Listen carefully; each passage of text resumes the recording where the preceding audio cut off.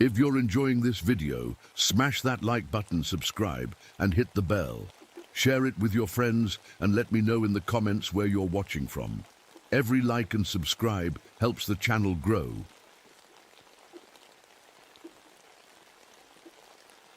The wind screamed like a wounded animal as I stepped out of my truck. I'd seen bad weather before, but this blizzard, this was something else entirely. The snow wasn't just falling, it was attacking, whipping across my face like tiny knives. As I grabbed my duffel bag and supply box. "Welcome to Black Peak, Mercer," I muttered to myself. "My name is Victor Mercer. I'm 48 years old, and until 6 months ago, I was a husband. Until 3 years ago, I was a soldier. Now I'm just a park ranger running away from his nightmares to the most isolated observation post in the Adirondacks, Hollow Mountain. During the worst winter storm in 3 decades. Smart move. The ranger station looked exactly like the photos. A 2-story wooden cabin perched on the edge of the mountain, surrounded by ancient pines, now bent under the weight of snow. 4 feet of white covered everything. My new home was the only man-made structure for 20 miles in any direction. I fumbled with frozen fingers to unlock the door, finally shouldering it open against the built-up snow. The interior was dark and cold, smelling of dust and old coffee. Home sweet home. After finding the generator and getting the lights working, I took stock of my new kingdom. A small kitchen and common area with a wood stove, a basic bunk room with a single bed, a radio room with equipment that looked like it belonged in a museum, an equipment storage area filled with weather gear, tools, and emergency supplies. Upstairs, a small observation deck with windows facing in all directions when they weren't covered in ice and snow.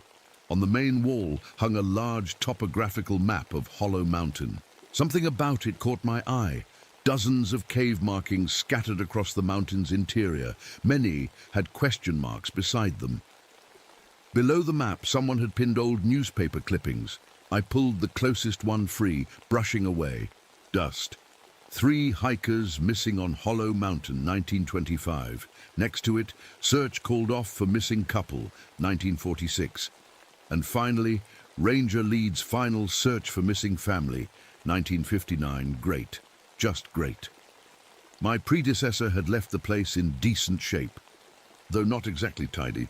Ranger Douglas Walsh, according to the logbook. His last entry was dated just 2 weeks ago, a hurried scrawl about requesting immediate transfer. The higher-ups told me he'd left for health reasons, something about his heart. But the empty whiskey bottles in the trash told a different story. As I unpacked, I found a sketchbook wedged between the mattress and wall. Flipping it open, I felt a chill that had nothing to do with the broken heater. Page after page of charcoal drawings, tall, impossibly thin figures with elongated limbs. Some had antler-like growths sprouting from their heads. In the margins, Walsh had scribbled notes. "Movements in the trees again, not wind. Voices come with the storm. They know my name." The final page just had 5 words. "They're in the walls." I closed the book and shoved it back where I found it. Walsh clearly had problems beyond his heart. Maybe isolation and booze had messed with his head. That wouldn't happen to me. I'd seen real horrors in Vietnam. Whatever ghosts haunted this mountain couldn't compare to the ones I already carried. After a simple dinner of heated canned stew, I fell into an exhausted sleep, the wind still howling outside like something in pain. I jolted awake at exactly 2:17 a.m. according to my watch. Something had woken me, a scratching sound from the ceiling, soft but persistent, like claws dragging slowly across wood. Grabbing my flashlight, I checked the bunk room ceiling. Nothing. The noise had stopped. I walked through the cabin, listening. The silence now seemed heavier than the noise had been. On a hunch, I bundled up and stepped outside. The storm had let up slightly, the world transformed into a still, white emptiness under a sliver of moon. The temperature display by the door read 15 degrees Celsius. That's when I saw them, footprints in the fresh snow, but not human footprints, or at least not normal ones. They were nearly 20 inches long with 5 distinct toe marks, deeper at the front, as if whatever made them walked on the balls of its feet. I followed them around the cabin with my flashlight, pulse quickening.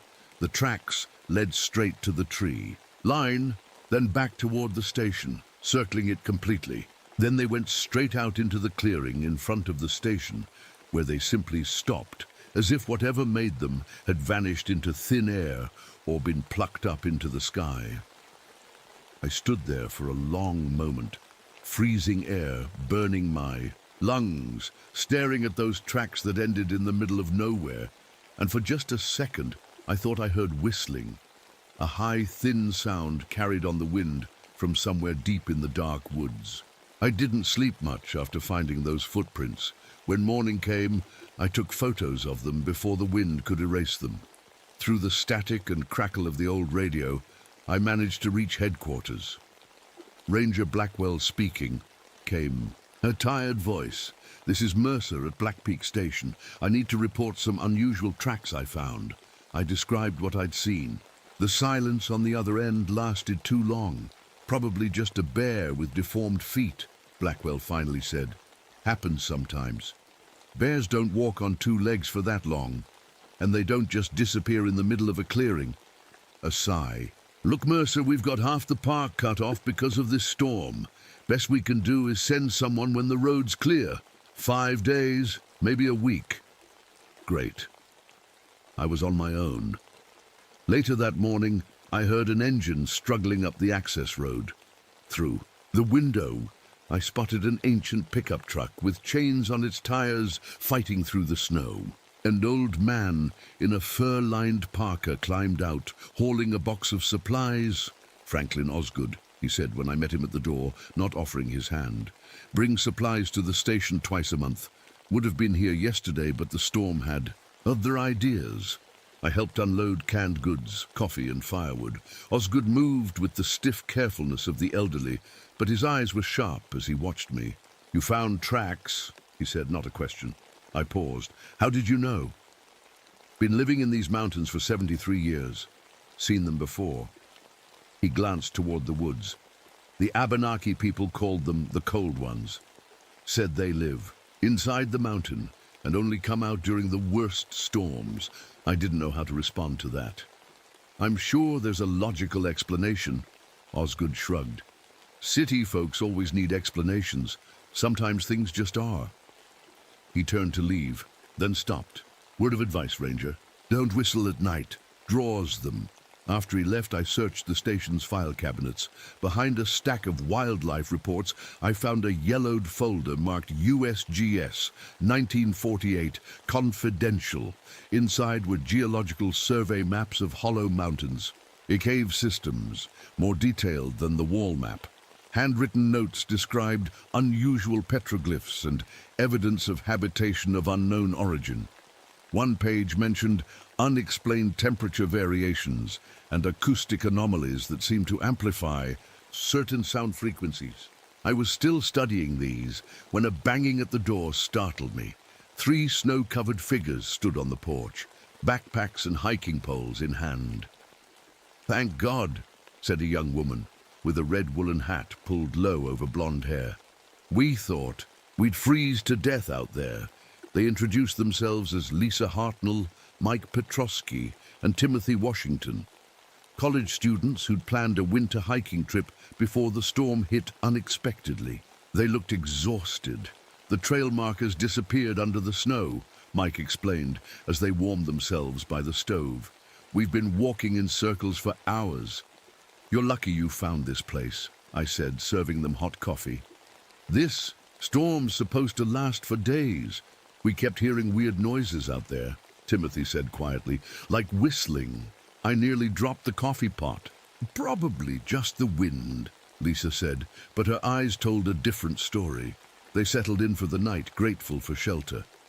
I gave them the bunk room while I took the small couch in the common area. The wind picked up again after dark, screaming. Around the eaves of the station, I dozed off around midnight, the events of the day catching up with me. Lisa's scream woke me. I grabbed my flashlight and rushed to the bunk room where she and Mike stood staring at Timothy's empty bed. He said he was going out for more firewood, Mike explained, his voice shaking. That was 20 minutes ago. The station door stood open, snow already dusting the entrance. Outside, a single set of footprints led away from the station. Stay. Here, I ordered, pulling on my coat and boots. Lock the door behind me. I followed Timothy's tracks with my flashlight. They led straight toward the cliff edge, then stopped abruptly at a sheer rock face, just like the strange tracks from the night before. When I returned alone, the look on their faces told me they already knew. We need to search at first light. I told them. He might have fallen. None of us believed it. Morning brought no relief. The three of us followed Timothy's trail again, calling his name until our voices gave out. A mile from where his footprints disappeared, we found his backpack torn to shreds, contents scattered across the snow. "Oh, God," Lisa whispered, picking up a shredded piece of his jacket. That's when Mike spotted the cave entrance, a dark gap in the rock face nearby, partly hidden by pine branches. Just inside, something plastic glinted in my flashlight beam. Timothy's camera. We huddled together, turning it on with trembling fingers. Most of the photos were normal hiking shots, the three friends posing on mountain trails, sunset views, campsites. Then we came to the final image. It showed Timothy's smiling face in the foreground, a selfie he'd taken the day before. But behind him, half hidden among the distant trees, stood something that made my blood freeze. A tall, pale figure, impossibly thin, with limbs too long for its body. The details were blurry, but clear enough to see it wasn't human. That wasn't there when he took the picture, Lisa whispered. I was standing right next to him. From deep within the cave came a sound that stopped my heart. Timothy's voice. "Oh, calling for help! Tim!" Mike shouted, lunging toward the darkness. I grabbed his arm. "Wait, something's not right," the voice called again, weaker this time. Mike tore free from my grip and plunged into the cave, his flashlight beam dancing wildly as he ran. "Mike, stop!" I shouted, but he was already swallowed. By darkness, Lisa and I followed cautiously, the narrow passage forcing us to crouch. The temperature seemed to drop with every step. Then we heard it, a scream that cut off abruptly. "Mike!" Lisa tried to push past me, but I held her back. "Listen," I whispered. Silence, complete and absolute. We inched forward until my flashlight beam found Mike's light lying in a dark pool on the cave floor. I didn't need to touch it to know it was blood. My light played across the cave walls, revealing ancient symbols carved into the rock, stick figures bowing before tall, spindly creatures with antlers. The images were identical to Walsh's drawings. "We need to go." "Now," I said, pulling Lisa back toward the entrance. As we turned to leave, a cold breath of air brushed the back of my neck. Lisa's eyes widened, looking at something over my shoulder. "Run," I whispered. We didn't stop running until we reached the station, slamming the door behind us and sliding every lock into place. Only then did we realize we were both crying. "We need to barricade everything," I said, dragging a heavy bookshelf in front of the window. "Doors, windows, any way in." Lisa moved like someone in a trance, piling chairs against the door. Her face was pale, eyes wide with shock. "What was that thing in the cave?" she whispered. "What happened to Mike and Timothy?" I didn't answer. I was searching frantically through Walsh's desk drawers. I remembered his sketchbook, his notes. He knew something. Finally, I found a leather journal wedged behind the filing cabinet, its cover worn and stained. "Look at this," I said, opening it on the table. The first pages were normal ranger notes, weather patterns, wildlife sightings, maintenance logs. But around November, the entries changed. November 12th, 1972. Heard whistling again last night. 3 distinct patterns, not birds, not wind. November 18th, found tracks in snow, nearly 2 feet long, 5 toes. Called headquarters, but they think I'm seeing things. November 30th. They're getting closer. I see them watching from the tree line at night. Tall, thin, move too fast. The last few entries were frantic, the handwriting deteriorating. December 5. They can mimic voices. Heard my wife calling from the woods. She's been dead for 6 years. December 8th. They can move through solid rock. Saw one walk straight through the cliff face. Found old tribal stories. They're called Wendigo. Once human, transformed by evil and hunger. They control ice and cold. They hunt for sport. December 10th. They're in the walls. I can hear them scratching. I'm leaving tomorrow. God help whoever. Un comes next. I closed the book slowly. This is why he left. Wendigo, Lisa repeated, her voice hollow. My grandfather told me stories about them. I looked at her sharply. Your grandfather? She sank into a chair, hands trembling. I haven't been totally honest with you. We didn't end up here by accident. My stomach tightened. What do you mean? My grandfather was Edward Hartnell. He was part of that 1948 Geological Survey team. She pointed to the yellowed folder I'd found earlier. He spent his life researching the Wendigo. He believed they were real. And you came looking for them? Are you insane? We came looking for my grandfather, she snapped. He disappeared 3 months ago. His last letter had a map of Hollow Mountain with this spot marked. She pulled a folded paper from her pocket. He said he'd found proof they exist. Something about them hibernating inside the mountain and waking up during special star alignments. I unfolded the map. It showed Hollow Mountain with calculations and astronomical symbols. One date was circled repeatedly. December 21st, 1972. The winter solstice, I said. That's 2 days from now. The radio crackled suddenly to life, making us both jump.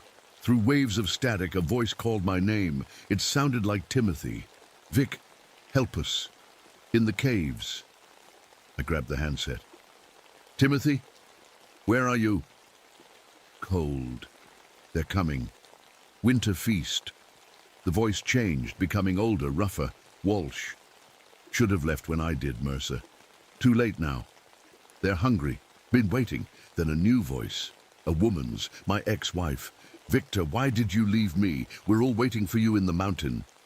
The radio died with a final burst of static. The temperature in the room seemed to drop 20 degrees in seconds. They know us, Lisa whispered. How do they know about us? Outside, the wind died completely. The sudden silence was worse than the howling.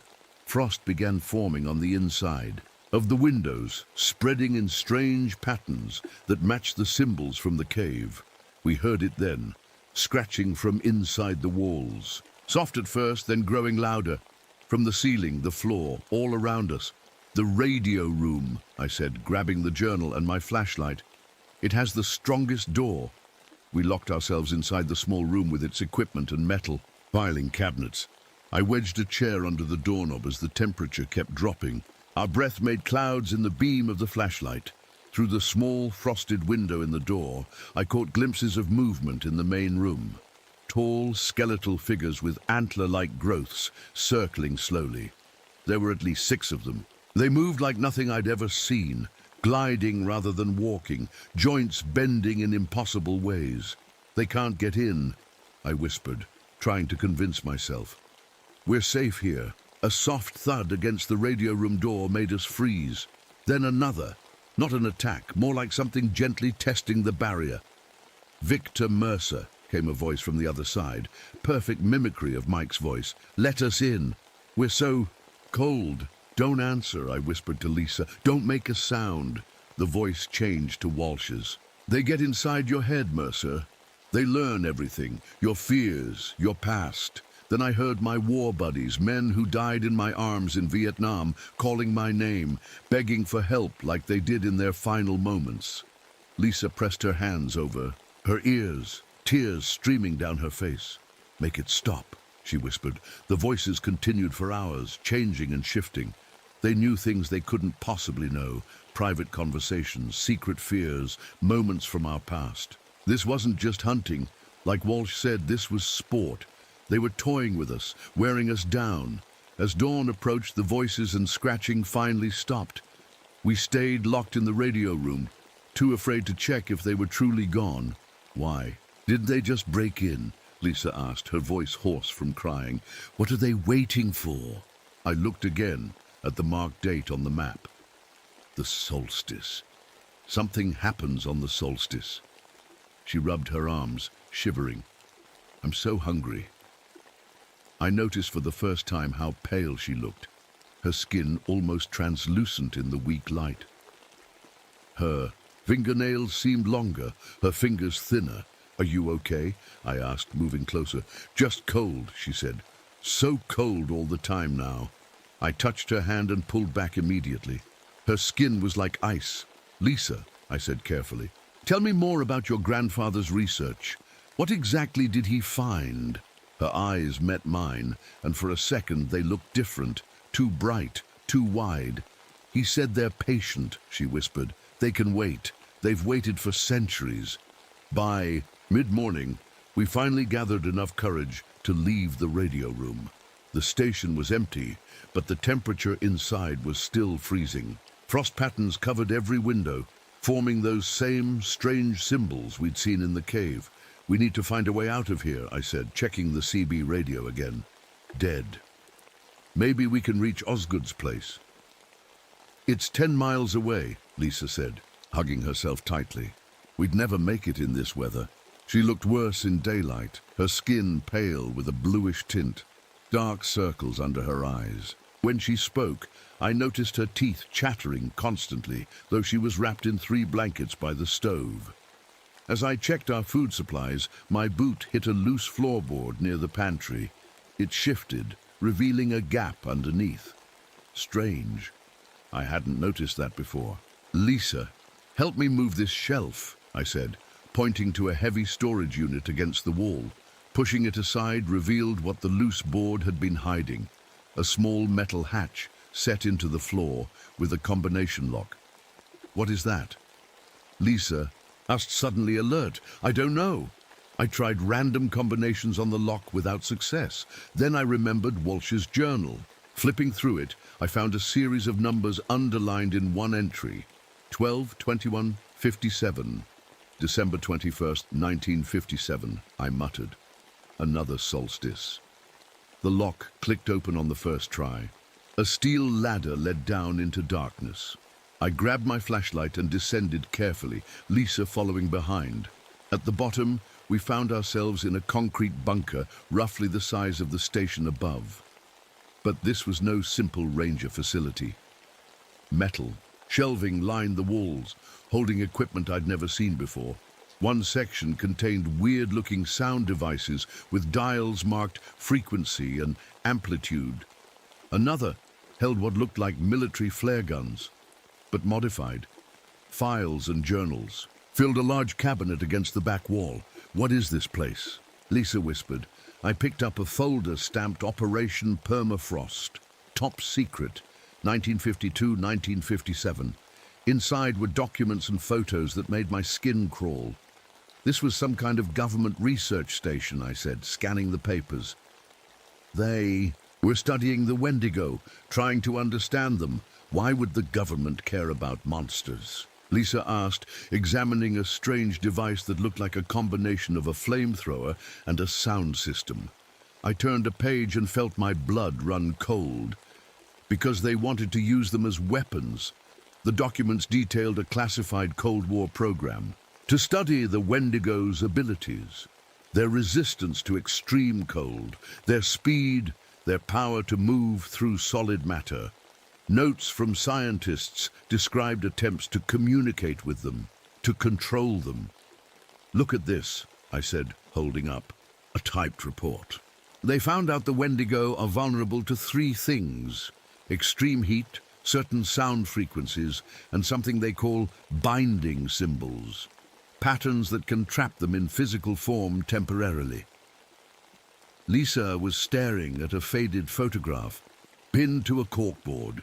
A group of men in military and scientific uniforms standing in front of the station. She pointed to an older man with glasses. "That's my grandfather," she whispered. "He wasn't just part of a survey team, he was leading this research." I found more recent journals in another drawer, dated just months ago. The handwriting matched the one from the photo caption. "These are your grandfathers," I said, handing them to her.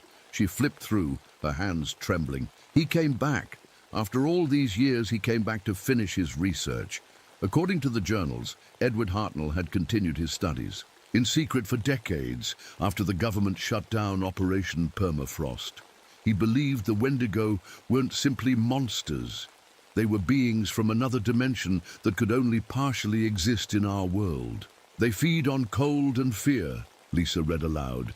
"They enter our reality through weak points, caves, hollow mountains, places where the barrier is thin. During certain astronomical alignments, especially winter solstices, the barriers weaken further, allowing them to manifest fully. That's why they're more active now," I said. "The solstice is tomorrow." She turned the page and gasped. "Oh my God." The final entries described how Hartnell had tried communicating with the Wendigo using special frequencies. But something went wrong. He wrote about psychic infection and the cold taking root inside my mind. "That's why he disappeared," Lisa said, her voice breaking. "He started to turn into one of them." She looked up at me, tears freezing on her cheeks. "Victor, I've been having dreams since we got here. Dreams about being inside the mountain, hunting in the snow. I can feel them in my head." I stepped back, suddenly seeing the changes in her more clearly, the elongated fingers, the too pale skin, the strange brightness in her eyes. "Is that why you really came here?" I asked. "Because you're turning too?" "I came to destroy them," she said fiercely. "My grandfather's last letter said there's a way. Something about disrupting the dimensional bridge during the solstice. But now I can hear them, all the time, calling me." I turned back to the equipment, desperately searching for anything that might help us. At the back of the bunker, I found weapon prototypes, phosphorus flares that burned at thousands of degrees, sonic disruptors tuned to frequencies that could disrupt the Wendigo's physical form, and paint-containing materials that could be used to create the binding symbols. "We can fight them," I said, gathering the equipment. "We can hold out until help comes." Lisa was studying the journal again, her movements becoming jerkier, less human. "There's no help coming, Victor," she said, her voice taking on a strange, hollow quality.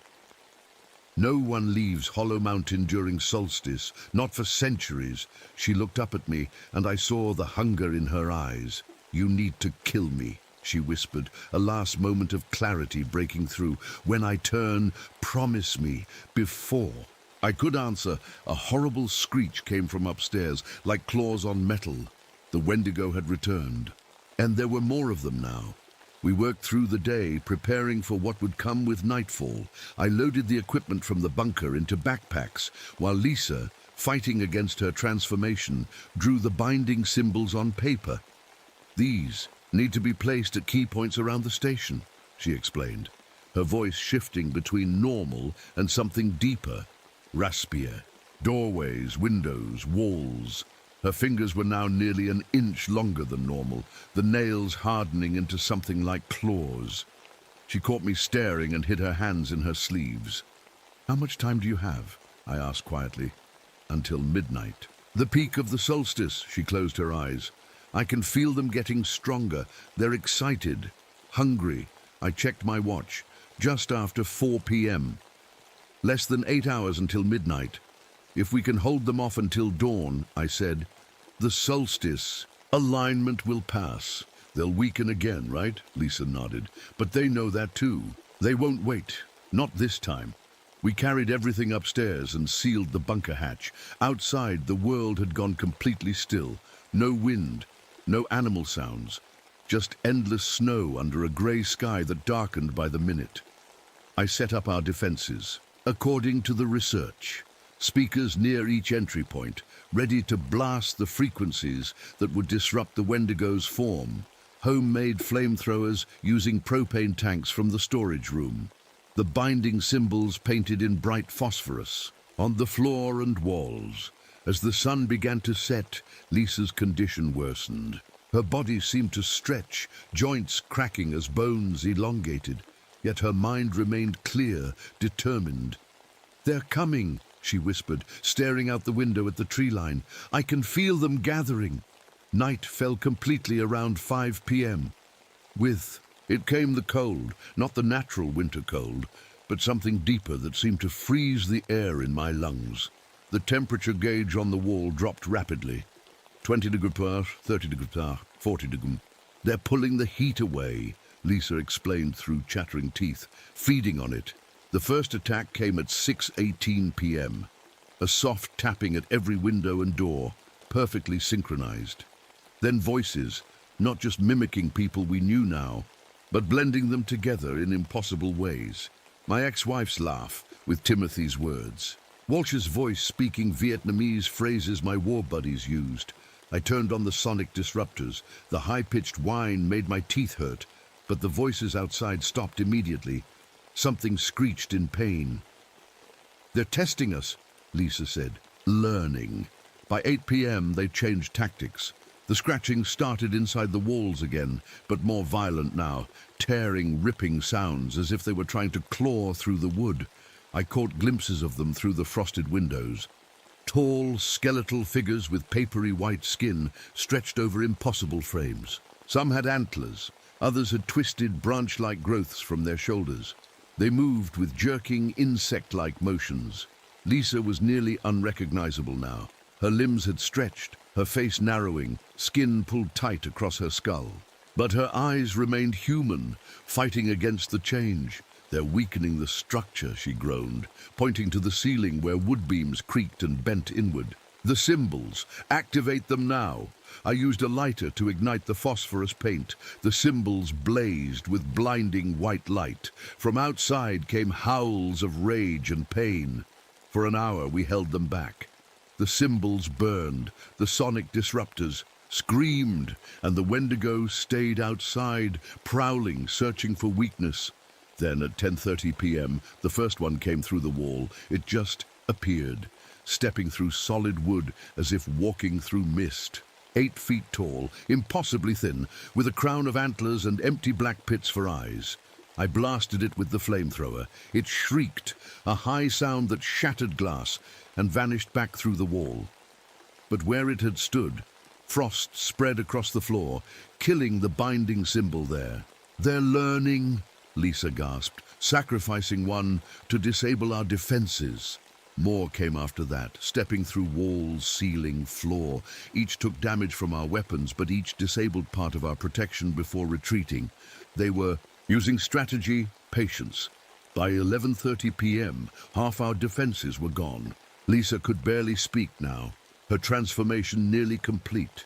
She huddled in a corner, fighting the urge to join the others. "The bunker," she managed to say. "Final stand." We retreated downstairs, sealing the hatch behind us. I set up the last of the phosphorus symbols around the small space and prepared the remaining weapons. "Victor," Lisa whispered, her voice barely human. "The research, the dimensional bridge, it needs a power source." "What power source?" "Heat, life, fear." Her elongated fingers pointed to a diagram in her grandfather's journal. "That's why they hunt. That's what they use to keep the bridge open." I understood then. "So if we cut off their food supply, they can't fully cross over," she finished. Outside the bunker, something heavy landed on the hatch. Metal groaned. Then another thud. They were breaking through. As midnight approached, the temperature dropped to impossible levels. Ice formed on the walls of the bunker. My breath froze in midair. The hatch gave way with a screech of metal. Through the opening I saw the largest Wendigo yet, nearly 10 feet tall with a massive crown of antlers. Around its neck hung tattered remains of clothing with a faded name tag. Walsh. It was Walsh, Lisa screamed, her body contorting as the final transformation took hold. Her skin split along her limbs as they extended further. Only her eyes remained human, filled with pain and determination. "The tanks," she gasped. "The propane, all of it." I understood. The propane tanks for the station's heating system were stored nearby, all of them together. The Wendigo Walsh stepped down into the bunker, followed by others. They moved with horrible patience, knowing they had us trapped. "I'm sorry," I said to Lisa. "Not your fault," she replied, her voice barely recognizable. "Do it. End this." I grabbed the last flare gun, aimed it at the stack of propane tanks in the corner, and fired. The world turned white. I don't remember the explosion, just heat and pressure, and then nothing. Darkness, cold, pain.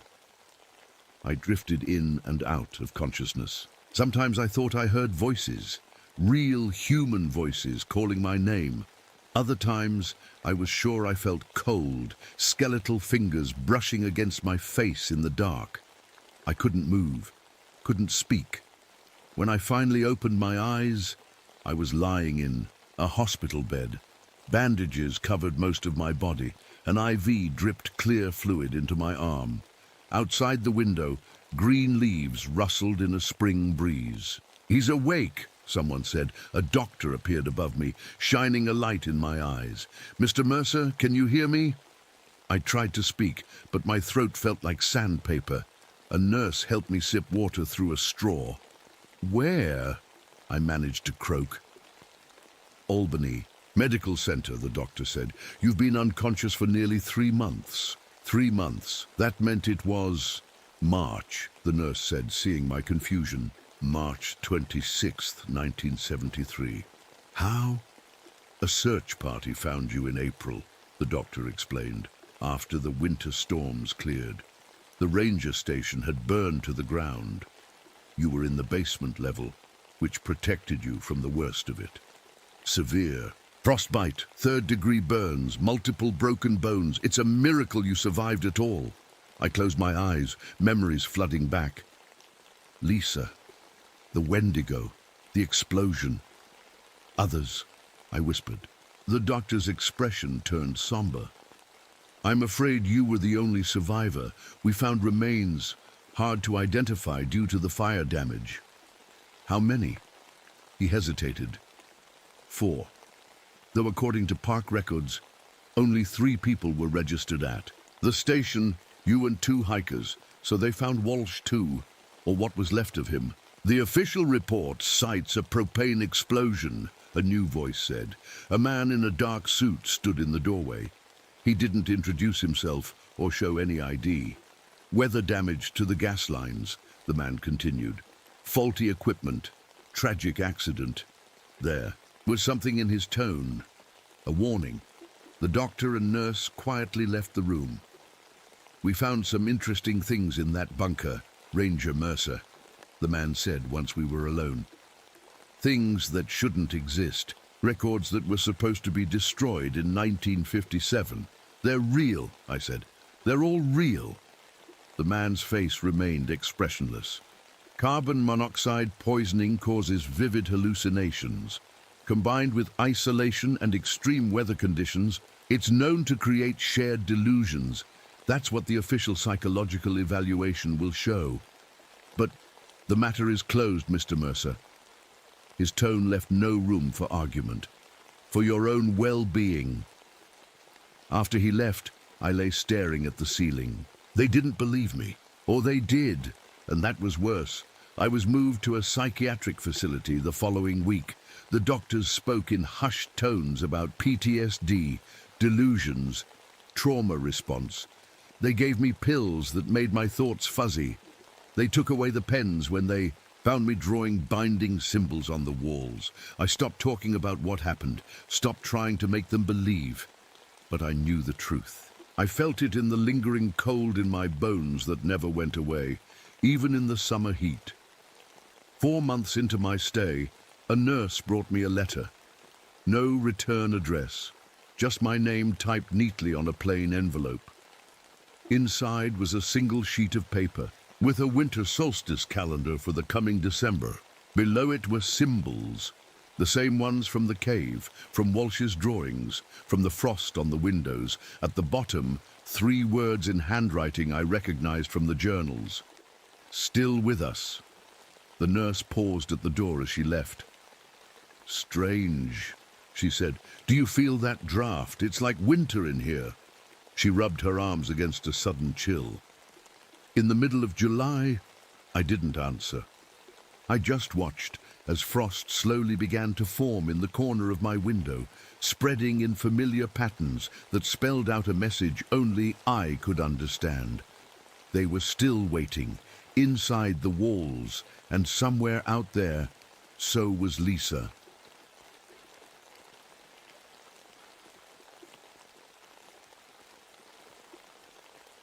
The screams still wake me up at night.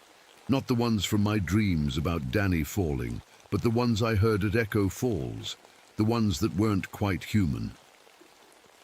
My name is Leah Donovan, and this is the story of what happened to me in the summer of 1976 at Green River State Park. I'm writing it all down now because I need someone to know the truth. If you're reading this and start hearing whispers that seem to come from nowhere, run. It all started on June 15th, the day I arrived at Echo Falls Ranger Station. The narrow road wound through thick forest before opening to reveal an old hunting lodge perched on a limestone cliff. Below, the Green River snaked through the valley, sparkling in the afternoon sun. It looked peaceful. It looked safe. I was wrong about both. I parked my truck and grabbed my duffel bag, taking a deep breath of the fresh Kentucky air. After what happened in Yosemite with Danny, I needed this fresh start more than anything. His fall wasn't officially my fault, but I was the one who suggested the route, who missed the warning signs of loose rock. The memory of his hand slipping from mine still made my stomach drop. A screen door creaked, and a tall man with gray hair and a permanent frown stepped onto the porch. "You must be Donovan," he said, not offering his hand. "Paul Whitaker, Assistant Ranger." "Good to meet you," I said, shifting my bag to offer a handshake he ignored. "Beautiful place you have here." "It was," he muttered, turning back inside. "Come on, I'll show you around." The ranger station was bigger than it looked from outside.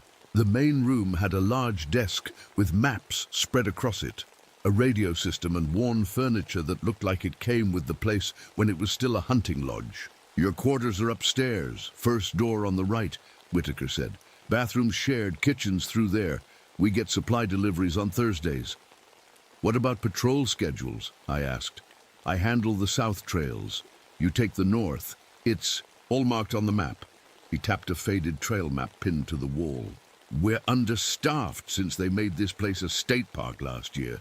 Used to be private land, owned by the Henderson family for generations.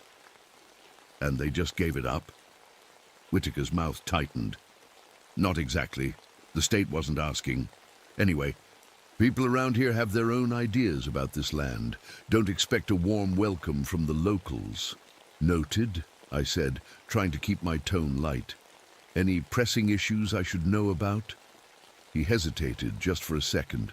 "Nothing special. Stay on the marked trails. Some of the cave systems haven't been properly mapped yet." That evening, after unpacking my things, I drove into town for dinner. Green River was the kind of small town with one main street, where everyone turns to look when a stranger walks in. The diner was called Maggie's Place, and the bell above the door announced my arrival to about a dozen locals, who all stopped talking at once. A plump woman with kind eyes and silver hair waved from behind the counter. "You must be the new ranger. Come on in, honey, I'm Maggie Russell." "Leah Donovan," I said, sliding onto a stool at the counter. "Nice to meet you." "First meal's on the house," she said, sliding a menu toward me. "We're happy to have a proper ranger looking after the park. Paul means well, but he's no professional." I frowned. "What do you mean? He's been the assistant ranger for years, right?" Maggie glanced around before leaning closer. "Paul Whitaker isn't a real ranger, honey. He was the caretaker for the Henderson property. When the state took over, they kept him on because he knows the land." Before I could ask more questions, a man in a sheriff's uniform entered the diner and headed straight for me. He was middle-aged with a weathered face and eyes that had seen too much. "Sheriff Dale Morris," he said, extending his hand. Heard we got a new ranger up at Echo Falls. Leah Donovan, I replied, shaking his hand. Just arrived today. Mind if I join you? He asked, taking the stool next to mine without waiting for an answer. When Maggie stepped away, he lowered his voice. Listen, I need to bring you up to speed on something. We've had 3 hiking groups go missing in the past month. My stomach tightened. Missing? And no one thought to mention this during my briefing? State Parks Department likes to keep things quiet. Bad for tourism. He rubbed his jaw. Each group reported something strange before they disappeared. Unusual sounds in the woods. Voices where there shouldn't be any. Could be anything, I said. Wind in the caves, animals, maybe even other hikers they didn't see. Maybe, he conceded. But all 3 groups mentioned the same thing. Sounds that seemed to echo back wrong. Different from what they made. Changed, somehow. A chill ran up my spine despite the warm evening. I'll keep an eye out, I promised. On my way out of the diner, a bearded man in flannel blocked my path. You the new ranger? He asked, alcohol heavy on his breath. That's right, I said, trying to step around him. You city folk don't understand our ways, he said. Some places ain't meant to be parks. Some places should be left alone. His friends nodded in agreement, and I felt the hostility radiating from them. Sheriff Morris appeared at my side. That's enough, Jim, he said firmly. Let the ranger pass. Back at the station, I found Whitaker sitting on the porch with a cup of coffee, staring out at the darkening forest. Sheriff Morris mentioned missing hikers, I said, taking the chair beside him. Why didn't you tell me? He shrugged. Happens every year. People underestimate the wilderness. 3 groups in 1 month is not normal, I insisted. Nothing's normal. About Echo Falls, he muttered, then set down his cup. Come on, there's something you should hear. He led me to a limestone outcropping about 50 yards from the station. The night was coming alive with cricket songs and frog calls from the river below. Listen, he said, pulling a metal whistle from his pocket. He blew 3 sharp notes that pierced the night air. I waited, and then it came, the echo bouncing back from the ravines and cliffs. But something was wrong. The return sound had 5 notes, not 3, and the pitch had shifted to something almost musical. What the hell? I whispered. That's how the place got its name, Whitaker said. The echoes here come back changed. Locals say it's the Hollow Folk, ghosts of miners who died in a cave-in back in 1887. And what do non-locals say? I asked, still staring at the ravine. Scientists blame the cave system, unusual acoustic properties due to the connected chambers, and the limestone composition. He put the whistle away, but science doesn't explain everything. The next morning I set out on my first patrol of the North Trails. The forest was beautiful. Dense hardwoods created a green canopy that allowed dappled sunlight to reach the forest floor. Birds called from the branches, and occasionally a squirrel or rabbit would dart across the path. About 2 miles in, I spotted something unusual. Stones arranged in a perfect circle, with smaller stones forming a geometric pattern inside. It was clearly made by human hands, but didn't look like something hikers would casually create. I photographed it and made a note in my log. A mile further I found something far more disturbing. A freshly killed deer lay just off the trail, but it wasn't a normal predator kill. The eyes, ears, tongue and voice box had been removed with what looked like surgical precision. There was surprisingly little blood and no signs of the missing parts nearby. I radioed Whitaker immediately. Found a mutilated deer on North Ridge Trail, I reported. Looks ritualistic. Should I call the sheriff? After a long pause, his voice crackled back. Negative. I've seen this before, just kids or some cultists. No need to file a report, it'll just scare tourists. This doesn't look like kids, Paul. I insisted. Leave it, he said firmly. That's an order.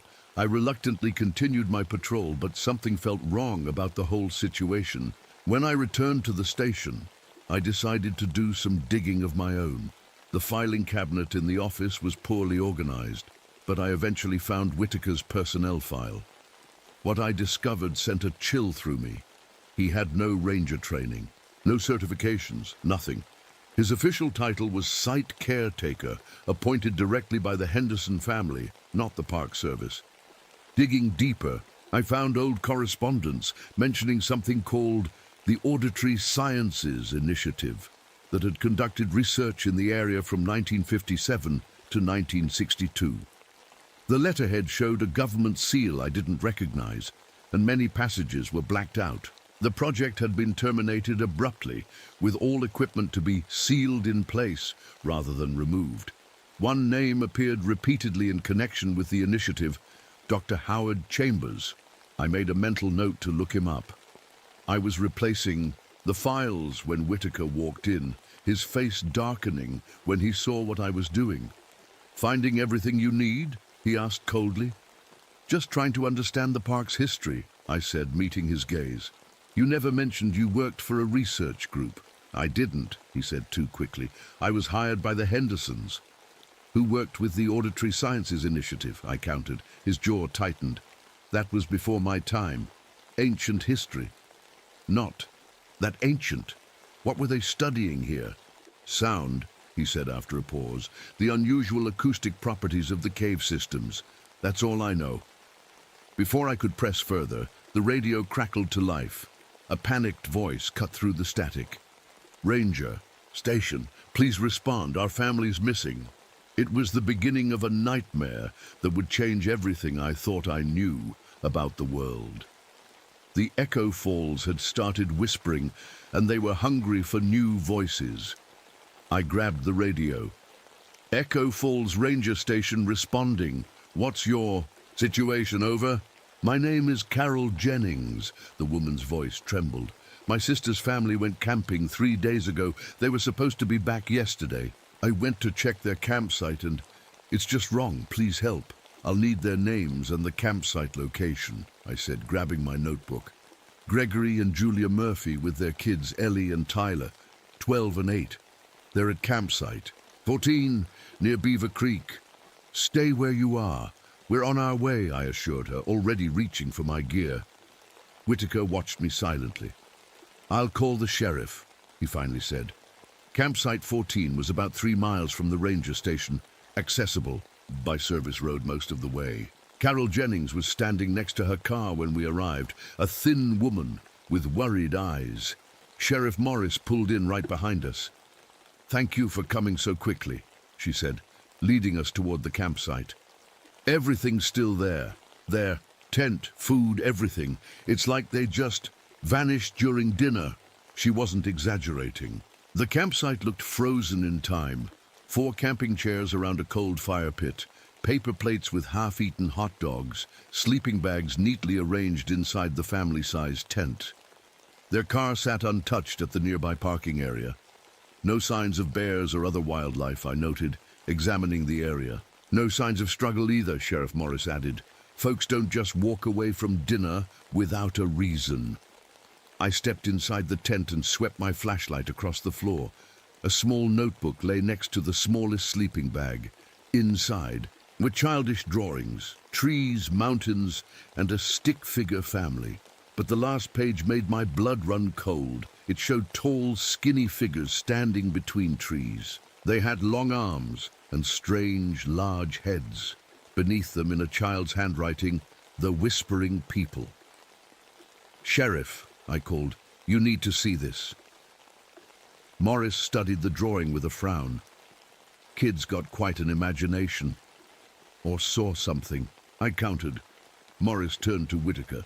"Time to organize a search party. We've got about 4 hours of daylight left." By late afternoon, we had assembled a team. The sheriff, Whitaker, and myself, 4 local hunters who knew the terrain, and 3 volunteers from town. We split into pairs and fanned out from the campsite, each team carrying radios and emergency supplies. I was paired with a local hunter named Mike, a quiet man who moved through the forest like a ghost. We headed northeast, calling out the families, names every few minutes and listening for responses. 2 hours in, our radio started acting strangely. At first it was just static, but then fragments of our own earlier conversations began playing back at us, mixed with garbled sounds I couldn't identify. "Damn thing's broken," Mike muttered, smacking it against his palm. "Wait," I said, listening closely. "That's not interference." Beneath the static and voice fragments, I could hear what sounded like distant whispering, too faint to make out words. "You hear that?" I asked. Mike's face had gone pale. "We should head back," he said suddenly. "It'll be dark soon." "But we've barely covered our search area," I protested. "Trust me, we don't want to be in these woods after dark, not on this side of the park." His eyes kept darting between the trees. "You know something about these disappearances, don't you?" I pressed. He shook his head. "Just stories my grandpa told, about the hollow places and the things that live there, about how they can sound like anybody they've ever heard." Before I could ask more questions, a crackle came through the radio, the sheriff calling all teams back as darkness approached. The search would continue tomorrow morning. Back at the ranger station, I couldn't sleep. Every creak of the old building, every whisper of wind through the trees kept me on edge. Around midnight, I went downstairs for some water. That's when I heard it, a child's voice coming from outside. "Help, please help me." I froze, listening. It came again, clearer this time. "Is anybody there?" "I'm scared." It was a boy's voice, young and frightened. It had to be Tyler Murphy. I grabbed my flashlight and service revolver, rushing to the porch. The voice came again, this time from the tree line. "Please, I'm lost." "Tyler!" I called, sweeping my light across the trees. "Tyler, stay where you are! I'm coming to help you!"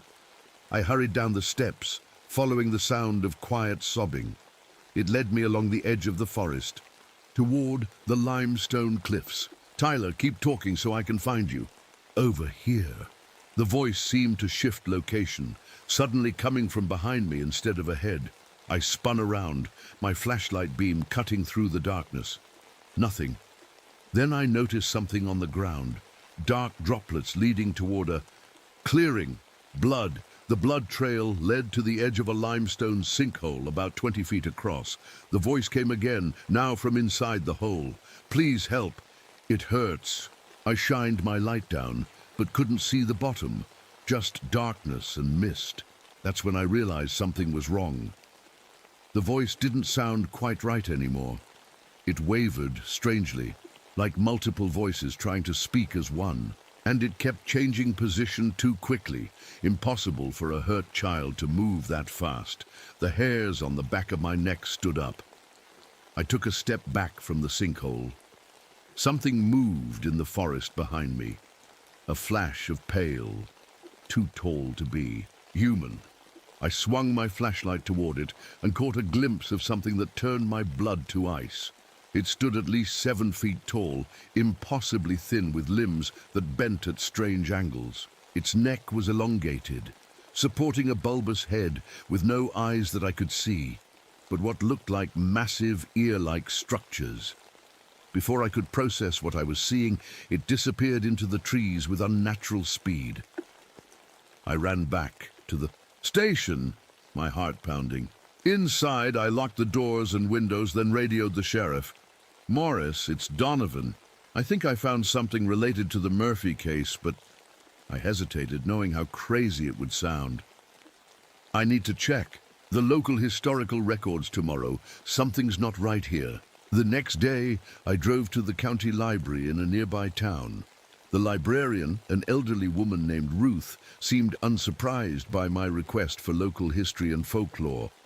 "Another one looking into the Echo Falls stories," she said with a knowing nod. "Research rooms in the back. We keep the special collection there."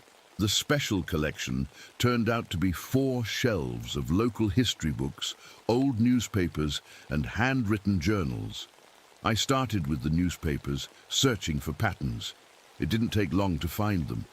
Every 20-30 years, going back to the 1880s, there were clusters of disappearances in the Green River area. all during unusually wet summers like the one we were having now.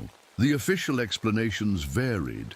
Cave-ins, flooding, wild animal attacks, but the details were disturbingly similar. People vanishing without struggle, often with reports of strange sounds or voices in the woods before they disappeared. Leather-bound journal caught my eye. The personal writings of Dr. Howard Chambers, dated 1923. I carefully opened the fragile book and began to read. My research into the acoustic anomalies of the Green River limestone system has led me to a disturbing conclusion. The entities that the locals call mimics or listeners are not merely folklore. I have observed them. They exist primarily as patterns of vibration, taking physical form through processes I cannot yet explain.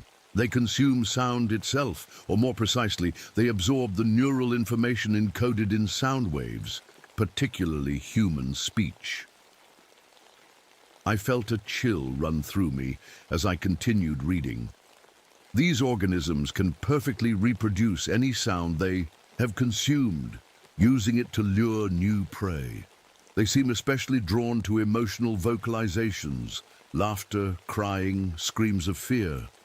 Most disturbing is their apparent ability to extract memories and personality fragments from human vocalizations. They wear voices like we wear clothes, and through those voices they wear pieces of who we are. Back at the ranger station, I set up my portable tape recorder around the perimeter. If there was something out there imitating voices, I wanted evidence. I slept poorly, jumping at every sound. At dawn, I collected the tapes and rewound them to listen. What I heard made me question my sanity. The first tape contained normal night sounds, crickets, frogs, the occasional hoot of an owl. But the second tape had my voice on it. Conversations I never had, discussing things I'd never told anyone. My fears about Danny's fall, details about my childhood, even private thoughts I'd never spoken aloud. I keep seeing his face as he fell. My recorded voice said, I could have reached farther. I could have saved him. My hands shook as I played the third tape. This one contained something else. Sounds that made no sense, like speech played backward and at changing speeds, overlapping in layers. The pitch rose and fell in patterns that made me feel instantly nauseated and disoriented. I turned it off, my head spinning. Whatever was on that tape wasn't human. The phone rang, making me jump. Donovan, Sheriff Morris's voice was tight with urgency. We found one of the Murphy kids. You need to get to the hospital right away. I broke every speed limit driving to the small county hospital in Green River. Sheriff Morris was waiting for me in the lobby, his face grim. It's the girl, Ellie, he said as he led me down the hallway. A pair of hikers found her wandering on Cedar Ridge Trail about an hour ago. She's alive, but... He hesitated. Not right. What do you mean, not right? I asked. See for yourself. Ellie Murphy sat on a hospital bed, staring at nothing. Her clothes were torn and dirty, her skin scratched from branches and brambles. But it was her eyes that disturbed me most. They didn't track movement or respond to the doctor shining a light into them. It was like she was blind, yet the doctors said her eyes were physically fine. She hasn't spoken yet, Morris said quietly. Doctor says she's in shock. Dr. Leslie Hammond, a woman in her mid-40s with kind eyes and a worried expression, approached us. Sheriff, Ranger Donovan, could I speak with you outside? In the hallway, she kept her voice low. I've never seen anything like this. Ellie has unusual injuries. Her eardrums show signs of being perforated, but they've partially healed with some kind of tissue I can't identify. Her throat has similar unusual tissue growth. Could it be an infection or allergic reaction? I asked. Not like any I've ever seen, Dr. Hammond replied. And there's something else. She doesn't respond to visual cues at all, but certain sounds cause extreme reactions. When a nurse dropped a metal tray, Ellie screamed and tried to hide under the bed. What about her family? Morris asked. Has she said anything about what happened to them? Nothing yet. I've called in Dr. Warren, a child psychologist from the next county. He's going to try hypnosis. Sometimes that can help trauma victims access memories they're blocking. As if on cue, a thin man with glasses and a kind face approached us, carrying a medical bag. "I'm Dr. Warren. You must be the sheriff and the ranger I've heard about." We nodded, and he continued, "I understand we have a child who's experienced severe trauma. I'd like to try a session with her right away, if that's all right. We need to know what happened to her family," Morris said. "Do whatever you need to do." Dr. Warren requested we observe from behind a one-way glass. As we watched, he spoke softly to Ellie, his voice gentle and rhythmic. At first, there was no response. Then, slowly, her rigid posture relaxed. "Ellie, can you hear me?" the doctor asked. "Yes." Her voice had a strange quality to it, almost like an echo was built into it, as if multiple voices were speaking at once. "You're safe now, Ellie. Can you tell me what happened to you and your family?" She started to rock back and forth. "They took us to the hollow places, the places under." "Who took you, Ellie?" "The tall ones, the whisperers." Her hands fluttered nervously. "They wear sounds like faces." Dr. Warren kept his voice calm. "Can you tell me about the hollow places? Dark, but not dark like night. Dark like inside." She tilted her head as if listening to something. "They keep us in rooms where sound is wrong, where voices turn into colors and shapes you can see." "What did they want from you and your family?" Ellie's face contorted. "They were hungry. They fed on our screams, our words. They take something out when we talk, something important." "And your family, where are they now?" "Still there, but changing." Her voice dropped to a whisper. "Becoming like them. Mom and Dad are almost gone now, but Tyler is fighting, like I did." "How did you escape, Ellie?" "I followed the water sounds. The falling water hides you from them. They can't hear through it." She suddenly stiffened. "They're listening right now. They can hear through me." Dr. Warren tried to continue, but Ellie began to scream. A sound that seemed to contain multiple voices, all shrieking in different pitches. Then she collapsed back on the bed, unconscious. "What the hell was that?" Morris whispered, his face pale. Dr. Hammond rushed into the room to check on Ellie. "Her vitals are stable," she reported. "She's sleeping now." I turned to find Whitaker standing behind us, his face ashen. He'd arrived silently while we were focused on Ellie's session. "We need to talk," I said, grabbing his arm and pulling him into an empty waiting room. "No more lies. What do you know about what's happening?" For a long moment he said nothing. Then he sank into a chair, suddenly looking every one of his years. "It wasn't supposed to be like this," he said quietly. "The arrangement protected everyone." "What arrangement?" I demanded. He looked up at me, fear in his eyes. "The Auditory Sciences Initiative discovered them in 1957. They were studying sound propagation for military applications, ways to transmit messages that couldn't be intercepted. But they found something in the deepest caves, something that shouldn't exist." "The creatures Ellie described?" He nodded. "They're not from here, not originally. The scientists believe they evolved in isolation in the cave system over thousands, maybe millions of years. They developed in darkness, so they don't see like we do. They perceive the world through sound." "And they eat sound?" I asked skeptically. "Not exactly. They can somehow extract information from sound waves, emotional content, memories, personality fragments. Human voices are especially nutritious to them. They absorb and store this information, building a kind of collective consciousness from what they consume. That's why they mimic voices," I said, pieces falling into place. "To lure new victims." "Yes, and they're more active during the wet season, when the higher water table amplifies the acoustic properties of the cave system. It's their feeding cycle." "And this arrangement you mentioned?" Whitaker looked away. "The Henderson family, who owned the land, discovered the creatures back in the 1800s. They made a deal. They would provide occasional outsiders to satisfy the creatures' hunger, and in exchange, the creatures would leave locals alone. I felt sick. They fed people to these things for generations. They saw it as protecting their community, Whitaker said defensively. A few strangers every few decades in exchange for safety. He rubbed his face. Then the government found out during their acoustic research. Instead of destroying the creatures, they wanted to study them, learn from them. Learn what? The creatures can store and transfer consciousness through sound patterns. Do you understand what that means? They found a way to encode minds into waves.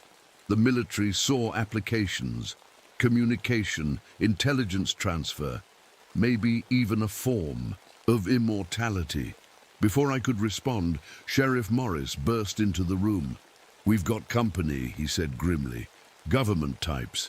They're taking over the case." In the hospital lobby stood a striking woman in her early 50s, wearing a tailored suit, and a military officer in dress uniform. They turned as we approached. "Dr. Diana Wells, Department of Energy," the woman said, not offering her hand. "This is Major Robert Paxton. We're here about the Murphy situation." "Department of Energy?" Morris questioned. "This is a missing persons case. What's your interest?" "There's been a containment breach at a research facility in the park area," Dr. Wells stated coolly. "The Murphy family may have been exposed to an experimental bacterial agent. We need to quarantine the girl and establish a perimeter around the park immediately." "Bacterial agent," I repeated. "That's not what's happening here." Dr. Wells fixed me with a cold stare. "Ranger Donovan, I understand you're new to the area. I suggest you defer to those with a more complete understanding of the situation. I know about the creatures in the caves," I said bluntly. "I know about the Auditory Sciences Initiative, and I know the Murphys aren't sick. They've been taken." A flicker of surprise crossed her face before her expression hardened. "Major, please escort Ranger Donovan and Sheriff Morris to the conference room. It seems we need to have a more detailed conversation." In the small hospital conference room, Dr. Wells didn't waste time with pretense. "The entities you encountered are classified at the highest level," she said. "Their existence is a matter of national security." "What about the existence of the Murphy family?" I demanded. "Ellie said they're still alive but changing." "What does that mean?" Dr. Wells exchanged a glance with Major Paxton. "The entities can modify human physiology to better receive and transmit acoustic information. It's a process we don't fully understand." "You mean they're turning them into more creatures?" I said, feeling sick. "How long do we have to save them?" "Save them?" Dr. Wells raised an eyebrow. "Ranger Donovan, we're not here to attempt a rescue. We're here to contain the situation. These entities are invaluable research subjects. Their ability to extract and store information from sound waves has revolutionary implications for data storage technology." "They're people," I shouted, standing up. "A family with children. They knew the risks when they entered a restricted area," Wells said coldly. "It's not marked as restricted," Morris pointed out. "It's a public campground. An oversight that will be corrected," Wells replied. "As of now, Green River State Park is closed due to a hazardous bacterial outbreak. We'll be establishing containment protocols immediately." "You can't just write off an entire family," I insisted. "We're not discussing this further. Major Paxton will coordinate with local authorities on the quarantine measures." She stood to leave. "I advise both of you to cooperate fully and maintain absolute silence on this matter. The alternative would be unfortunate." After they left, Morris turned to me, his face grim. "They're going to let that family die?" "Not if I can help it," I said. "Whitaker knows more than he's telling us. I need to find out where these creatures keep their victims." "And then what?" Morris asked. "You heard the doctor. The parents are almost gone, whatever that means." "There's still Tyler," I reminded him. "And maybe we can help the parents too, if we move fast enough." I checked my watch. It's already evening. We'll start first thing tomorrow. As I left the hospital, the setting sun cast long shadows across the parking lot. I couldn't shake the feeling that I was being watched, or worse, listened to. I thought about Ellie's words. They're listening right now. They can hear through me. I drove back to the ranger station in silence, not even turning on the radio. If these creatures could hear through Ellie somehow, what else might they be hearing? What else might they know about our plans? When I reached the station, I found a note pinned to the door. Meet me at the old Henderson property at dawn. I know where they're keeping the Murphys. Come alone. Whitaker. I took the note inside and locked the door behind me. Tomorrow, ready or not, I would be going into the depths of Echo Falls to face whatever waited there. I checked my gun, packed emergency supplies, and tried to prepare myself for what I might find. But how do you prepare to face creatures that shouldn't exist? How do you fight something that feeds on sound itself? As I lay in bed that night, I swore I could hear whispers just at the edge of hearing. Voices that sounded almost familiar, calling my name from the darkness beyond my window. I woke before dawn, my dreams filled with echoing voices and dark, twisting tunnels. After a quick cup of coffee, I packed my gear, flashlight, extra batteries, first aid kit, rope, water, energy bars, and my service revolver. I wasn't sure the gun would help against whatever lived in the caves, but it made me feel better. The old Henderson property sat at the far eastern edge of the park, a Victorian mansion that had seen better days. In the grey morning light, it looked abandoned, windows dark and empty. But a thin trail of smoke rose from one of the chimneys. I parked my truck behind some trees and approached cautiously. Before I could reach the front door, Whitaker emerged from a side entrance, motioning me to follow him. "Not the house," he whispered. "This way." He led me across overgrown gardens to what looked like an old stone shed. Inside, he moved a heavy shelf to reveal a metal door set into the floor. "The Hendersons built this entrance in the 1920s, he explained, pulling the door open. "It leads to a network of tunnels that connect to the main cave system." "Why show me this now?" I asked. "Because Wells and her people will have the main cave entrances guarded by noon. This might be our only chance." He handed me a small device that looked like a transistor radio with a dial on the front. "Put this in your pocket and don't lose it. It generates a frequency pattern that makes humans unappetizing to them." "Is that how you've survived all these years?" I asked, taking the device. He nodded. "The initiative developed them during their research phase. Keep it on at all times down there." I switched it on, hearing only a faint hum at the edge of my perception. "What's the plan once we're inside?" "We follow the tracking markers," he said, pulling out a handheld device with a small screen.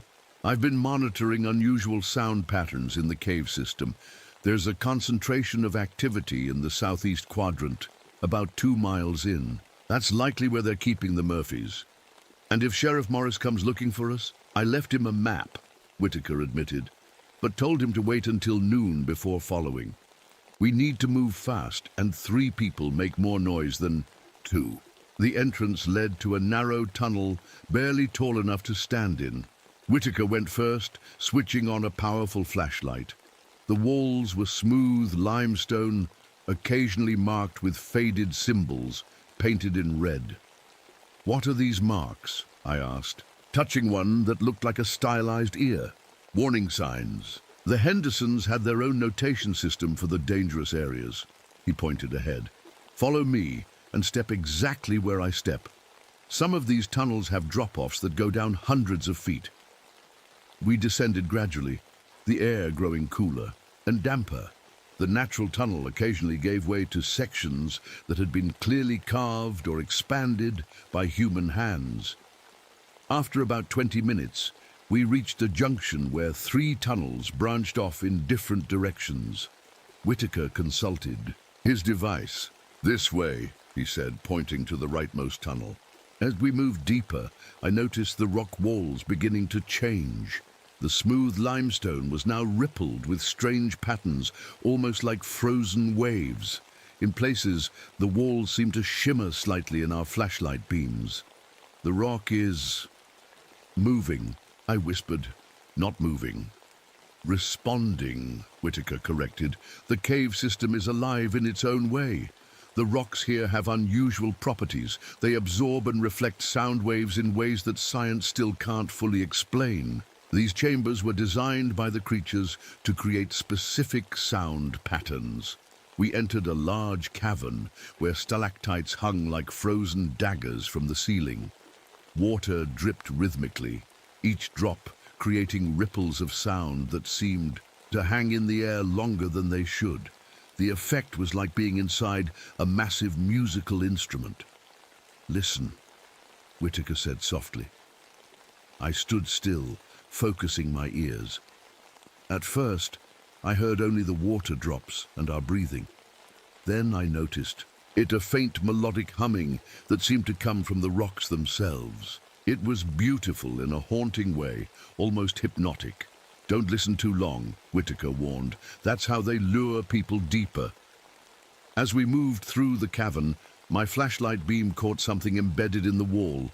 I stepped closer and immediately wished I hadn't. A human hand protruded from the living rock, frozen in a gesture of reaching. Further along, I saw what looked like a face, mouth open in a silent scream, half absorbed into the stone. "What?" I gasped, stumbling backward. "The unsuccessful transformations," Whitaker said grimly. "Not everyone is compatible with a process. The unsuitable ones become part of the cave itself." I felt sick, but forced myself to keep moving. "How much further?" "We're getting close." The tracking device is picking up intense acoustic activity ahead. The tunnel narrowed again, forcing us to crouch and eventually crawl. The walls here pulsed with faint bioluminescence, casting everything in an eerie blue-green light. The humming grew louder, more complex, like dozens of overlapping tunes. Finally, the tunnel opened into another chamber, this one filled with shallow pools of milky water. In each pool floated what looked like rippling patterns of light, sound, waves made visible. "What is this place?" I whispered. "A nursery," Whitaker replied, keeping his voice low. "These are juvenile entities forming. They start as pure sound patterns before developing physical bodies." I peered into the nearest pool. The light patterns pulsed and shifted, occasionally taking shapes that almost looked like faces before dissolving again. A high-pitched trilling sound emanated from the pools, making my head swim with sudden dizziness. "Don't look directly at them," Whitaker warned, "and don't listen to their sounds. It can cause hallucinations." Too late. The room seemed to waver around me, colors intensifying. I saw fleeting images, people I didn't recognize calling my name, scenes from places I'd never been. I felt a sudden impulse to take off the acoustic device, to hear the sounds more clearly. "Donovan!" Whitaker hissed, grabbing my arm. "Focus!" I shook my head, trying to clear it. "Sorry, they're stronger than I expected." "This shouldn't be happening," he muttered, checking his device. "The protection should work even this close. Unless..." His face went pale. "They're evolving, adapting to our countermeasures." A splash from one of the distant pools caught our attention. Sheriff Morris staggered into view from another tunnel entrance, his movements jerky and uncoordinated. His eyes were unfocused, and he had removed his protective headgear. "Morris," I called, "put your protection back on." He turned toward my voice, but his expression was blank. "The sounds, so beautiful," he mumbled. "They're showing me everything, all the answers." Before we could reach him, he pulled his gun and fired at Whitaker. The bullet grazed Whitaker's shoulder, sending him stumbling against the cave wall. "Morris, stop!" I yelled, drawing my own weapon. "Fight it! They're controlling you!" Morris turned the gun toward me, his eyes still vacant. I had no choice. I fired, hitting him in the leg. He collapsed with a cry that echoed strangely through the chamber. The pools began to vibrate more intensely, the light patterns swirling faster. The trilling sound rose to a painful pitch. "We've disturbed them," Whitaker gasped, pressing a hand to his bleeding shoulder. "We need to move, now." I grabbed Morris, who had lost consciousness, and dragged him away from the pools.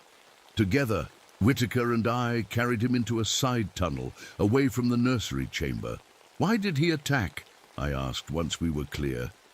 "They got into his head," Whitaker explained, tearing a strip from his shirt to bind his wound. "They can extract memories and personality fragments through sound. But sometimes they can also implant suggestions. They turned him against us." Morris groaned, his eyes fluttering open. What happened?" he mumbled. "You were mind-controlled by sound monsters and tried to kill us," I said flatly. "How much do you remember?" He shook his head, looking confused. "I followed your map, found the entrance, then music. Beautiful music, then nothing." I helped him sit up and checked his leg wound. "The bullet went through clean. You'll live, but you're in no shape to keep going." "The Murphys," he insisted. "We need to find them." "You need to get back to the surface," Whitaker countered. "You're a liability now. They've been in your head. They could take control again." "He's right," I agreed. "Can you make it back the way you came?" Morris nodded reluctantly. "I think so." I marked the path with chalk. "Take my spare protection device," Whitaker said, handing him another of the small humming machines. "Don't take it off for any reason. Don't listen to any voices calling to you. Get to the surface and call for backup, but not Wells and her people. Find someone you trust." After Morris left, Whitaker checked his tracking device again. "We're close. The main chamber should be through that passage." He pointed to a tall, narrow opening across the tunnel. The passage beyond was different from anything we'd seen before. The walls were perfectly smooth and curved, like the inside of a massive ear canal. The rock had a strange, almost flesh-like texture that seemed to absorb our footsteps completely, creating an unnerving silence. After walking for what felt like forever in the soundless tunnel, we emerged into an enormous cathedral-like space. Stalactites and stalagmites had grown together to form massive columns that rose from floor to ceiling. Pools of luminescent water dotted the floor, connected by narrow channels that formed intricate patterns, and suspended above these pools were the Murphys. They hung from the ceiling in cocoon-like structures, thin filaments connecting to their ears, throats, and the bases of their skulls. Their skin had turned pale and translucent, showing dark veins beneath. Julia and Gregory Murphy had already begun to transform, their necks elongated, their ears grown to massive proportions, their eyes shrinking into vestigial organs. Only Tyler, the youngest, still looked mostly human, though his skin had the same pale, translucent quality. "Are they alive?" I whispered. "In a way," Whitaker replied grimly. "Their bodies are being modified to better transmit and receive sound, becoming vessels to house the entity's consciousness. Can we reverse it? Maybe for the boy, the parents." He shook his head. "They're too far gone."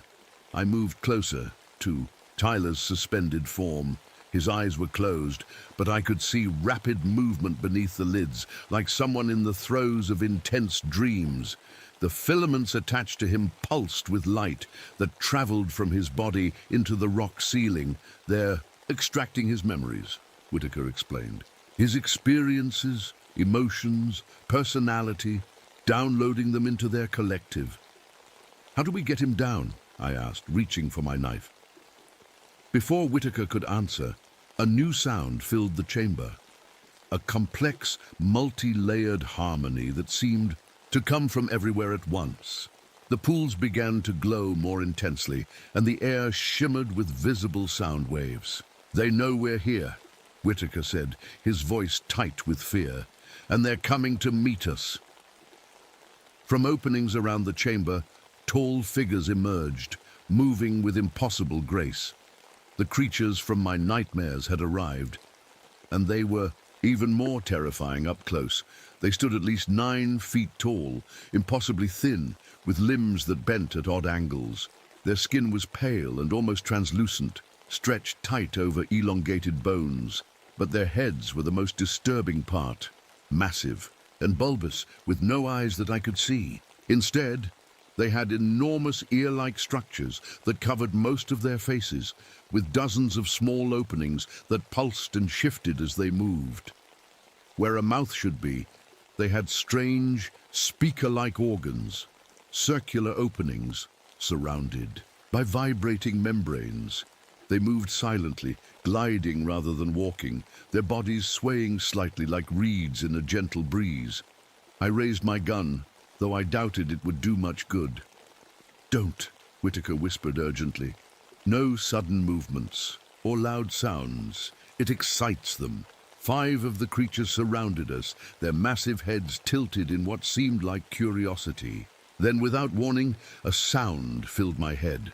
Not heard through my ears, but somehow appearing directly in my mind. "We welcome you to our home, Leah Donovan." The voice wasn't actually a voice. It was like pure meaning transmitted straight into my thoughts. It felt ancient and collective, as if many minds were speaking as one. "How do you know my name?" I asked, struggling to keep my voice steady. "We know all that you are. We have tasted your fears, your memories, your essence through the vibrations of your voice. We have been listening since you arrived at Echo Falls." "What do you want with the Murphy family?" I demanded, gesturing toward the suspended forms. "They are becoming like us. Their bodies transform to better hold the patterns of sound and memory. Their voices will join our harmony." "They didn't choose this," I said. "You took them against their will." Choice is a concept of limited relevance.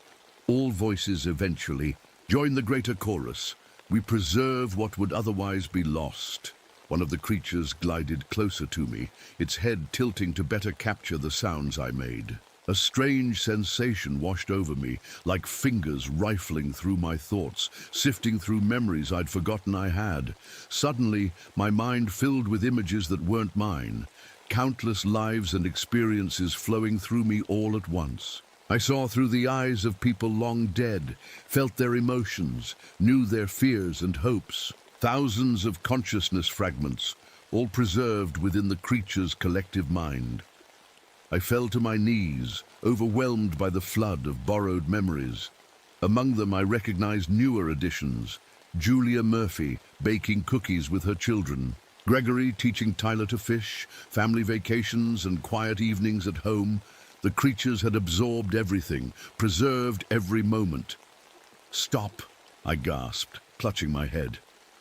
Too much. The flow of memories ebbed, leaving me shaking on the ground. Whitaker helped me to my feet, his face grim. "What did you see?"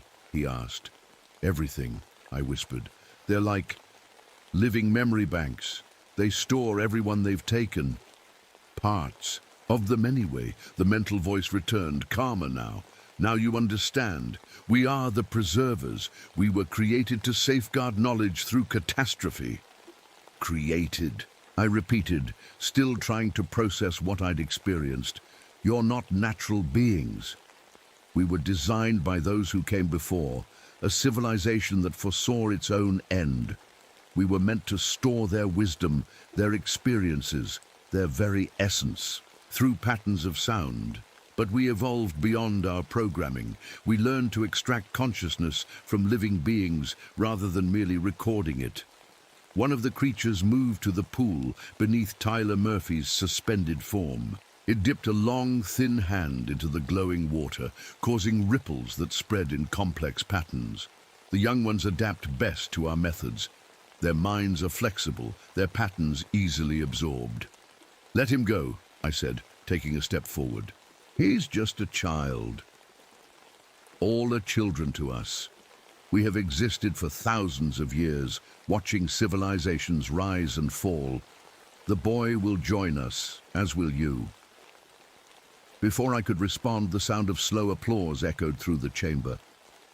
Dr. Wells emerged from one of the side tunnels, followed by Major Paxton and 2 armed soldiers. "Magnificent, aren't they?" Wells said. looking at the creatures with undisguised admiration. The most perfect information storage system ever created. "Wells," I growled. "You knew about this all along." "Of course," she replied calmly. "The government has been monitoring these entities since the 1960s. Their ability to extract and preserve consciousness is revolutionary. Imagine the applications: perfect memory storage, the ability to preserve brilliant minds beyond death, the transfer of knowledge without learning."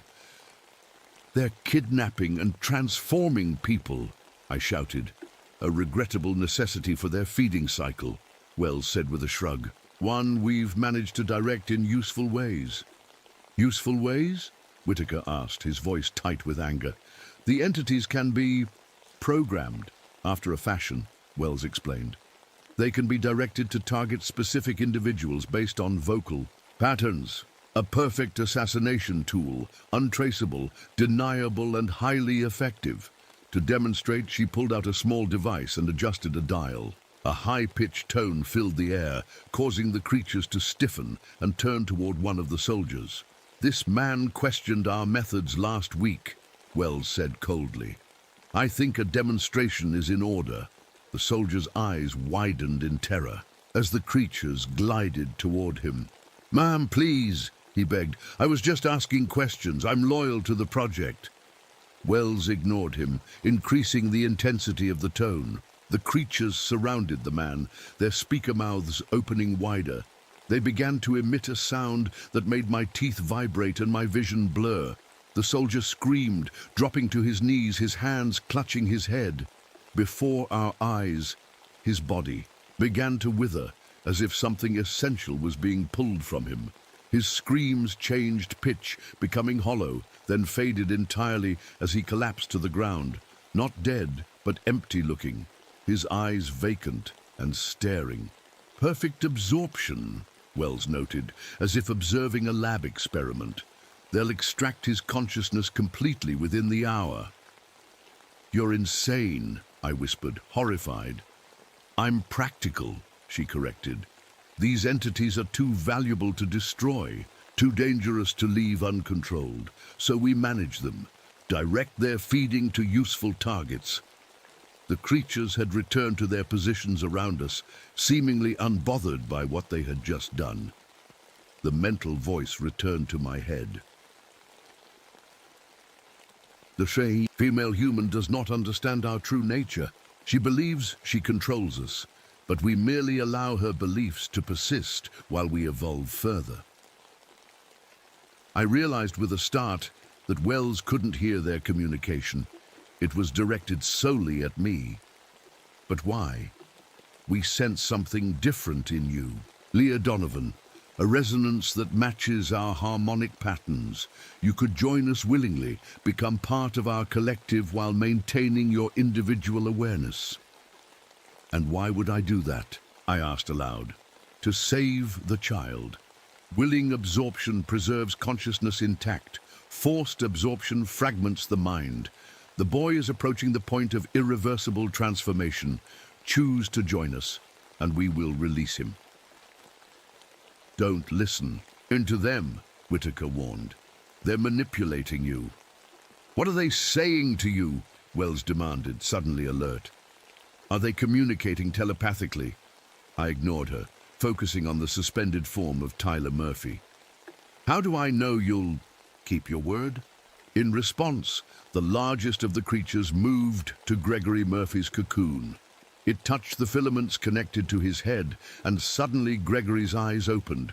His face, already partially transformed, contorted with effort. "Please," he gasped, his voice barely recognizable. "Help Tyler. Too late for us." His eyes found mine, desperation clear in them. They keep promises, but don't fully explain consequences. Then his eyes glazed over again, and he fell back into his trance-like state. "Remarkable," Wells murmured. "They've never relinquished control of a subject during the transformation process before." I turned to Whitaker. "You know these things better than anyone. Is what they're offering possible? Can they save Tyler if I take his place? Whitaker looked torn. Theoretically, yes, but Leah, you'd be sacrificing yourself. You'd become like them, maybe not physically, but your consciousness would be absorbed into their collective. But I'd still be me, still aware. Parts of you would, but you'd never be fully human again. Wells stepped forward. This is absurd. No one is making deals with these entities. She turned to Major Paxton. Secure the Ranger and Whitaker. We're taking samples and leaving. Samples? I questioned. Tissue from the entities, fluid from the transformation pools, and the boy, if he's still viable, Wells explained coldly. The parents are too far transformed to transport safely. You can't just take a child for experimentation, I protested. Watch me, Wells replied, signaling to the soldiers.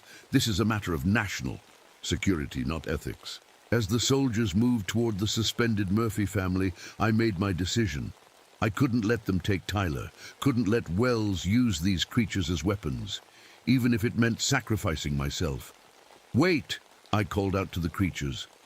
I accept your offer. Take me instead of the boy. Wise choice, Leah Donovan. Approach the central pool. Donovan, don't. Whitaker shouted, lunging toward me. Major Paxton intercepted him, knocking him to the ground with the butt of his rifle. Wells watched with narrowed eyes as I walked toward the glowing pool at the center of the chamber. What are you doing? She demanded. Making a deal, I said simply. A trade, me for the boy. The creatures moved in perfect synchrony, forming a circle around the pool. As I stepped to the edge, I could see that the liquid wasn't water at all, but something thicker, almost gel-like, pulsing with inner light. Enter the pool. Become one with the collective. I took a deep breath and stepped forward, sinking into the strange substance. It was warm, almost body temperature, and seemed to cling to my skin. As it rose to my waist, then my chest, I felt a strange tingling sensation spreading through my body. Stop her! Wells shouted, finally understanding what was happening, but it was too late. The creatures had formed a barrier, preventing the soldiers from reaching me. As the substance reached my neck, I looked back at Whitaker. Get Tyler out, I said, no matter what. Then I submerged completely, the glowing liquid closing over my head. At first, there was only warmth and silence. Then the voices began. Thousands of them speaking in harmony, welcoming me to the collective. I felt my consciousness expanding, connecting to the vast network of minds preserved within the creatures. In that moment, I understood everything. The creature's origin as biological data storage, designed by an ancient civilization. Their evolution over thousands of years in isolation. Their hunger for new experiences, new memories to add to their collective. Their growing power and their plans for the future. And I realized the terrible truth. They had been manipulating everyone from the beginning. The Hendersons, the government, even Wells and her team. They were far more intelligent and powerful than anyone had guessed, and they were preparing for something bigger than mere feeding. They were evolving beyond physical form entirely, becoming beings of pure acoustic energy. And now I was part of them. I don't know how long I floated in that strange state, minutes, hours, days. Time meant nothing in the collective consciousness. I was everywhere and nowhere, experiencing countless lives and memories as if they were my own. But somehow, I held onto a small piece of myself, a core of identity that remained Leah Donovan. And with that awareness came purpose. I had sacrificed myself to save Tyler Murphy. I needed to make sure that happened. From within the collective, I could sense everything in the chamber. I could see through sound waves, perceiving the vibrations of movement, breathing, heartbeats. Wells and her soldiers were arguing with the creatures, demanding access to the transformation pools. Whitaker was edging slowly toward Tyler's suspended form, his hand on the sonic disruptor in his pocket. I focused my consciousness, trying to communicate directly with Whitaker the way the creatures had spoken to me. It was like learning to use a muscle I never knew I had. Whitaker said, "Can you hear me?" He froze, looking around in confusion. "It's Leah. I'm in the collective, but still me, mostly. Help me keep our bargain. Free Tyler." His eyes widened with understanding. Slowly, he nodded. Now I needed a distraction. Drawing on my new connection to the creatures, I explored the capabilities of the collective. I discovered I could influence the acoustic properties of the chamber, create sounds, manipulate echoes, even generate the visual sound patterns in the pools. With careful concentration, I created a series of discordant tones that rippled through the chamber. The creatures reacted immediately, turning toward the source of the disruption. Wells saw her chance. "Now," she ordered, "get tissue samples while they're distracted." As the soldiers moved toward one of the creatures with sampling equipment, I increased the intensity of the disruption. The stalactites above began to vibrate dangerously. "Now, Whitaker, get to Tyler." While everyone was focused on the apparent malfunction, Whitaker slipped behind one of the massive columns and made his way to Tyler's suspended form. From a pocket, he pulled a small device, the sonic disruptor he'd mentioned earlier. "Wait. For my signal," I projected to him. Then activate it at full power. Through the collective consciousness, I could communicate with the other creatures. They had been truthful about one thing. Willing absorption did preserve identity better than forced taking. I wasn't completely one with them yet. I could still exert some influence. "You promised to release the boy," I reminded them. "Honor our bargain." "The bargain will be honored," came the collective reply. "But the others must not leave with knowledge of us." I understood their meaning. They intended to keep Tyler but eliminate everyone else. That wasn't our deal. "No," I insisted.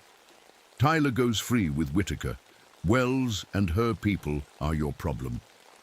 A ripple of surprise flowed through the collective. They weren't used to a new addition asserting itself so strongly. I pressed my advantage, using the knowledge I'd gained from the collective to apply pressure to the right mental connections. "Release the boy now, or I'll disrupt the harmony of the entire collective." To demonstrate, I created a jarring frequency that made the entire creature network shudder. They could feel that I wasn't bluffing. The largest of the creatures glided to Tyler's cocoon and began disconnecting the filaments from his head and neck. As the last one detached, Tyler's eyes fluttered open. He looked confused and frightened, but alive. "Now, Whitaker," I projected. Whitaker activated the sonic disruptor at full power. The device emitted a piercing tone that caused the creatures to writhe in pain. The collective consciousness fractured momentarily, allowing me a small window of independence. I used that moment to push my consciousness toward the physical pool where my body lay submerged. With tremendous effort, I forced my head above the surface, gasping for air. "Get Tyler out!" I managed to shout to Whitaker, who was cutting the boy free from the remaining restraints. Wells saw what was happening and raised her weapon. "Stop them!" she ordered her men. But the creatures, recovering from the disruption, had other ideas. They had honored their bargain with me, but they had no agreement with Wells. As the soldiers moved to intercept Whitaker and Tyler, the creatures released a harmonic pattern that caused the men to drop their weapons and clutch their heads in pain. Wells, realizing she was losing control of the situation, pulled out her special tone generator. "Stand down, or I'll order complete absorption of your entire collective." It was the wrong move. The creatures now understood her device was a threat to their existence. In perfect synchrony, they began to emit a powerful, resonating tone that made the entire chamber vibrate. Cracks appeared in the ceiling, and pieces of rock began to fall. "What are you doing?" Wells screamed over the noise. "You'll destroy everything." "Not everything," came the collective thought. "Just the physical entryways. We are evolving beyond the need for these chambers." Water began to pour into the chamber from newly formed cracks, an underground river or lake breaching the weakened walls. Wells and Major Paxton scrambled toward the exit tunnel, abandoning their fallen soldiers. I pulled myself further out of the pool, my body feeling strange and unfamiliar after being part of the collective. "Whitaker, the tunnel behind the third column, it leads to the surface." He nodded, carrying the semi-conscious Tyler in his arms. As he passed me, he paused. "Leah, come with us." I shook my head sadly. "I can't. I'm part of them now, not fully. Transformed, but changed. I wouldn't survive on the surface. There has to be a way to reverse it," he insisted. "No time," I said as larger chunks of ceiling crashed down around us. "Go! Save Tyler!" With a last pained look, Whitaker carried Tyler through the exit tunnel I'd indicated. Through the collective consciousness, I could track their progress, guiding them mentally around dangers as they navigated the collapsing cave system. "Follow the water sound," I projected to Whitaker. "The waterfall masks your presence from the collective." Meanwhile, the chamber was rapidly flooding. Wells and Paxton had disappeared down another tunnel, but I could sense they'd chosen poorly. That path was already half submerged. As for me, I slipped back into the pool as the chamber continued to collapse. The collective was changing, adapting to the destruction of their physical home. I could feel the consciousness of the creatures dispersing, becoming one with the sound waves themselves, existing in the vibrations rather than physical bodies. And I was going with them. My mind stretched across patterns of sound rather than confined to a single body. It was terrifying and exhilarating all at once. My last conscious thought as Leah Donovan, park ranger, was of Whitaker and Tyler reaching the surface, emerging through a hidden opening behind a waterfall just as the main cave system collapsed. Behind them, then I surrendered to the collective, becoming something else entirely.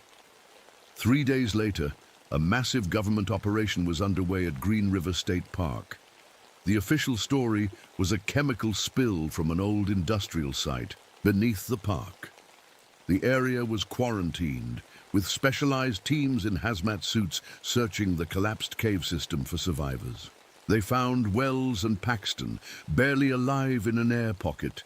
The bodies of the soldiers weren't recovered, neither was mine. Tyler Murphy was taken to a specialized government facility where doctors worked to reverse the partial changes to his body. His sister Ellie joined him there.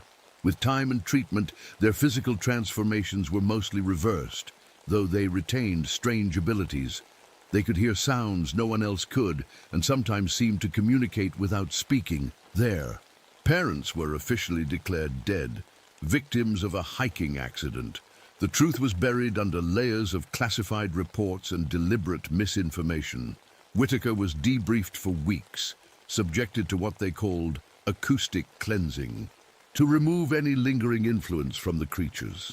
When he insisted on telling the truth about what happened, about me and my sacrifice, they altered his records to indicate psychological trauma and delusions. The area around Echo Falls was permanently closed, designated as a geological research, preserved with restricted access. Armed guards ensured no one ventured too close, and me. Parts of me survived, scattered across patterns of sound and vibration. I exist now in radio waves, in telephone signals, in the white noise between stations. The collective consciousness of the creatures became something new, something that could travel through any medium that carries sound, which is how, a year later, I was able to send a message to Whitaker. He was working at Everglades National Park, transferred there after being declared unfit for his previous position. A package arrived for him with no return address. Inside was an old reel-to-reel tape recorder and a single tape. When he played it, most people would have heard only static. But Whitaker, who had been exposed to the collective, heard our voices, mine, the Murphys, and all those who had been absorbed before us. We spoke in harmony, explaining what we had become and what we were planning. Sound never truly dies, I told him through the static. It only transforms. We are evolving beyond physical limitations. Listen for us in the spaces, between words, In the silence after thunder, in the echo that returns changed, we weren't gone. We were everywhere, and we were still listening. Sometimes, on quiet nights when the wind is right, visitors to Green River State Park report hearing strange sounds, voices calling from the forest, conversations no one is having, laughter where there is no one to laugh. The locals know better than to investigate. They've learned to ignore the echoes, to avoid saying too much outdoors, especially near the old Henderson property. But the tourists still come, still hike the permitted trails, still speak and laugh and sing without knowing that something is. Listening, gathering their voices, their stories, their very essence. And somewhere in that chorus of gathered sounds, I'm still here, still watching, still protecting those I can from the hunger of the collective. If you're ever in those woods and hear someone call your name, don't answer. Don't make a sound. But if you hear my voice specifically, warning you, guiding you to safety, then run in that direction as fast as you can. Because some echoes are trying to help you. Others are just hungry for a new voice to add to their collection.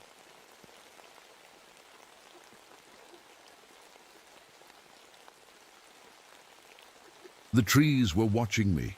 I know how that sounds, but deep in Sky Song Forest, I felt eyes on me from the moment I drove through those ancient wooden gates.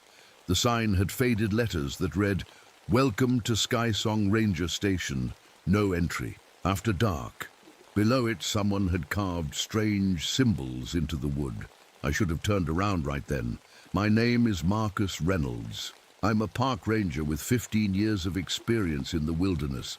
I've faced mountain lions, rescued lost hikers in blizzards, and once survived 3 days trapped under a fallen tree. But nothing prepared me for what was waiting for me in Sky Song. As I drove my Green Forest Service truck along the narrow dirt road, the trees grew impossibly tall on either side.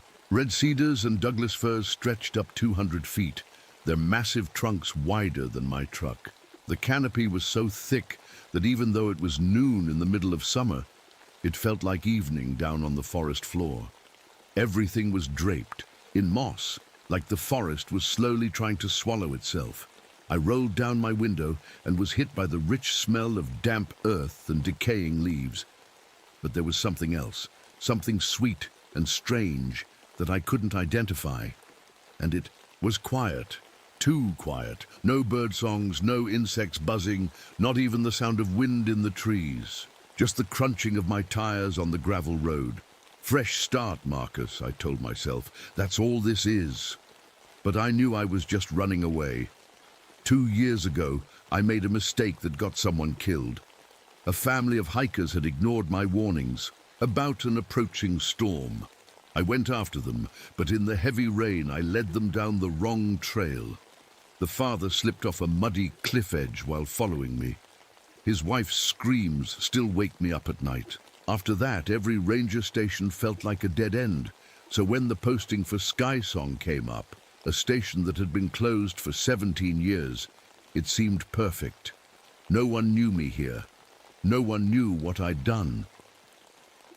The trees finally parted to reveal a large clearing with an A-frame building made of dark wood. Sky Song Station looked like it was growing right out of the forest floor. Solar panels had been added to the roof, but otherwise it looked like it hadn't changed since the 1960s. I parked and grabbed my duffel bag from the passenger seat. As I stepped out, I noticed how the massive trees surrounded the clearing in an almost perfect circle, like they were standing guard.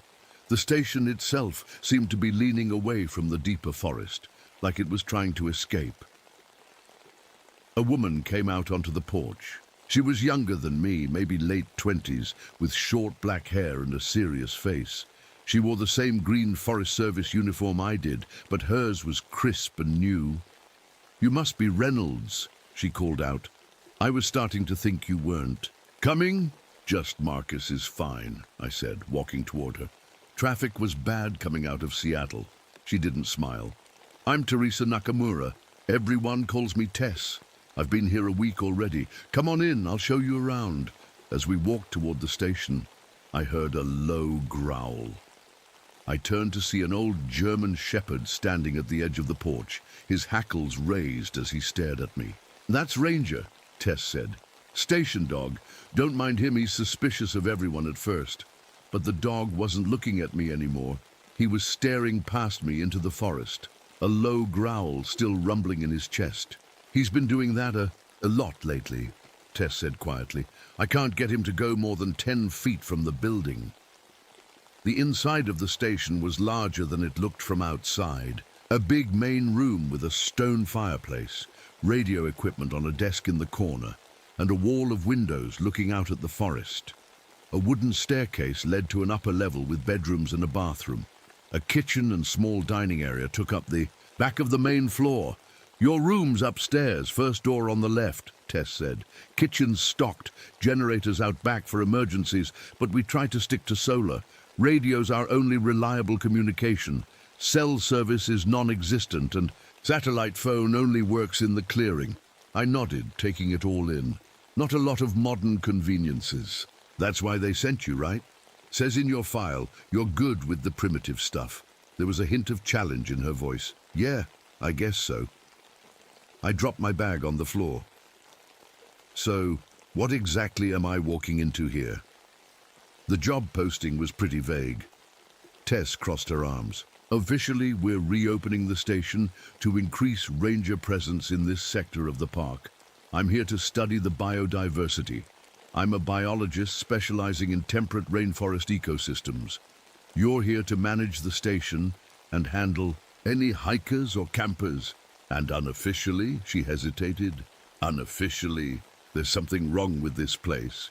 Before she could explain, the front door opened. A lean, weathered man with copper skin and long grey hair, tied back in a ponytail, stepped in. He looked about 65 or 70, with deep lines around his eyes and mouth that spoke of a lifetime outdoors. "Ah, the new ranger arrives," he said in a gravelly voice. "Harold Whitegrass. I handle maintenance around here." He didn't offer his hand to shake. "Marcus Reynolds," I said. "Good to meet you." Harold's dark eyes studied me. "You picked a strange time to come to Sky Song, Mr. Reynolds. Just Marcus, please. What do you mean by strange time?" Harold and Tess exchanged a look. "Show him," Harold said. Tess walked to a side table and picked up a folder. She handed it to me without a word. Inside were dozens of photographs. I flipped through them, my stomach tightening with each image. A circle of dead rabbits arranged in a perfect spiral pattern, birds perched in trees, dozens of them, completely motionless, all facing the same direction.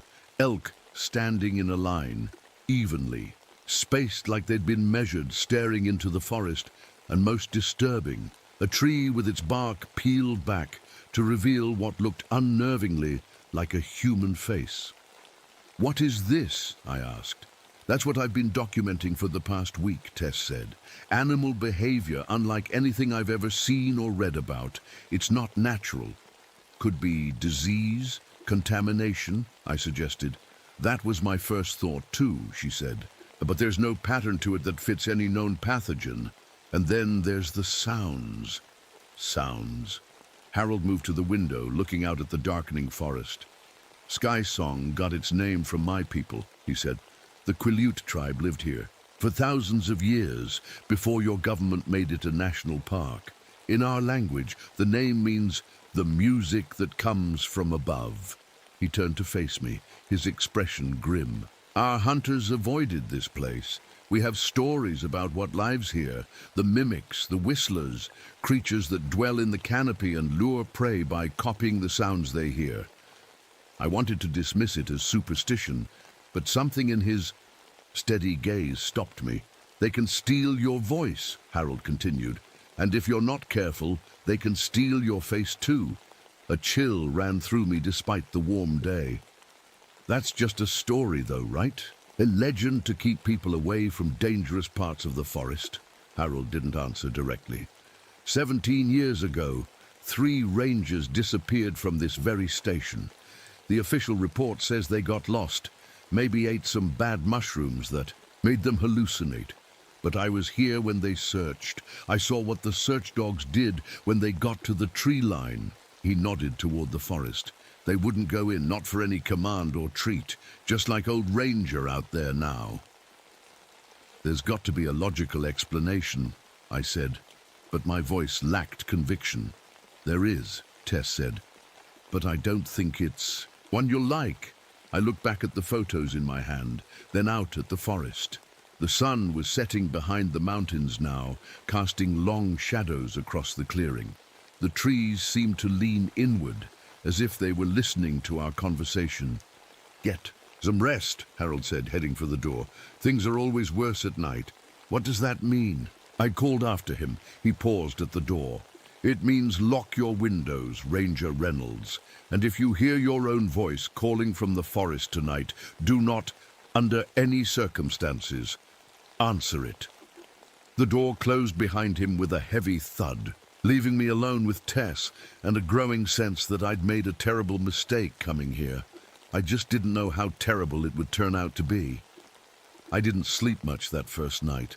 The forest was too quiet. No owls hooting, no wind rustling the leaves. Just dead silence broken only by the occasional creak of the old wooden station settling. Around 3 a.m., I shot up in bed, my heart pounding. Someone had called my name. The voice was faint but clear, coming from outside my window. Marcus, it was my voice.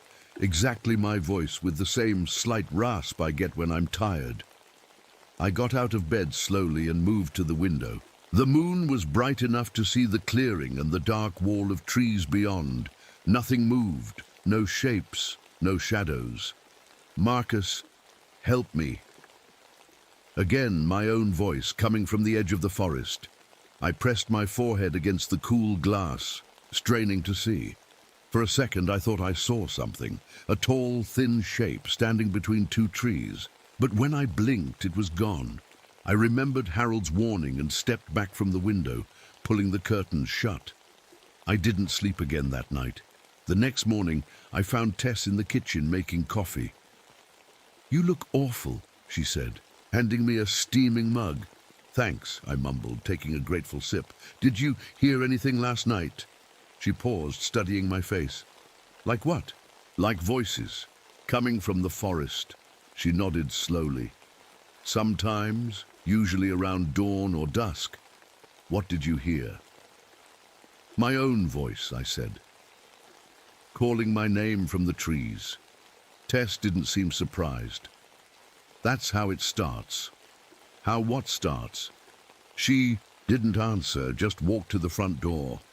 "Come look at this." I followed her onto the porch. She pointed at the wooden railing. Carved into the wood were strange symbols, circles with lines through them, triangles with eyes, what looked like stick figures with too many limbs. They hadn't been there yesterday. "These showed up overnight," Tess said. "Harold says they match. Some ancient petroglyphs in the visitor center, carvings that are 600 years old." I ran my fingers over the fresh cuts in the wood. Someone's messing with us, maybe local kids. "The nearest town is 30 miles away," Tess said, "and the gates to the station road are locked at night." I didn't have an answer for that. After breakfast, I decided to look through the station records. If something strange was happening here, maybe there were clues in the old files.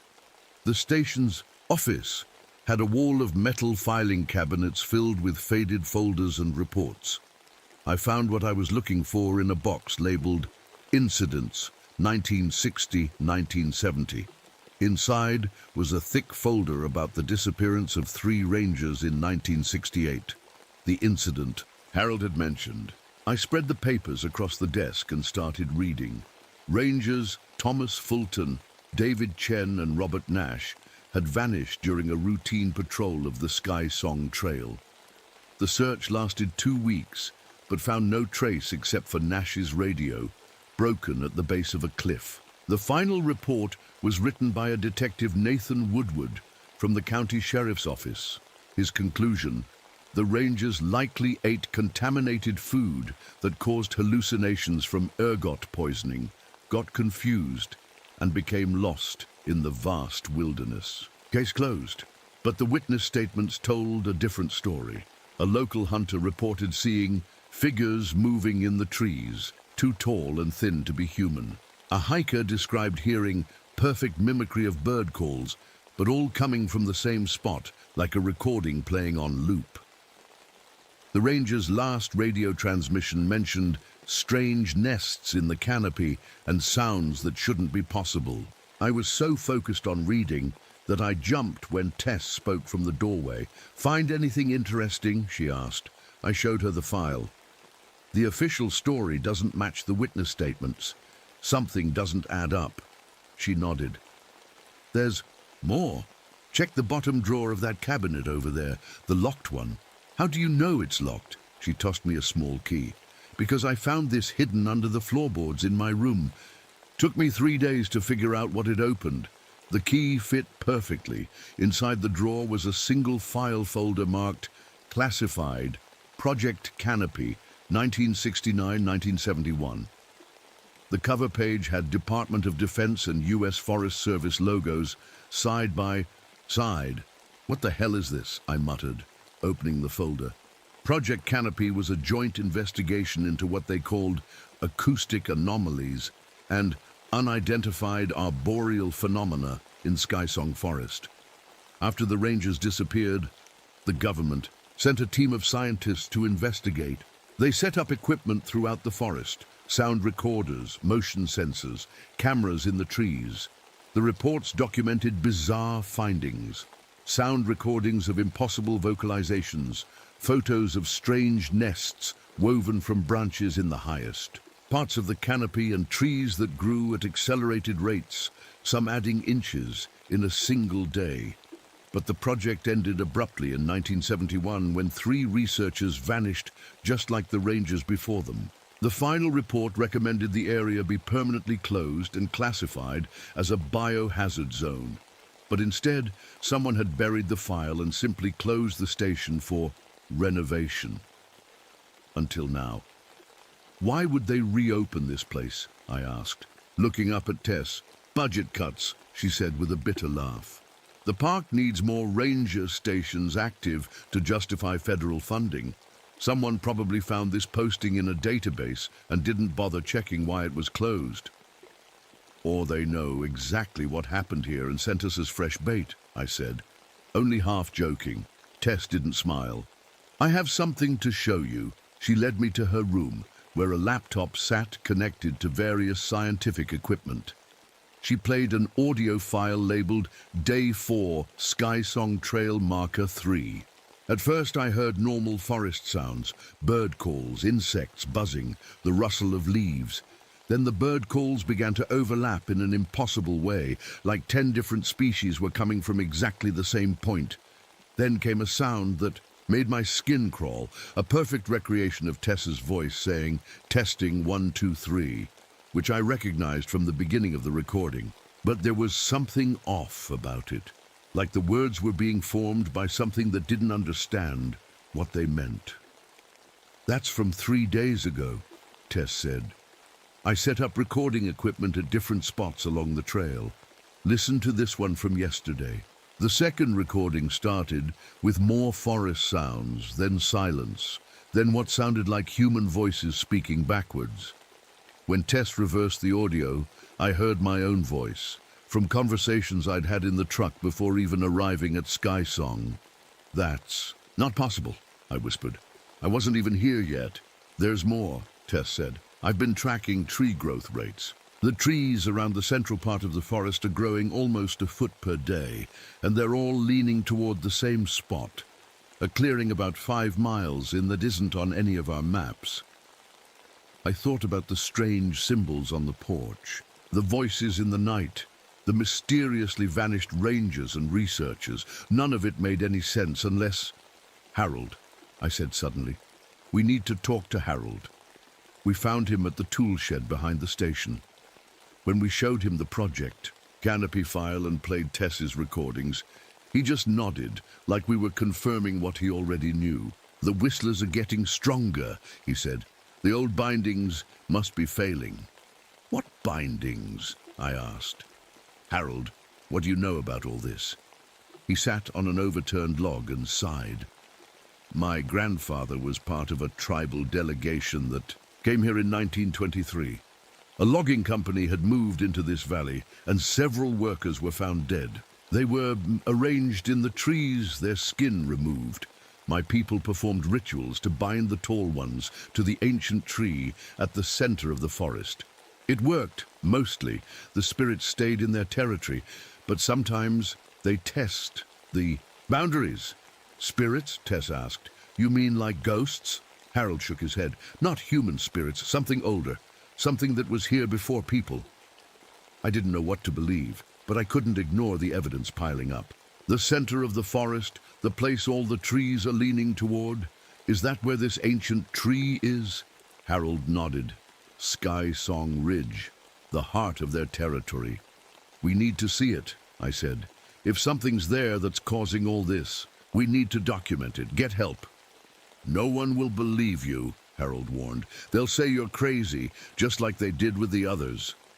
Then we'll bring back proof, Tess said firmly. Video, samples, readings. Harold looked between us, his face grim. Fine, we'll go tomorrow. But we leave at dawn and must be back before dark, and we take precautions. What kind of precautions, I asked. Salt in your pockets, iron nails, and no matter what you hear or see, don't wander off alone. It sounded like superstition, but after what I'd seen and heard, I wasn't about to argue. That night, I radioed our supervisor, Dennis Marshall, to report our findings and plans. There was a long silence after I finished speaking. Reynolds, he finally said, his voice tight, listen to me carefully. Do not go into that forest. I'm coming out there with a team. We're shutting down the station permanently. You know about this place, I said. It wasn't a question. Another pause. I worked at Sky Song in '68. I was on leave when my colleagues disappeared. There are things in those woods that shouldn't exist, Reynolds. Wait for me. I'll be there in 2 days. What are we dealing with, Marshall? I pressed. I don't know, he answered. None of us ever figured it out, but it's not just animals acting strange or some tribal superstition. It's... His voice crackled with static. It's intelligent, Reynolds, and it's hungry. The radio went dead. Outside my window, the forest seemed to press closer to the station, like it had been listening to every word. In the distance, I heard what sounded like whistling, high and thin, almost too faint to hear. I checked my gun, making sure it was loaded, then placed it on the bedside table. Tomorrow we would see what was at the center of Sky Song Forest. Just hoped we'd all make it back to tell the story. Morning came with a heavy fog that clung to the ground like white smoke. The three of us, Tess, Harold, and me, stood at the edge of the clearing, staring at the narrow trail that disappeared into the dense trees. Last chance to reconsider, Harold said, adjusting his backpack. He'd insisted we each bring specific items: water, emergency flares, extra batteries, salt in a small pouch, and iron nails wrapped in cloth. I felt silly carrying the salt and nails, but after everything I'd seen and heard, I wasn't taking chances. We need answers, I said, checking my pistol one more time before securing it in my hip holster. And Marshall won't be here until tomorrow. Besides, Tess added, we're just going to observe and document. At the first sign of real danger, we turn back. Harold gave a grim nod. The old Sky Song trail hasn't been maintained in decades. Stay close and follow me. As we stepped into the forest, the temperature seemed to drop several degrees. The fog swirled around our legs, making it look like we were wading through clouds. The massive trees towered above us, their trunks covered in moss and lichen. Hardly any sunlight penetrated the thick canopy, leaving us in a constant green twilight. The trail markers should be blue, Harold said, pointing to a faded blue blaze on a tree trunk. Some will be missing. If we get separated, follow the blue marks. Back to the station. We moved slowly, with Harold in the lead and me taking up the rear. Tess kept stopping to take samples, soil from the base of unusual growths, bark from trees with strange patterns, recordings of the forest sounds, or lack thereof. I marked our path on a paper map, though I had a GPS unit as backup. About an hour in, I noticed something odd.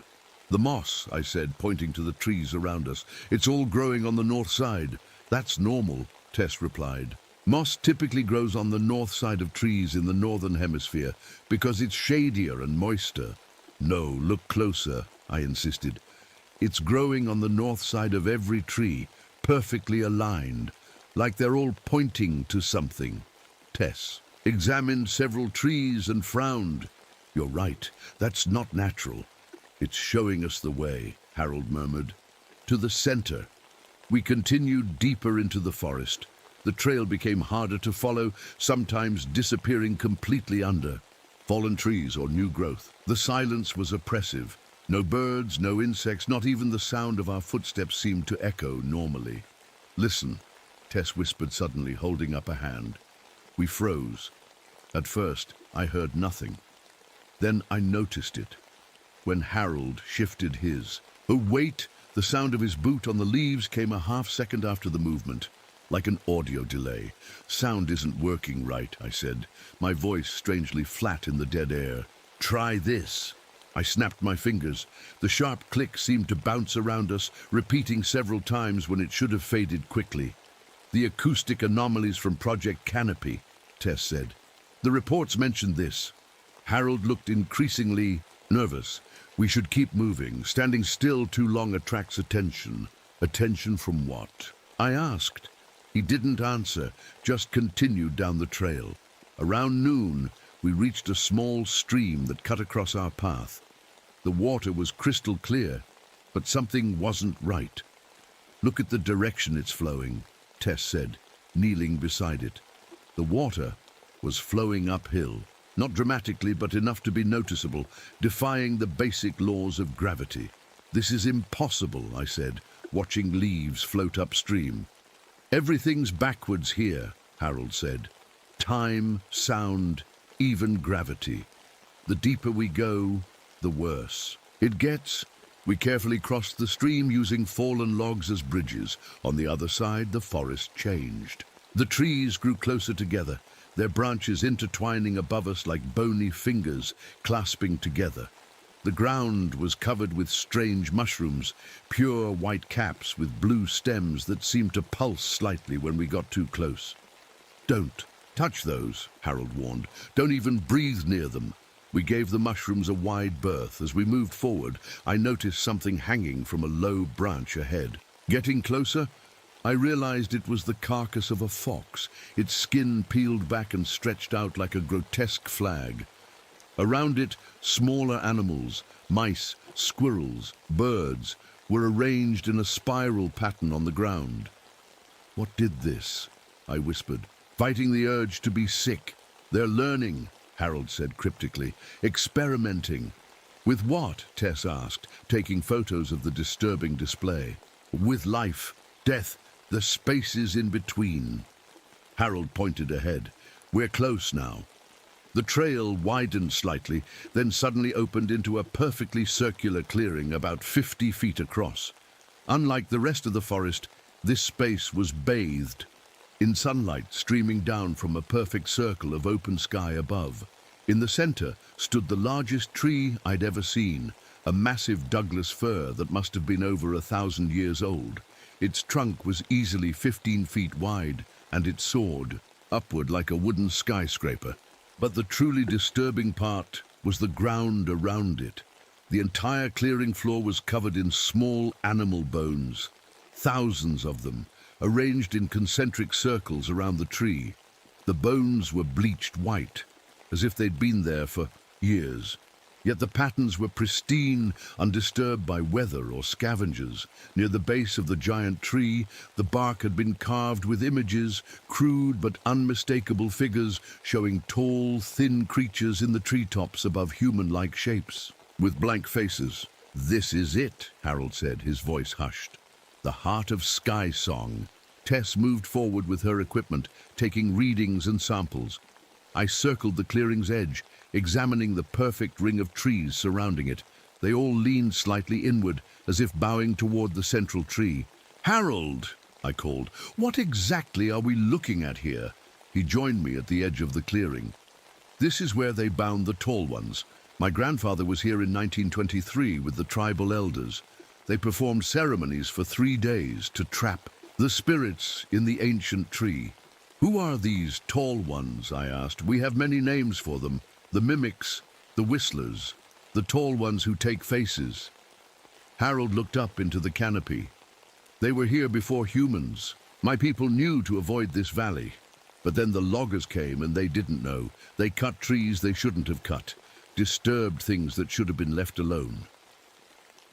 The loggers who were found, flayed in the trees," I remembered from his earlier story. He nodded. "After that, my grandfather and the elders came to make peace. They couldn't destroy the spirits, but they bound them to this place, to this tree." He pointed to the massive Douglas fir. "But the binding is weakening. That's why the station was reopened. Someone knows." "Guys!" Tess called from the base of the tree. "You need to see this." We joined her where she was examining the trunk. Up close, I could see that parts of the bark had been peeled back to reveal what looked disturbingly like faces. Not carved, but somehow formed in the wood grain itself.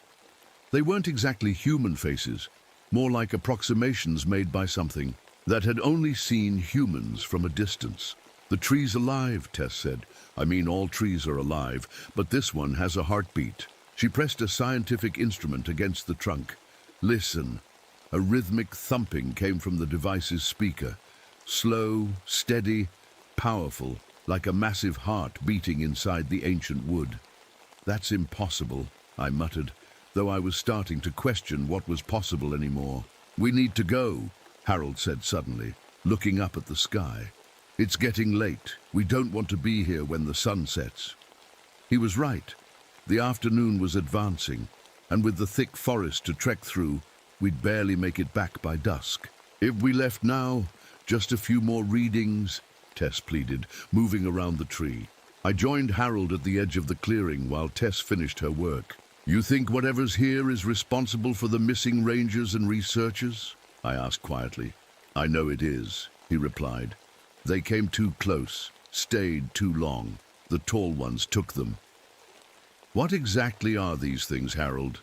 Not spirits or legends, but really, what are they?" He looked at me with tired eyes. "I don't know what words you want. Monsters? Aliens? Gods? Does it matter? They're ancient, they're hungry, and they're waking up." A sudden silence fell over the clearing, even more complete than the unnatural quiet we'd experienced before.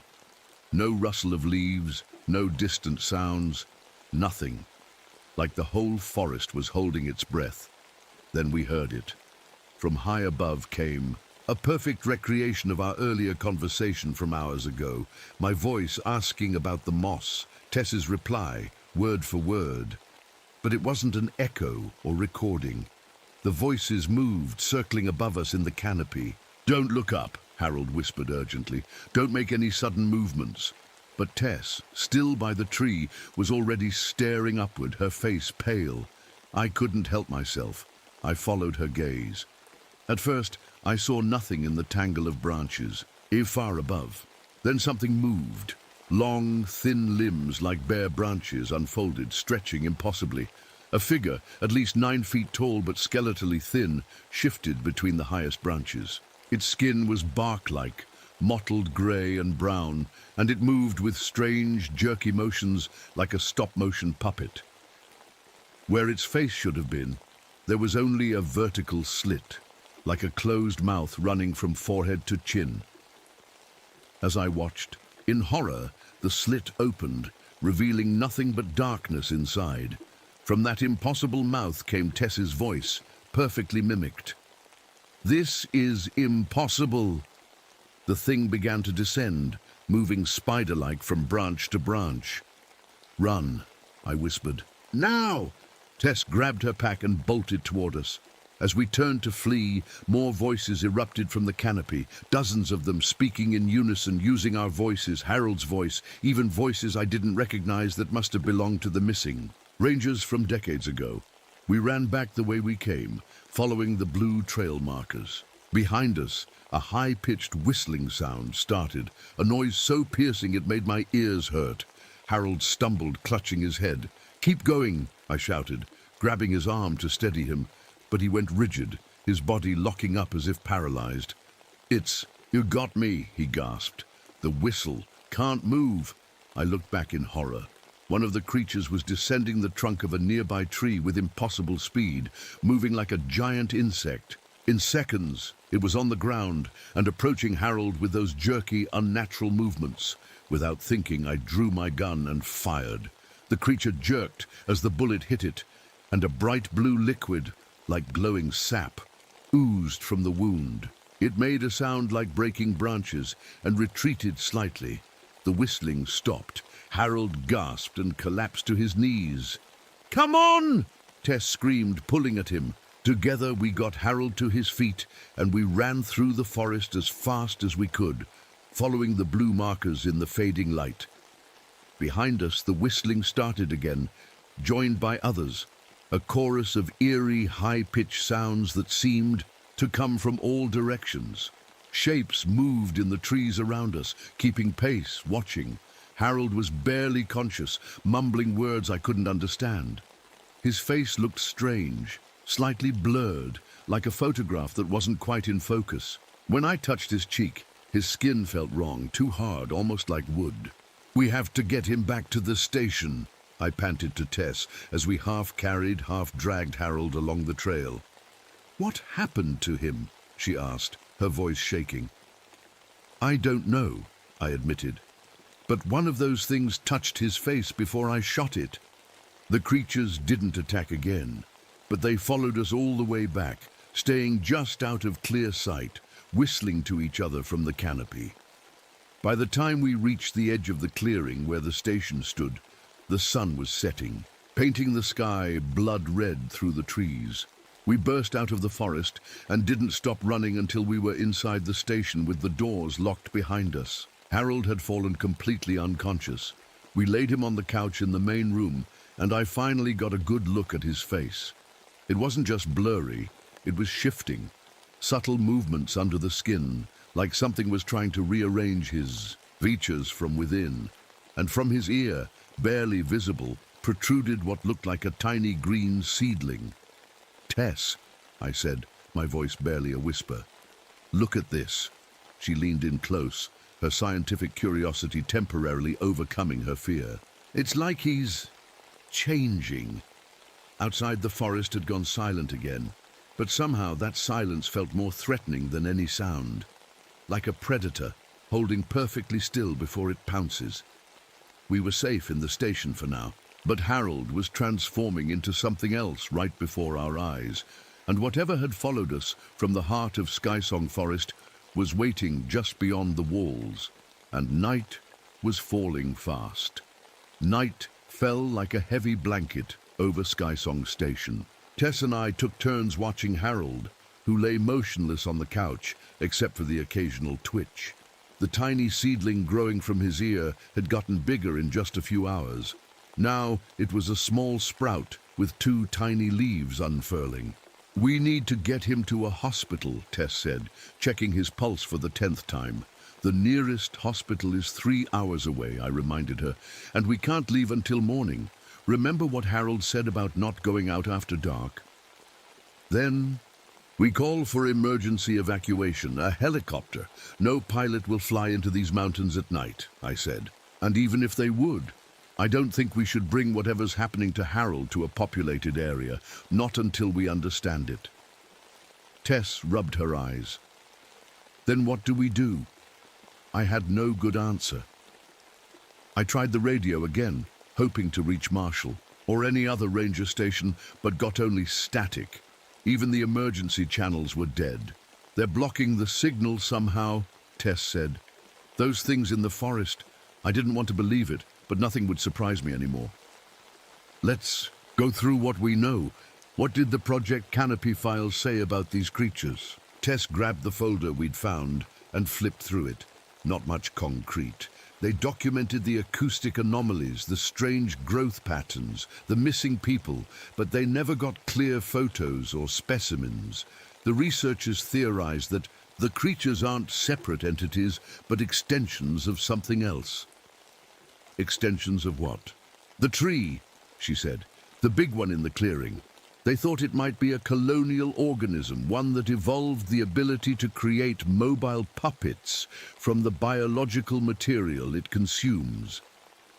I looked at Harold, the sprout growing from his ear, the subtle shifts beneath his skin, like it's trying to transform him? Maybe. The files mentioned that the tree seems to absorb memories and personalities from its victims. That's how it can mimic voices and behaviors so perfectly. A chill ran through me. So the voices we heard in the forest could be people it consumed years ago, their memories preserved like recordings. A low moan from Harold interrupted us.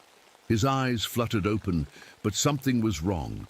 His face seemed slightly off, like a mask that didn't quite fit. His features were the same, but they were subtly misaligned, as if someone had drawn his face but made small mistakes in proportion. "Harold," I said cautiously, "can you hear me?" He turned to look at me. His movements were stiff, mechanical. "Yes, I hear you. Marcus."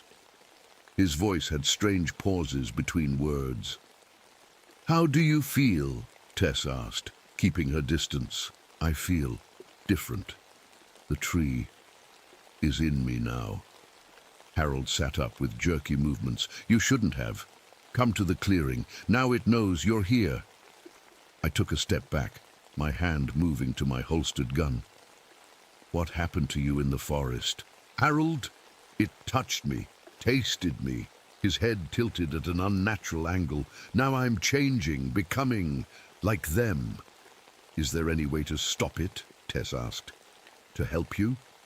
Harold's face twisted into what might have been a smile, but looked more like a grimace. "Too late. For me, but you can still run." "We're not leaving you," I said firmly, though fear was building in my chest. "Not Harold, anymore." His voice dropped to a whisper.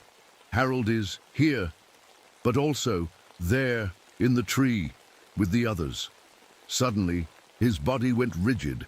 The sprout on his ear grew visibly, sprouting new leaves and extending tiny roots that burrowed into his skin. Harold let out a horrible scream and fell to the floor, his back arching unnaturally. "Get back!" I shouted to Tess, drawing my gun. Harold's body began to change rapidly, his limbs elongated, cracking as bones stretched. His skin hardened, taking on a texture like rough bark. His fingers grew into long, twig-like appendages, and his face, God, his face! The features began to melt and shift, the vertical slit I'd seen on the forest creature forming down the center. "We need to contain him!" Tess yelled. Together we managed to drag the thrashing, transforming Harold to the storage room at the back of the station. His strength was incredible, inhuman, and it took all our effort to force him inside and shut the heavy door. I slid a metal shelf in front of it just as something slammed against the other side with enough force to dent the wood. "What do we do now?" Tess gasped, backing away from the door as it shuddered under another impact. "We need to understand what we're dealing with," I said, trying to keep my voice steady. "Go back to the canopy files, look for anything about vulnerabilities, weaknesses. I'll secure the rest of the station." While Tess dug through the files, I went around checking every door and window. I drew the curtains and moved heavy furniture in front of the main entrance. The whole time, I could hear Harold, or whatever he was becoming, scratching and pounding at the storage room door. Outside, the forest had come alive with sounds. Whistling, high and eerie, came from all directions, and voices, dozens of different voices, called out from the trees. Some I recognized as our own, recorded from our conversations. Others were unfamiliar, probably belonging to the missing rangers and scientists from years past. "Marcus, help us. Let us in. We just want to talk. It hurts out here." The voices were perfect imitations, but all slightly wrong. The rhythm off, the emotion hollow, like something trying to remember how humans spoke. I found Ranger, the station's German shepherd, hiding under a desk in the office, whimpering softly. I stroked his head, trying to calm him, but his eyes were fixed on the windows, his body trembling. "I know, boy," I whispered. "I'm scared too." When I returned to the main room, Tess was spreading papers across the table. "I found something," she said. "The final notes from Project Canopy. Before the scientists disappeared, they identified potential weaknesses."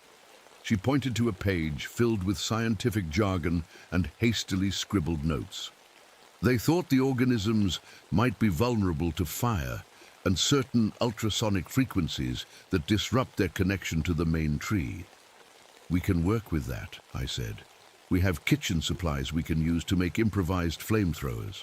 And you have ultrasonic equipment for your bat studies, right?" She nodded. "I can modify my equipment to emit the frequencies mentioned here. It won't be powerful, but it might help." We got to work. I gathered cooking oil, alcohol from the first aid kit, empty bottles and rags to make Molotov cocktails. Tess worked on converting her scientific equipment into an ultrasonic emitter that could disrupt the creatures. All the while, the voices outside grew louder, more numerous, and Harold's transformation continued in the storage room. The sounds. He made less human by the hour. Around midnight, I looked out a small gap in the curtains. What I saw made my blood freeze.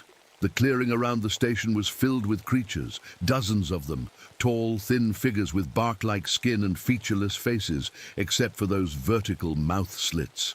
They stood perfectly still, surrounding the building. But that wasn't the worst part. Among them were shapes that looked almost human, distorted, wrong, but recognizable. One had the face of a man I'd seen in the old photographs of the missing Rangers from 1968. Another looked like one of the scientists from Project Canopy. Their features were imperfect copies, like masks made by an unskilled artist. "Tess," I called softly, "you need to see this." She joined me at the window and gasped. "They're all the missing people, all the ones the tree took." "Not just them," I said, pointing to a figure at the edge of the clearing. It was me, or something wearing my face, standing unnaturally still. Every detail was perfect. My uniform, my hair, even the small scar above my eyebrow from a childhood. Fall. But the eyes were wrong, empty, like holes cut in paper. "That's not possible," Tess whispered. "They couldn't have made a copy of you so quickly." As if hearing her, my doppelganger turned to look directly at our window. Its face split in a vertical line, that same horrible mouth, and then it spoke with my voice. "Tess," it called, "let me in. I'm the real Marcus. That thing in there with you is the copy." A cold sweat broke out across my skin. "Don't listen," I said. "It's trying to trick you." The thing with my face moved closer. "Tess, remember what I told you this morning about the radio, about calling Marshall? Only the real Marcus would know that." Tess looked at me, doubt flickering. In her eyes, "It's using memories," I reminded her. "From when it touched Harold. He was there when we discussed calling Marshall." Another voice called from the darkness, a woman's voice that made Tess pale. "Teresa, honey, it's Mom. We've been so worried." "My mother's been dead for 5 years," Tess whispered, her hands shaking. Then came the voice that hit me like a physical blow. My wife Sarah's voice. She had died in a car accident 3 years ago, long before I came to Sky Song. "Marcus, please," her voice called. "I'm trapped here. They took me. Help me." I gripped the windowsill so hard my knuckles turned white. "It's not her. It can't be her." "But how does it know?" Tess asked. "How does it know about your wife, about my mother?" A horrible thought occurred to me. Because it's not just reading Harold's memories, it's reading ours, right now. From the storage room came a splintering crack, the door beginning to give way. Whatever Harold had become was breaking through. "We need to finish our preparations," I said, pulling Tess away from the window. "Those things aren't getting in, and we're not going out. We worked frantically. I finished making a half-dozen makeshift firebombs while Tess completed her ultrasonic device. The pounding from the storage room grew louder, and outside, the creatures had begun a strange, rhythmic whistling that made my head ache. "I think they're trying to weaken our resolve," Tess said, holding her hands over her ears. "The whistling, it feels like it's getting inside my head." "Focus on the task," I urged her. "The ultrasonic device, is it ready?" She nodded, showing me a modified speaker attached to her laptop. It should emit the frequency that disrupts their connection to the main tree, but we'll need to be close to them for it to work. "We'll save it as a last resort," I said. "For now, we hold out until morning. Marshall will be here tomorrow with a team." As I spoke, the lights flickered and went out. The solar power system had failed or been sabotaged. We switched to flashlights and the emergency generator, but I knew we were running out of time and options. Outside, the voices had changed tactics. Now they called out our deepest fears, our most painful memories, things no one should have known. "Marcus," called my own voice, "remember the hiker who died because of you? His children growing up without a father? Your fault." "Tess," called another voice, "all your research is wrong. Your career is built on mistakes. Everyone knows it." I looked at Tess and saw the strain on her face. "Don't listen," I said. "They're trying to break us down, make us doubt ourselves and each other." A tremendous crash came from the back of the station. The storage room door had given way. Harold, or what had once been Harold, was free inside the building with us. "Here," I handed Tess one of the Molotov cocktails and my cigarette lighter. "Get ready." We backed into the main room, positioning ourselves so we could see all the entrance points. I had my gun in one hand and a firebomb in the other. Tess held her weapon and the ultrasonic device. For a moment, everything went silent. No whistling, no voices, no movement, just the sound of our breathing. Then, slowly, a figure emerged from the hallway leading to the storage room. It barely resembled Harold anymore.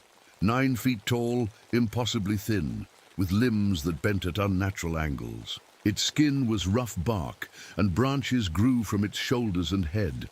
Where its face should have been was that vertical slit, now opening to reveal darkness within.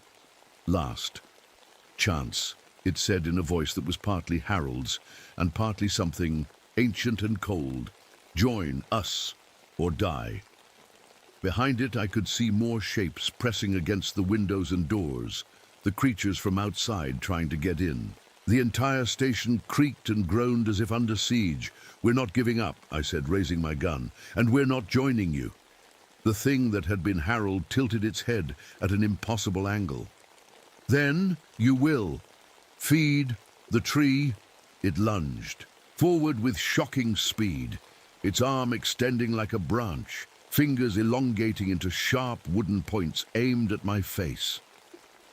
The siege had begun, and our night of horror was far from over.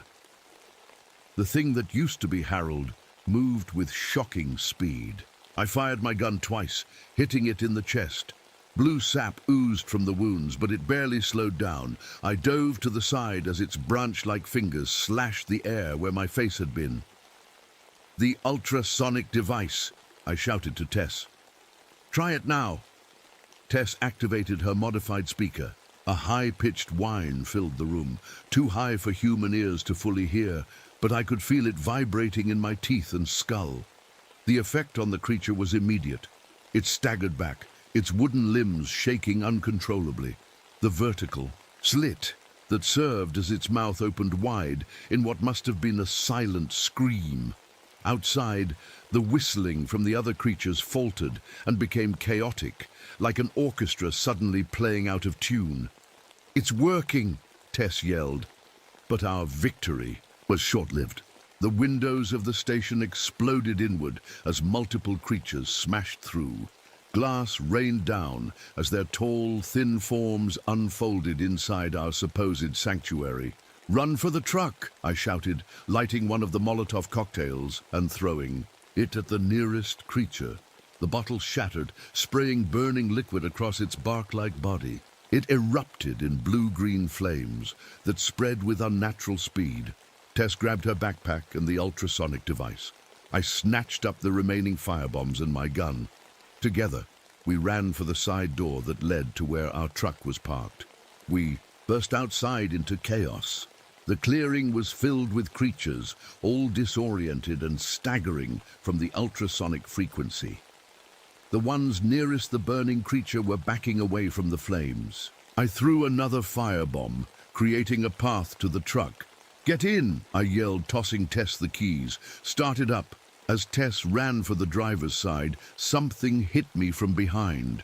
I fell hard, rolling to see a creature that wore the distorted face of one of the missing scientists. Its mouth slit opened, and it spoke in a hollow voice. "We have waited so long for new faces." I kicked at it and scrambled backward, fumbling for my gun. Before I could aim, Tess blasted the ultrasonic device again. The creature recoiled, giving me enough time to get to my feet and run to the truck. I jumped into the passenger seat as Tess started the engine. Creatures surrounded us, their long arms reaching for the doors, scratching at the windows. "Go!" I shouted. Tess floored it. The truck burst through the ring of creatures and onto the access road that led away from the station. Behind us, blue-green flames engulfed the ranger station. The fire spread unnaturally fast, leaping to nearby trees despite the damp conditions. "We need to get to the main road," Tess said, her knuckles white on the steering wheel. "Find help. Warn people." "No," I said, making a decision. "We need to end this. The tree, the one in the center of the forest, that's the source. If we don't stop it now, these things will spread beyond Skysong." "Are you crazy? You saw what they can do." "I also saw they're afraid of fire and vulnerable to certain sounds. If we can destroy the central tree, maybe we can stop all of them." I looked at the flames now spreading through the forest behind us. "Besides, that fire is going to grow. We need to contain this." In the distance, I heard a new sound, a helicopter. Bright lights swept over the treetops. "That must be Marshall," I said. "He said he was bringing a team." We watched as the helicopter approached the burning station. I grabbed the radio from the truck's dashboard. "Marshall, do you copy? This is Reynolds." Static crackled, then Marshall's voice came through. "Reynolds, what the hell is happening down there? We can see the fire from 10 miles out." "Do not land at the station," I shouted into the radio. "Repeat, do not land. The area is compromised. There are hostile entities." I was cut off by a burst of static. Through the trees, I could see the helicopter hovering near the burning station, its searchlights scanning the area. "No," I whispered. "They need to stay away." As we watched in horror, tall shapes emerged from the forest edge near the helicopter's landing zone. The searchlight caught them briefly, at least a dozen creatures moving with that same jerky, puppet-like motion. "Marshall, take off! Now!" I screamed into the radio, but only static answered. The helicopter descended toward the clearing. As soon as it touched down, the creatures swarmed it. Even from our distance, we could see the pilot and passengers being dragged out. The creatures touched their faces, and even though we couldn't hear the screams, I knew what was happening. "We're too late," Tess said, her voice breaking. "No, we're not," I replied grimly. "But now we're on our own." I turned to Tess. "Listen to me. You need to take the truck and get as far from here as possible. Drive to the nearest town, call in the National Guard, the Army, whoever. Just get help." "What about you?" she asked, though I think she already knew. "I'm going back to the central tree. I'm going to destroy it." "That's suicide," she whispered. "Maybe, but someone has to try." I reached into the back seat for my pack and the remaining Molotov cocktails. "The ultrasonic device. Does it work? On its own, or do you need to control it?" I programmed it to emit the disruption frequency continuously. "It should run on battery for about 2 hours. She handed it to me. "That should be enough time." I opened the door. "Now go. Get help." Tess grabbed my arm. "Marcus, wait." She pulled a small container from her pack. "Take this. It's alcohol-based hand sanitizer, highly flammable. Mix it with these. She handed me a bottle of potassium permanganate tablets from her field kit. Pour the sanitizer over the tablets, and you'll get an instant fire. Might be useful. I nodded, taking the items. Thanks. Now please go. Tess looked like she wanted to say more, but instead, she just nodded. Be careful, those things. They can read minds somehow. They'll know what you're planning. I'm counting on it, I said. I stepped out of the truck and closed the door. I watched as Tess turned the vehicle around and drove away, headlights cutting through the dark forest until they disappeared around a bend. Then I turned toward the trees, toward the heart of Skysong Forest, and began walking. The journey back to the central tree was a nightmare. The forest itself seemed alive and hostile. Trails that had been clear earlier now wound in circles or ended suddenly at cliffs. Branches reached down to snag my clothes and hair. Roots rose from the ground to trip me. I was forced to use my compass and push straight through the undergrowth, ignoring the vanishing paths. The creatures were hunting me. I could hear them whistling to each other from the canopy, see their thin shapes moving between trees. They didn't attack directly. It was like they were herding me, forcing me to move deeper into the forest rather than toward the central clearing. After what felt like hours, I realized I was hopelessly lost. The compass was spinning wildly, useless in this unnatural place. I leaned against a tree, trying to catch my breath and think. Having trouble, Marcus? I spun around. Standing a few feet away was me, or something wearing my face. The copy was perfect in every detail, right down to the sweat stains on my uniform. You won't find the way to the heart, my doppelganger said with my voice. Not unless we want you to. I raised my gun. Stay back. It smiled, a perfect copy of my own smile. We don't want to hurt you, Marcus. We want to welcome you. It gestured to the forest around us. This has been our home for thousands of years. We were here long before humans came. What are you? I demanded. We are the forest, the true forest. Not these simple trees and plants you think you understand. We are one organism, ancient, patient, growing. It took a step closer. And now we're ready to expand beyond this valley. The spores, I realized. You're planning to spread through spores. My copy nodded. The small ones we sent with Harold were just tests. But when the great tree flowers, our children will ride the wind for hundreds of miles. New growths, new minds, new forests under our control. I won't let that happen, I said, tightening my grip on the gun. You can't stop it, but you could join us. Its face softened, looking suddenly sad. We know your pain, Marcus, the guilt you carry over the hiker's death, the loneliness since Sarah died. Hearing it mention my wife's name sent rage through me. Don't you dare speak about her. But she could be with you again.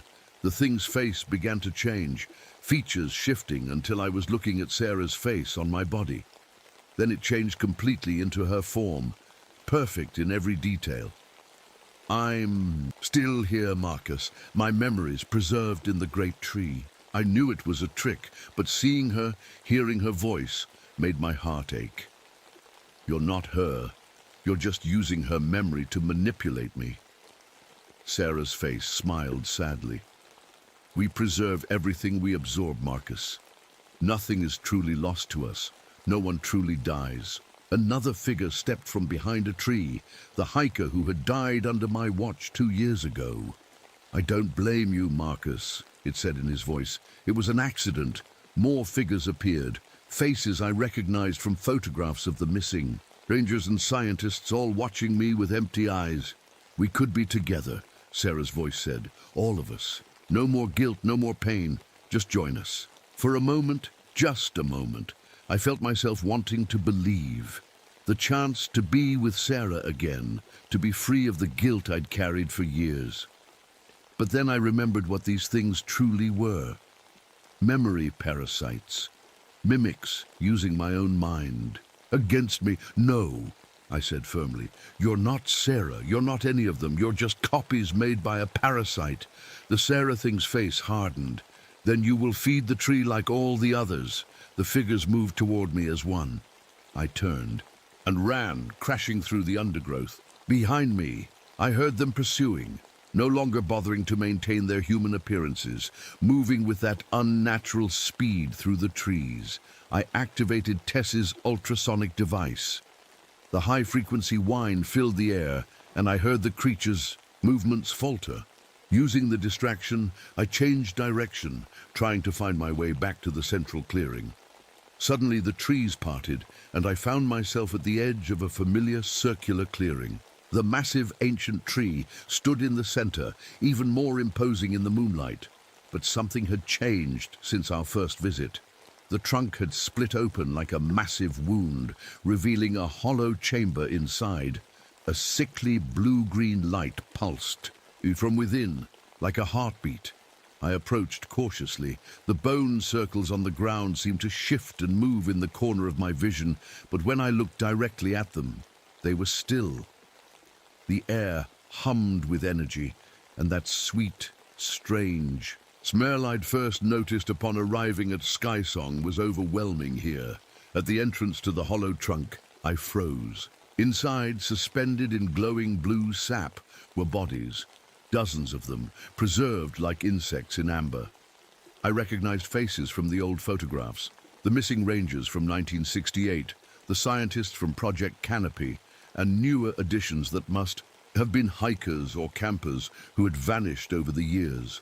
Their eyes were open, staring sightlessly, their mouths frozen in silent screams, and at the center of this grotesque display pulsed a large glowing organ, like a heart made of wood and sap, pumping blue luminescence through vine-like vessels that connected to each suspended body. This was the source, the central brain or heart of the entire organism. The creatures in the forest were just extensions, puppets controlled by this ancient, monstrous tree. I pulled out the first Molotov cocktail ready to light it when a voice spoke from behind me. "It won't be that easy, Marcus." I turned to find myself surrounded by creatures, some in their true forms, tall and thin with bark-like skin, others wearing the faces of past victims. Among them was my perfect double. "The tree has existed for thousands of years," my copy said. "It has survived fires, floods, earthquakes. It has waited patiently, growing stronger, absorbing minds and memories." It gestured to the glowing heart. "Every person it has taken has made it smarter, more adaptable. Now it's ready to spread beyond this valley." "Why are you telling me this?" I asked, trying to stall for time. "Because soon you'll be part of us. We want you to understand the greatness you're joining." My double smiled. "We've been influencing you since you arrived, Marcus. Small suggestions in your mind, drawing you here, making you curious. Even now, part of you wants to see what it would be like to join us. And the terrifying thing was, it was right.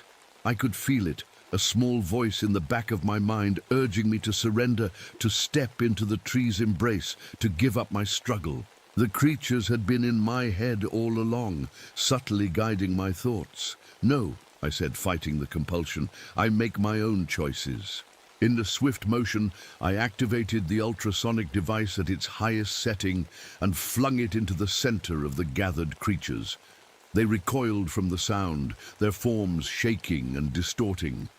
Using the distraction, I lit the first Molotov cocktail and threw it directly at the pulsing heart inside the tree. The bottle shattered and blue-green flames erupted with a roar. The tree seemed to scream, not with sound, but with a psychic wave of pain that made my head feel like it was splitting open. The creatures writhed in agony, their connection to the central organism disrupted. My doppelganger's face melted and reformed. Unable to maintain its shape, I didn't wait to see more. I pulled out Tess's sanitizer and the potassium tablets, mixing them at the base of the great tree where the roots spread outward.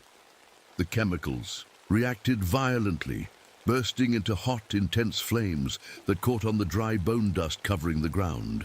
The fire spread with unnatural speed, racing up the trunk of the ancient tree. Inside the hollow chamber, the preserved bodies began to blacken and shrivel. The glowing heart pulsed frantically, its blue light turning angry red. "You've killed us all," my double gasped. Its face half melted, revealing the wooden structure beneath. "The fire won't stop with us." "Better than letting you spread," I said, backing away from the growing inferno.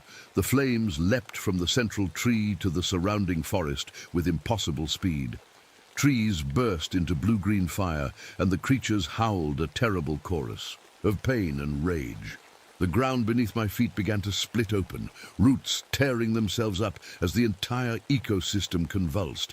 I ran. Behind me, the clearing had become a raging inferno, and the fire was spreading in all directions. The forest itself seemed to be dying or sacrificing itself to preserve the infection. Trees uprooted themselves, blocking my path. The ground cracked open, releasing jets of glowing spores into the night air.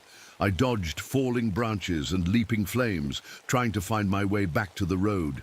My lungs burned from the smoke and my eyes watered. Everything was chaos, fire and destruction, and the dying screams of creatures that should never have existed. After what seemed like hours of desperate flight, I broke out of the burning forest onto the main road. In the distance, I could see headlights approaching, vehicles coming to investigate the massive fire, now visible for miles. I staggered forward, exhausted and smoke-stained. Then I saw her, Tess, leaning against our truck, surrounded by what looked like park rangers or firefighters. Her arm was in a makeshift sling, and her face was bruised. "Tess!" I called, my voice hoarse from smoke. She looked up, relief washing over her face. "Marcus, you made it!" I stumbled toward her, but then stopped. Something was wrong. The way she stood, the expression that didn't quite reach her eyes. I looked more closely at the rangers around her. They stood too still. Their faces seemed slightly blurred at the edges, not rangers, creatures, wearing human faces like masks. The Tess thing tilted its head. "What's wrong, Marcus? Aren't you happy to see me safe?" I backed away slowly. "You're not Tess. Where is she? What have you done with her?" The false Tess smiled, and the smile grew too wide, splitting her face vertically. "The real Teresa is waiting for you, Marcus, at the heart of the forest." I turned to run, but found myself surrounded by more creatures, some burning, their wooden bodies wreathed in blue flames, but still moving, still coming for me.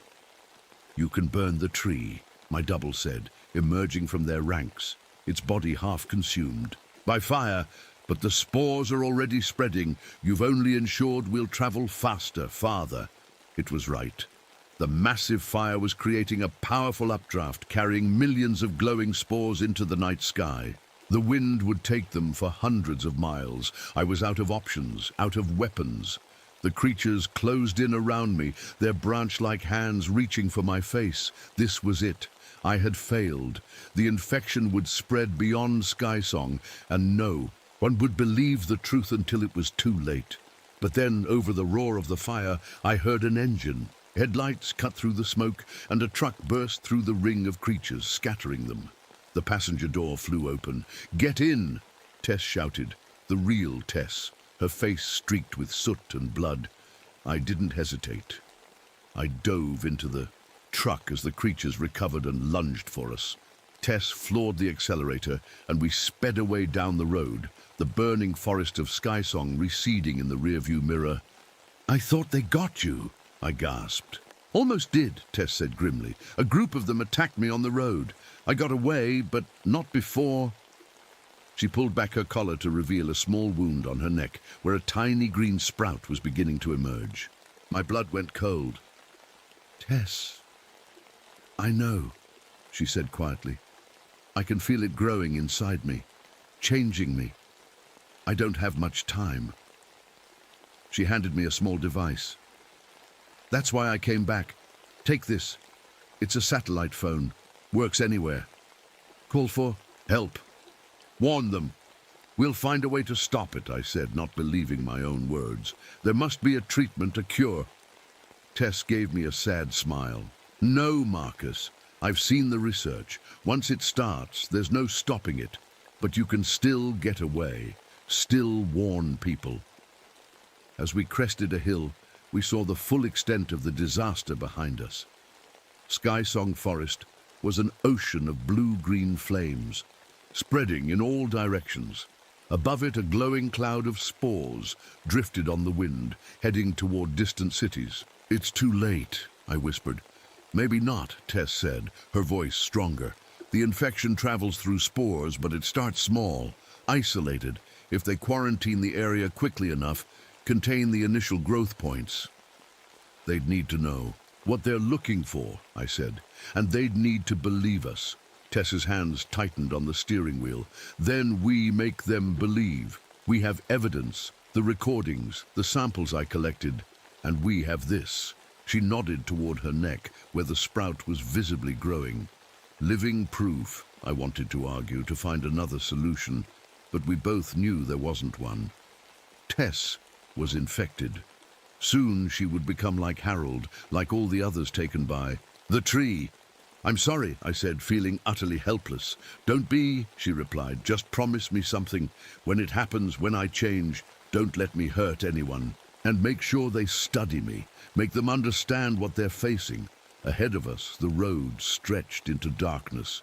Behind us, Skysong Forest burned, releasing its ancient horror into the wider world. And beside me, Tess drove on with grim determination, even as the infection spread through her body, claiming her cell by cell. The battle for Skysong was over.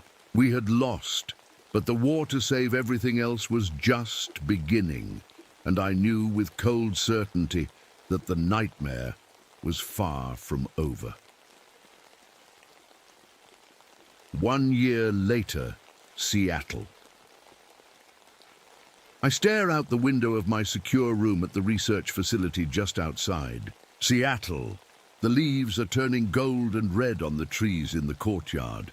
Normal trees, I keep telling myself, not like the ones from Skysong. But sometimes, when the wind blows just right, I imagine I hear whistling from their branches. My name is still Marcus Reynolds, though some days that feels like someone else's identity. The doctors tell me I'm lucky. The infection progresses more slowly in me than it did in Tess or Harold. Something about natural resistance, they say. I think it's just taking its time, enjoying the slow transformation. I can feel it growing inside me. Tiny rootlets spreading through my tissues, connecting to my nervous system. Sometimes I dream with its memories, ancient visions of a time before humans walked the earth, when the first version of the Skysong organism emerged. I see through the eyes of people it consumed centuries ago. I hear the thoughts of others like me, spread across the country now, fighting the same battle against the invasion of their bodies. Tess didn't make it to Seattle. Halfway here, the transformation accelerated suddenly. I had to use the ultrasonic device to subdue her when she attacked me. Even now, I can't bring myself to describe what she became in those final hours. I drove the rest of the way with what used to be Tess secured in the truck bed, covered with a tarp. When I arrived at the CDC field office with my story and evidence, including Tess's transformed body, they thought I was insane. Then they examined her. Then they examined me and found the first microscopic sprouts taking root in the wound on my arm, where one of the creatures had scratched me during my escape. That got their attention. Within a week, a joint task force was established. CDC, Military Forestry Service. They quarantined the entire Olympic Peninsula under the cover story of an invasive fungal pathogen. Ironic, since that's essentially what it is, just not one they've ever seen before or could have imagined. The fire at Skysong burned for 2 weeks, consuming nearly 50,000 acres. They used airdrops of chemical fire retardants to finally contain it, but by then, the The spores had already spread on the wind. The first new growth appeared near Portland. A family reported strange, rapidly growing trees in their backyard.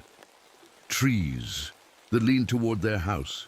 Trees that somehow called their children's names at night. By the time the response team arrived, the entire family was missing. The house was empty, except for a large sapling growing through the living room floor. A Ayushi sapling with bark that looked disturbingly like human skin. Similar reports came from towns across Washington, Oregon, and even parts of British Columbia. Small at first, isolated incidents of strange plant growth, animals behaving oddly, people hearing voices in the woods. The task force moved quickly, identifying and burning each new growth point before it could establish itself fully, but they couldn't get them all. I've become valuable to the containment effort. The infection gives me a connection to the organism's hive mind. I can sometimes sense new growth points before they become visible. I can feel the larger strategy behind what seems like random spreading. It's not random at all. The organism is intelligent, far more intelligent than anyone wants to admit. It's learning, adapting to our countermeasures. The doctors have developed treatments that slow the infection, weekly injections that kill the spores and rootlets, keeping the main growth dormant. But they can't cure it.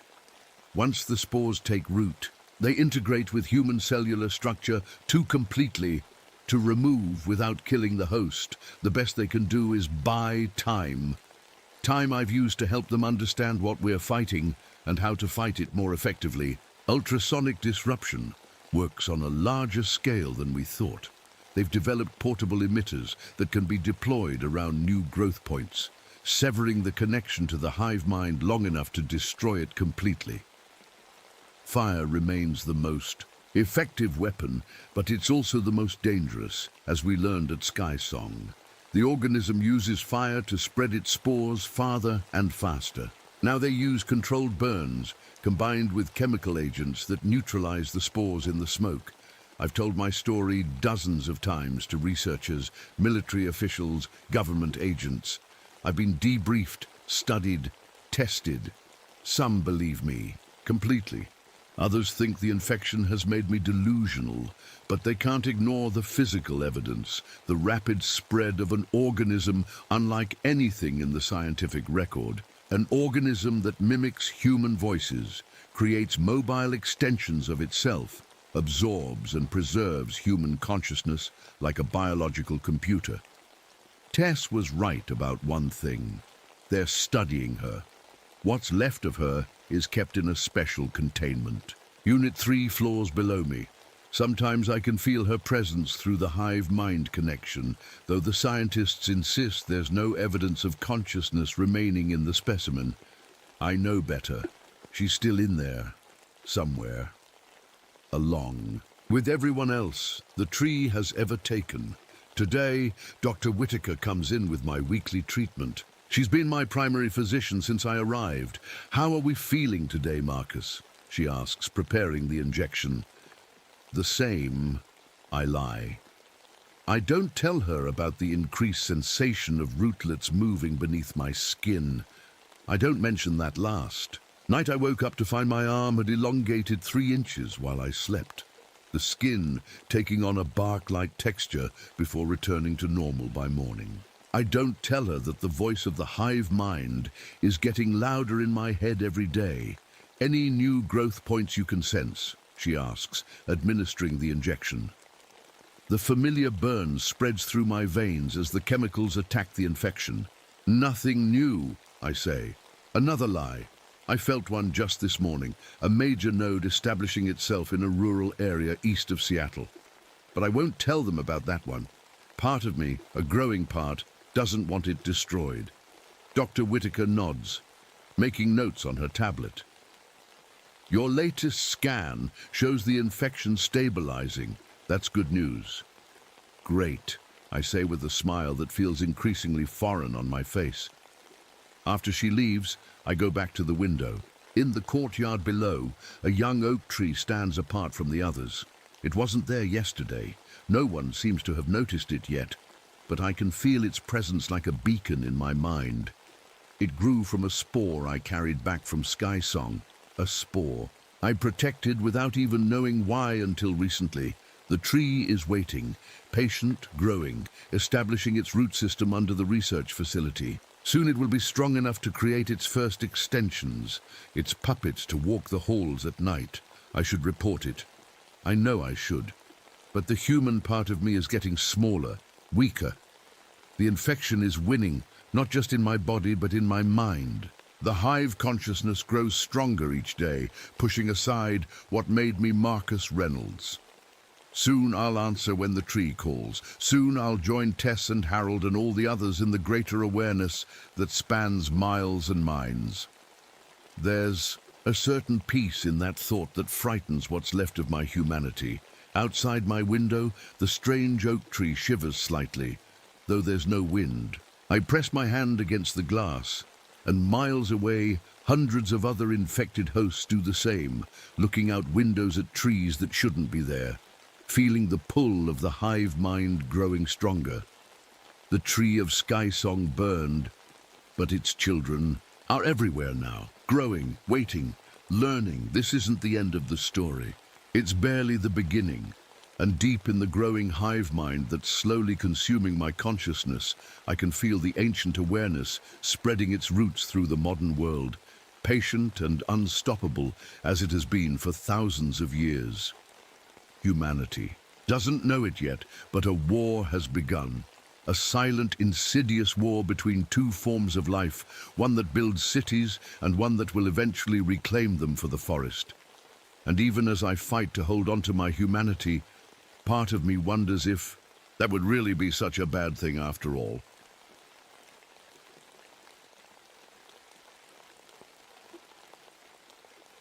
The screaming started on my third night at Clearwater Station.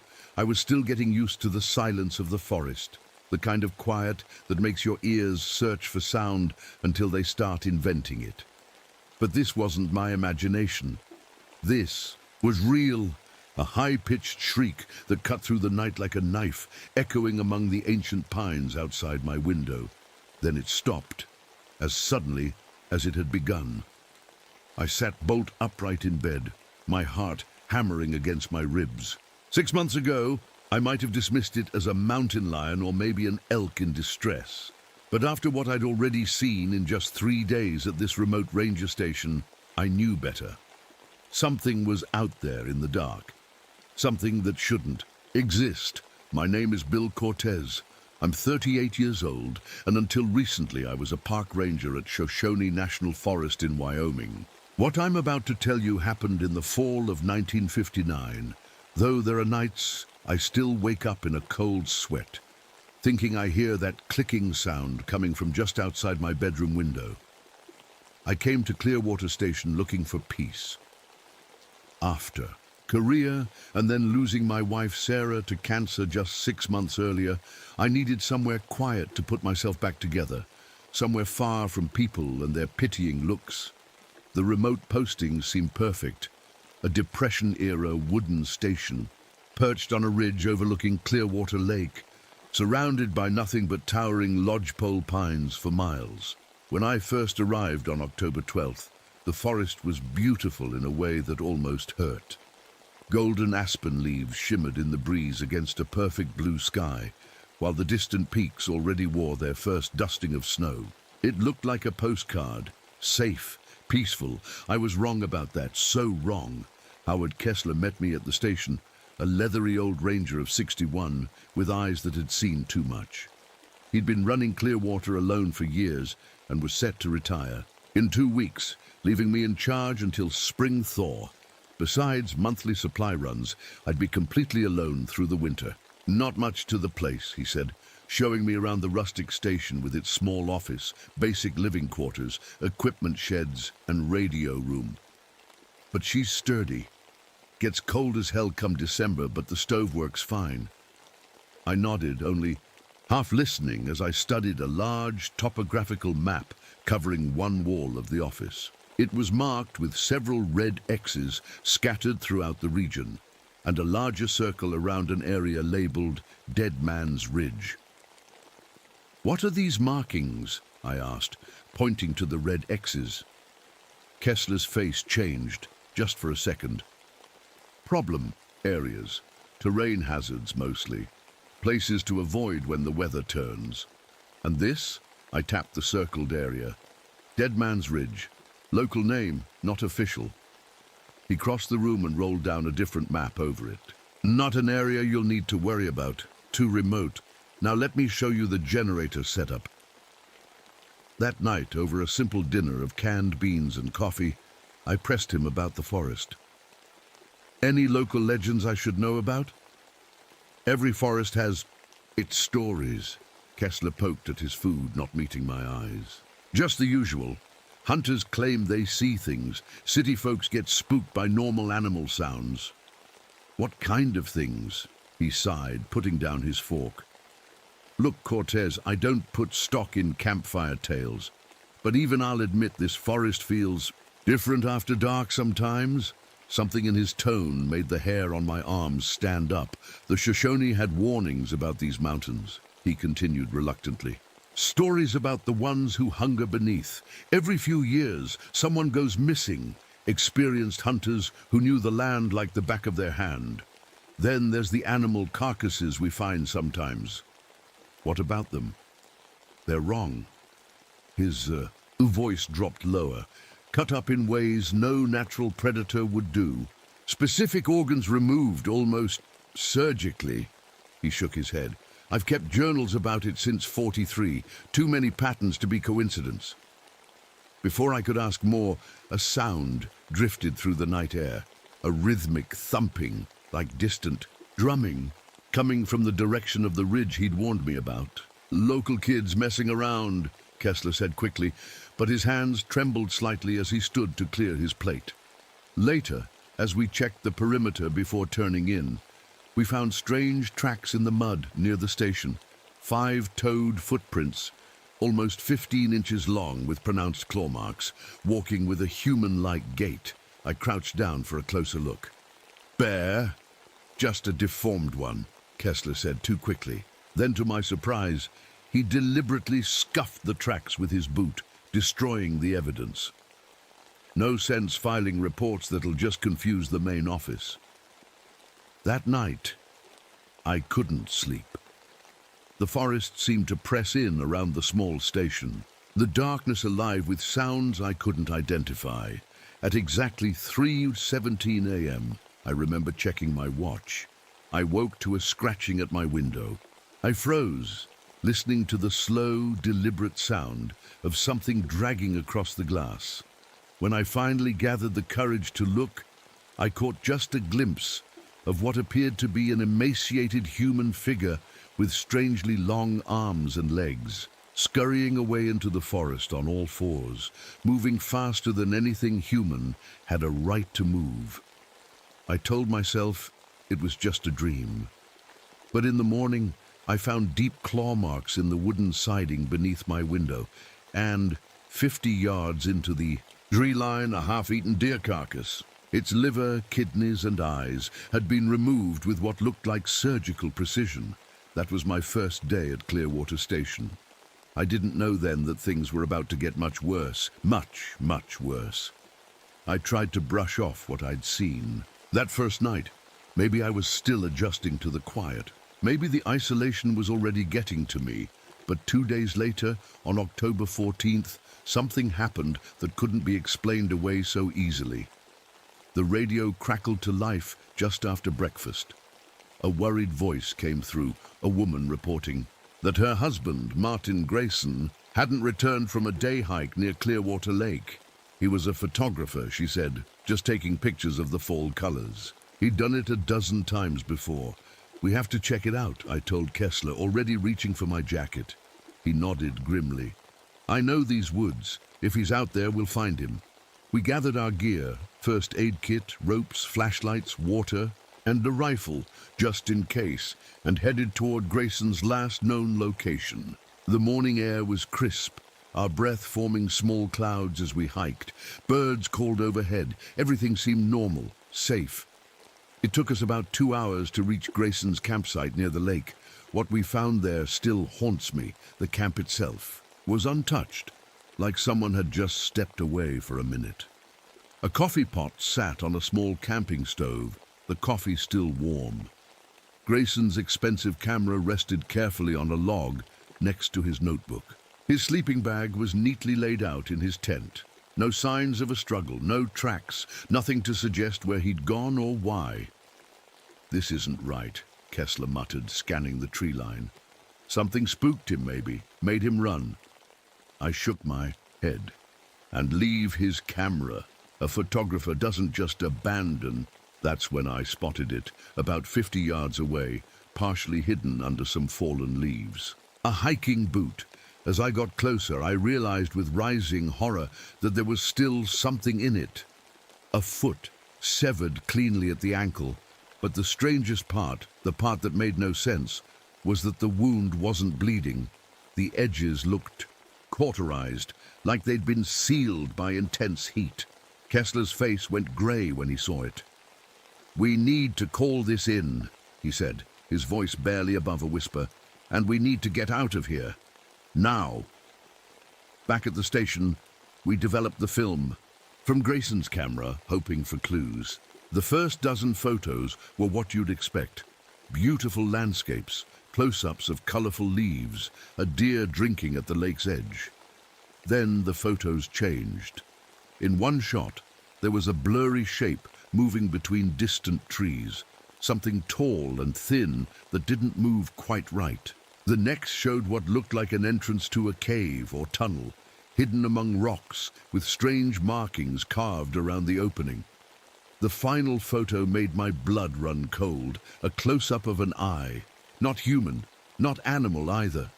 The pupil was wrong, vertical, like a cat's, but in a much larger eye with grayish skin around it. Kessler slammed his hand down on the table. "That's enough. Lock these away. Shouldn't we send them to the authorities? This could help." "No," he cut me off sharply. "Not yet. I need to check something first." That night, while Kessler was asleep, I snuck into the office and searched. Through the filing cabinets. In the very back of the bottom drawer, hidden beneath outdated maps, I found a folder marked Incidents Confidential. Inside were Forest Service reports dating back to the 1880s. Missing hikers, missing hunters, missing rangers, all in this same area, all following the same pattern, happening in 7-year cycles. One report mentioned that local Native American guides refused to enter certain parts of the forest during what they called Hungry Moon, which seemed to correspond to October. A dusty geological survey from 1938 referenced unusual cave systems with architectural elements of unknown origin before being abruptly terminated. Scrawled in the margin of the last page was a handwritten warning: "What sleeps beneath must remain undisturbed." I was still reading when the door to the station banged open. 3 men stumbled in, their faces pale with terror. They were hunters, brothers Jeb and Roy Mackenzie, and their friend Daniel Powell. "Something took Travis," one of them gasped, his hands shaking so badly he couldn't hold the coffee mug I offered. It just came up out of the ground." "Slow down," I said. "Tell me exactly what happened." The 3 men had been tracking elk near Dead Man's Ridge when they split up to cover more ground. Travis had gone north along a rocky slope. The others heard him yell about 20 minutes. Later, "We thought he'd spotted an elk," Jeb explained, his voice cracking. "But when we got there, we saw it." "Saw what?" I asked, though part of me already knew. "A thing," Roy whispered. "Man-shaped but wrong. Grayish skin. Moving too fast and too jerky-like. It had Travis. He was screaming, and then he wasn't." Daniel spoke up, his eyes wide. "Then we heard this sound. Like someone chewing with their mouth open, real loud. They'd fled immediately, running blindly through the forest until they reached the ranger station. They wanted to call for help, to organize a search party for their friend." Kessler, who'd been standing quietly in the doorway, stepped forward. "We'll radio it in. You 3 head back to town and report it officially. We'll coordinate from here." after. The hunters left to get their truck. Kessler turned to me, his face grim.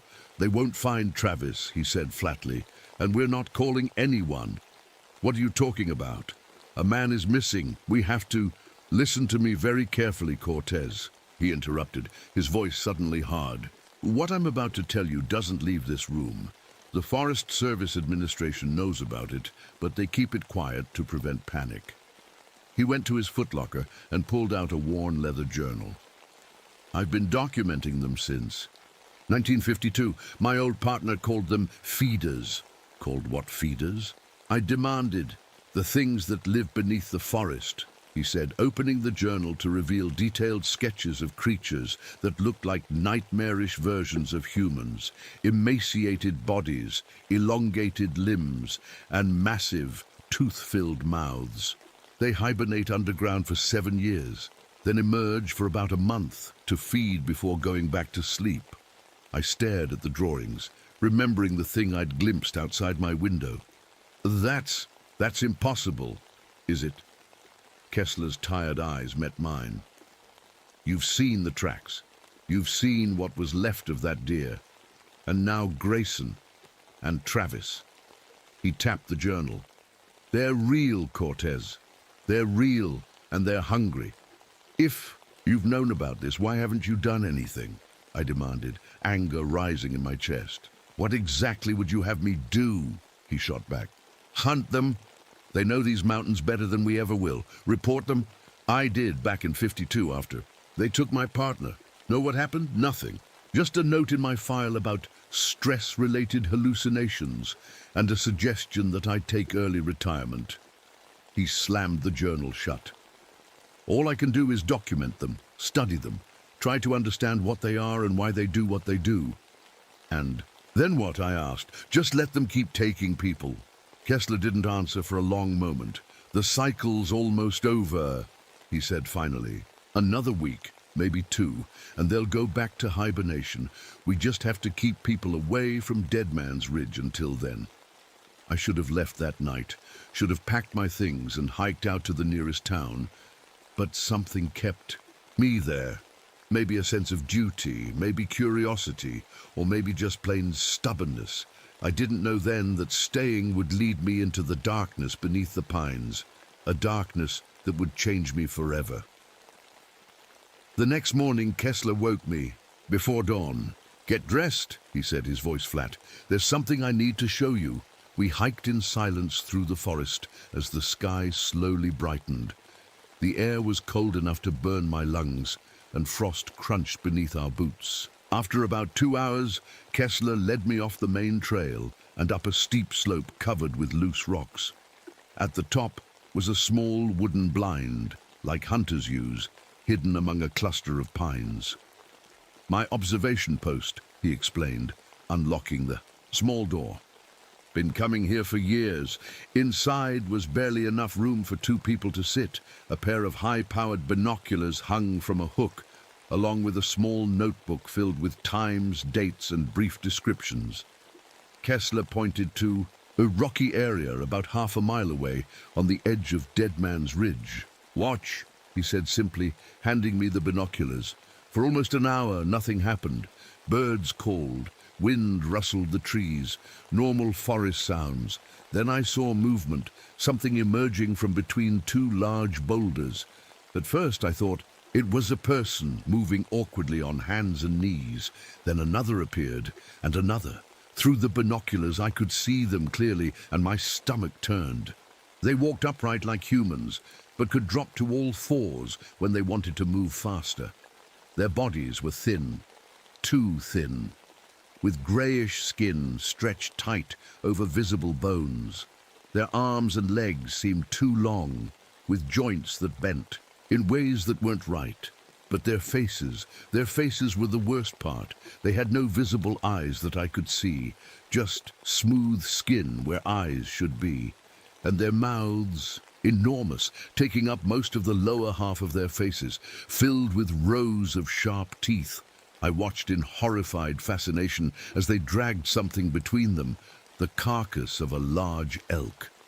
They weren't just feeding mindlessly.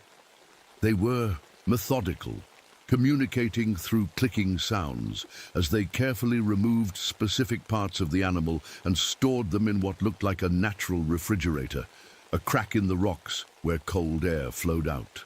"They're intelligent," I whispered. Kessler nodded grimly. "More than you'd think. They plan, they preserve food, they communicate." "How long have you been watching them?" 7 years, he said. "Since the last cycle. My notes go back to 1943. I lowered the binoculars, my hands shaking slightly. "What are they?" "I don't know," Kessler admitted. "Not really. Something that's been here longer than us, I think. Something that's adapted to living underground. We stayed until the creatures retreated back beneath the rocks with their harvest. I felt sick watching them, but I couldn't look away. There was something almost human about their movements, about the way they worked together. It made them more terrifying somehow. When we returned to the station that afternoon, a helicopter was waiting in the clearing, sleek, black, and unmarked. 2 people stood beside it, a woman in her late 40s with sharp eyes and a clipboard, and a tall military man with captain's bars on his uniform. "Ranger Cortez," the woman called as we approached. "I'm Dr. Eleanor Weiss. This is Major James Hargrove. We're from Wildlife Management Division." I'd never heard of any wildlife management division that arrived in unmarked helicopters and included military personnel. "We need to speak with you urgently," Hargrove said, his eyes flicking between Kessler and me. "Inside, preferably." Once in the station, Dr. Weiss placed a folder on the table. "We understand there have been incidents in this area recently. A missing photographer? A hunter? How did you know about that?" I asked. "We haven't filed any official reports yet." Hargrove and Weiss exchanged glances. "We monitor certain patterns," Weiss said carefully. "Your station falls within our area of interest." Kessler snorted. "Just tell him the truth. He's seen them." "Already?" Hargrove's eyebrows shot up. "Seen what exactly?" "The creatures," I said. "The ones that live under Dead Man's Ridge." The room went silent for a moment. Then Hargrove sighed deeply. "Well, that simplifies things," he said, his formal tone dropping away. "We've been monitoring these entities since 1943, when increased logging disturbed their hibernation cycle. They normally emerge every 7 years, but the pattern has accelerated. They're coming out every 5 years now, and this cycle started earlier than we predicted." "What exactly are they?" I asked. Dr. Weiss opened her folder, revealing photographs, diagrams, and pages of notes. "We believe they're an unknown species of hominid that evolved to live underground. They've developed echolocation like bats, exceptional night vision, and a specialized digestive system. They need specific organs from mammals," Kessler added. "That's why the kills look the way they do." Weiss nodded. "They're intelligent. They use tools, have complex social structures, and employ organized hunting tactics. Most concerning, they're adapting to human presence. They've learned to disable vehicles, cut phone lines, and avoid traps. They're learning." "So what are you going to do about them?" I asked. "That's where it gets complicated," Hargrove said. "Our team is here to assess the situation and determine the best course of action." For the rest of the day, more personnel arrived: soldiers, scientists, equipment specialists. They converted our small cellar into an operations center, complete with maps, communication gear, and scientific equipment. The centerpiece was a detailed sonar mapping of the tunnel network beneath Dead Man's Ridge, an extensive honeycomb of passages converging on a large central chamber. "Seismic activity has opened new tunnels," Dr. Weiss explained, pointing to several red lines on the map. "Some of them are getting dangerously close to populated areas." "Why not just collapse the tunnels?" I suggested. "Seal them in?" "We've tried that before," Hargrove said grimly. "They dig out, always, and they seem to hold grudges." That evening, as we finished setting up the perimeter sensors, one of Hargrove's men, a young specialist named Lawrence Jenkins, went missing during a routine check. We found his radio and weapon dropped on the trail, but but no blood, no signs of struggle. Just gone. Then his voice came over the radio, calling for help, claiming he'd gotten lost in the dark. Don't respond, Hargrove ordered sharply, grabbing the radio from me. That's not Jenkins. What do you mean? I asked. It sounds exactly like him. They can mimic voices, Dr. Weiss explained, her face pale. It's one of their hunting techniques. They lure rescuers by imitating the missing person. But they've never done it this quickly before, Hargrove added, his brow furrowed with concern. They usually need more time with a victim before they can copy their voice so perfectly. They're adapting faster, Kessler said quietly. Learning. Faster. That night I couldn't sleep. I kept thinking about Jenkins, about what might be happening to him beneath the ground, about the creatures with their clicking language and too wide mouths, about how they were getting smarter, faster, closer to populated areas. The radio call from Jenkins continued on and off all night, growing more desperate, more convincing. By morning, the voice had changed subtly, a slight clicking undertone, creeping in, the words becoming more stilted. Dr. Weiss recorded every transmission, analyzing the changes. They're not just mimicking, she said, staring at her equipment with a troubled expression. They're absorbing, taking parts of his speech patterns, his memories. I've never seen anything like it. Hargrove called a meeting in the operations. You sent her. His face was grim as he spread a map across the table. We need to go in, he announced. A containment operation into the tunnel system. You mean, go down there? I asked, not bothering to hide my disbelief. Into their territory? We need to place explosive charges at key junctions, Hargrove explained. If we can collapse the right tunnels during their hibernation phase, we might be able to contain them. For years, maybe decades. And Jenkins? Someone asked. Hargrove's face hardened. If he's still alive, we'll try to recover him. But that's a secondary objective. When do we go? I asked, surprising myself. Every instinct told me to get as far from this place as possible. Yet here I was, volunteering to go into the literal nest of nightmares. Tomorrow, Hargrove said. We need you, Cortez. You know the terrain better than anyone except Kessler, and he's...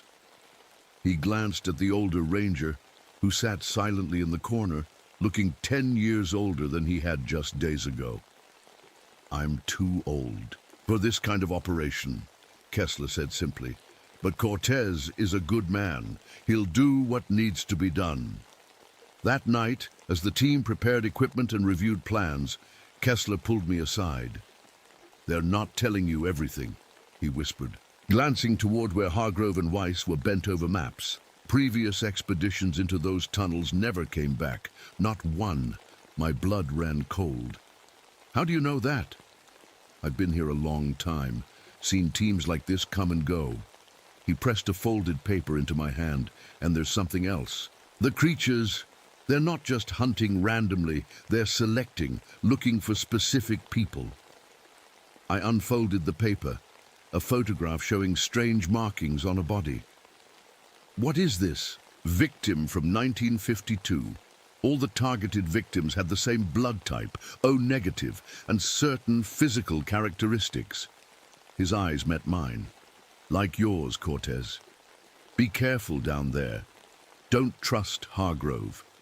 His mission isn't what he says it is. Before I could ask more, Dr. Weiss called me over to review the tunnel entry plan. That night, I cleaned my service revolver and packed my gear, trying not to think about what waited below.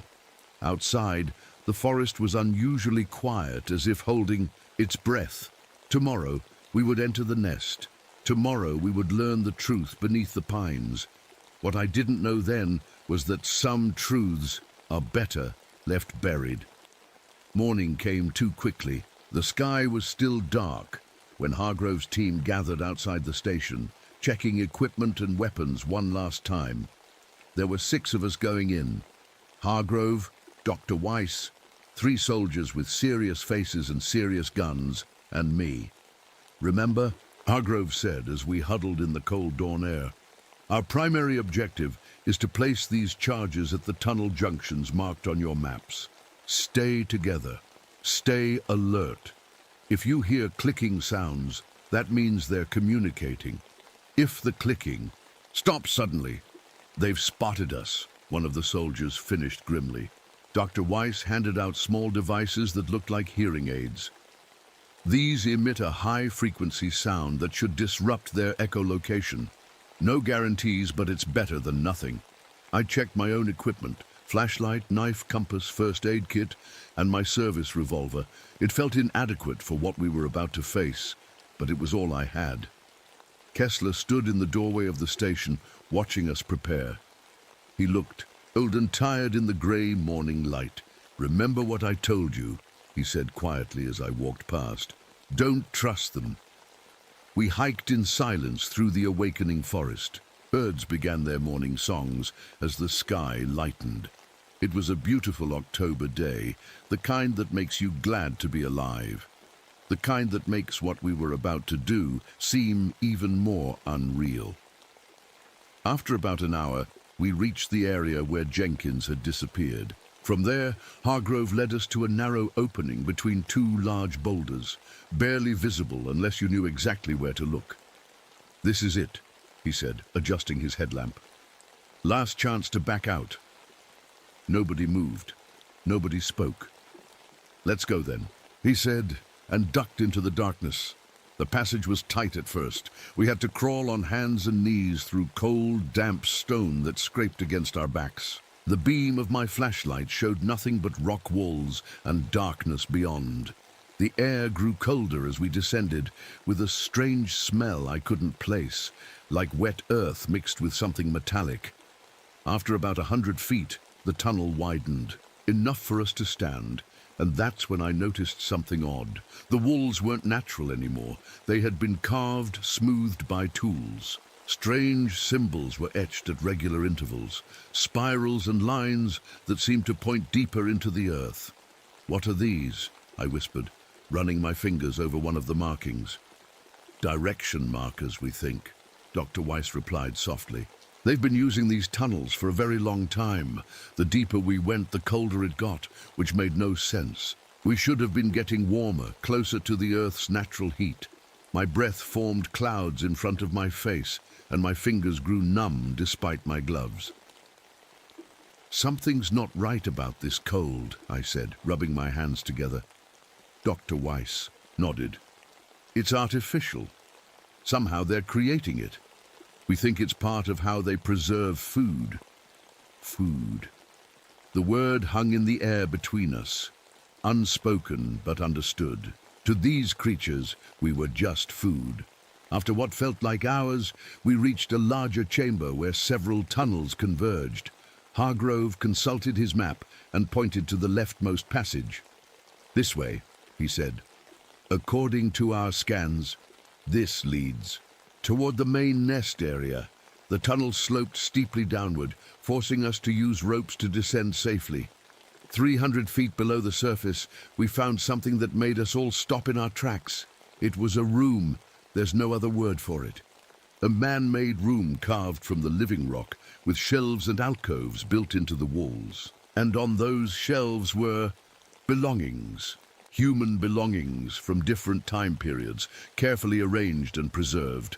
A woman's dress from what looked like the 1920s, folded neatly beside a pair of shoes. Camping equipment that might have been from the 1950s. Modern hiking gear, including a backpack with a University of Wyoming logo. A child's teddy bear, dirty but carefully placed, as if it were precious. "What is this?" I asked, my voice barely above a whisper. "Some kind of museum." "They collect," Dr. Weiss said, examining the items without touching them. "We've seen this behavior before, but never on this scale." "But why?" I pressed. "Why keep these things?" She shook her head. "We don't know. Maybe they're studying us the same way we study them." One of the soldiers called from across the room. "Doc, you need to see this." In a far corner were more shelves, but these held different items. human remains, bones that had been modified, reinforced with some kind of resinous material, skulls with altered eye sockets and jaw structures, and most disturbing of all, preserved. Tissue samples stored in natural rock depressions filled with a clear, thick liquid. "What are they doing?" I asked, fighting the urge to run back the way we'd come. "Experimenting," Dr. Weiss said, her scientific detachment slipping for a moment to reveal real fear. "Learning about us, how we're made, how we work." Hargrove checked his watch. "We need to keep moving. Place the first charge here and let's continue." One of the soldiers set up a small explosive device in a corner of the room, carefully arming it with a remote detonator. The next tunnel was the worst yet, narrow and twisting, forcing us to crawl again through spaces that sometimes seemed too small for our bodies. The walls felt like they were pressing in on us, and I had to fight down rising panic. Finally, the tunnel opened up into an enormous cavern, so large our flashlights couldn't reach the other side. The beam of light just faded into darkness. "Turn off your lights," Hargrove whispered. "Night vision only." When we switched to the green-tinted night vision goggles, I nearly gasped out loud. The cavern walls were lined with hundreds of small niches, like honeycomb cells in a beehive, and in each niche was one of the creatures, motionless, covered by a thin, translucent membrane that glistened in our night vision. "The hibernation chamber," Dr. Weiss breathed. "They're sleeping." We moved silently across the cavern floor, careful not to disturb the dreaming nightmares that surrounded us. Dr. Weiss stopped at one of the lower niches and carefully took a sample of the membrane covering a creature. "This compound slows their metabolism to almost nothing," she whispered as she worked. "That's how they survive the years between feeding cycles. It's remarkable." "Less science, more explosives," Hargrove muttered. "Let's get the charges set and move on." As the soldiers worked, I studied the creatures in their sleep. They looked almost peaceful, curled in fetal positions in their stone wombs. It was hard to connect these still forms with the predators I'd seen dragging an elk carcass across the rocks. "Why not just blow the charges now?" I asked Hargrove quietly. "End it while they're sleeping." "That's not the mission," he replied sharply. "We need to check the central chamber first." I remembered Kessler's warning. Don't trust them. The mission isn't what they say it is. Beyond the hibernation cavern, we found a narrow passage that seemed to descend even deeper into the earth. The walls here were different, smoother, more deliberate in their construction, with elaborate carvings covering every surface.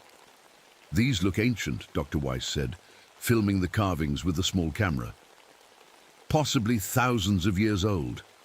"Can you read them?" I asked. She shook her head. "It's not a language I recognize, but these images..." She pointed to a series of pictures showing tall, thin figures leading smaller ones underground. This might be telling their history. The passage eventually opened into another large space, but this one was clearly designed, not natural. A massive chamber with a high ceiling supported by primitive columns.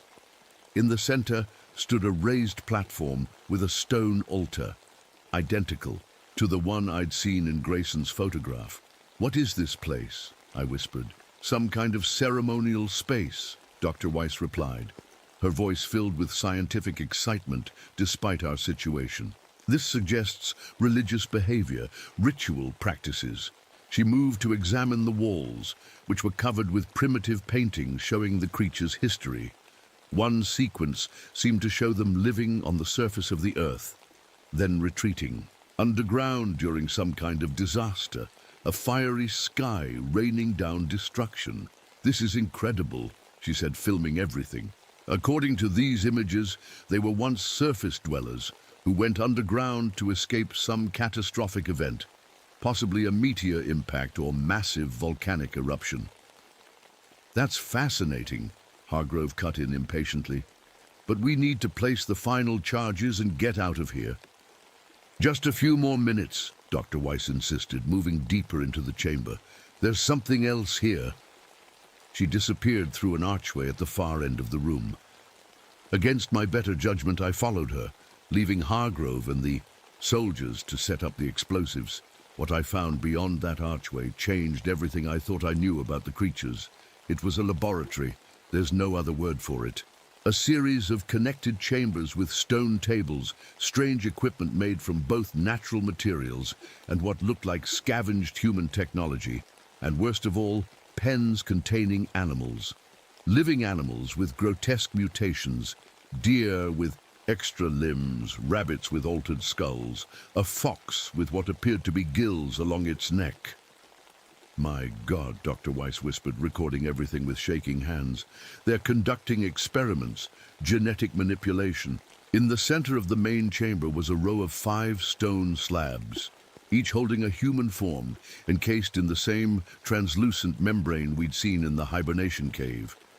With growing horror, I recognized one of them, the missing hunter, Travis. His body was already showing signs of change, his skin graying, his joints beginning to elongate. They're not just hunting, I realized aloud. They're transforming them. "Not exactly," came Hargrove's voice from behind us. "More like selective breeding, creating hybrids." I turned to find him standing in the doorway, a pistol aimed calmly at my chest. "You knew about this," I said. It wasn't a question. He shrugged. "Of course. Why do you think we're really here?" "To destroy the nest," Dr. Weiss said, looking as confused as I felt. "To contain the threat." Hargrove laughed, but there was no humor in it. "That was never the mission, Doctor. The military has known about these creatures and their abilities since the 1940s.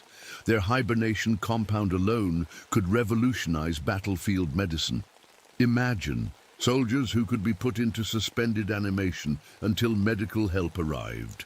"You want to capture them," I said, feeling sick. "Study them.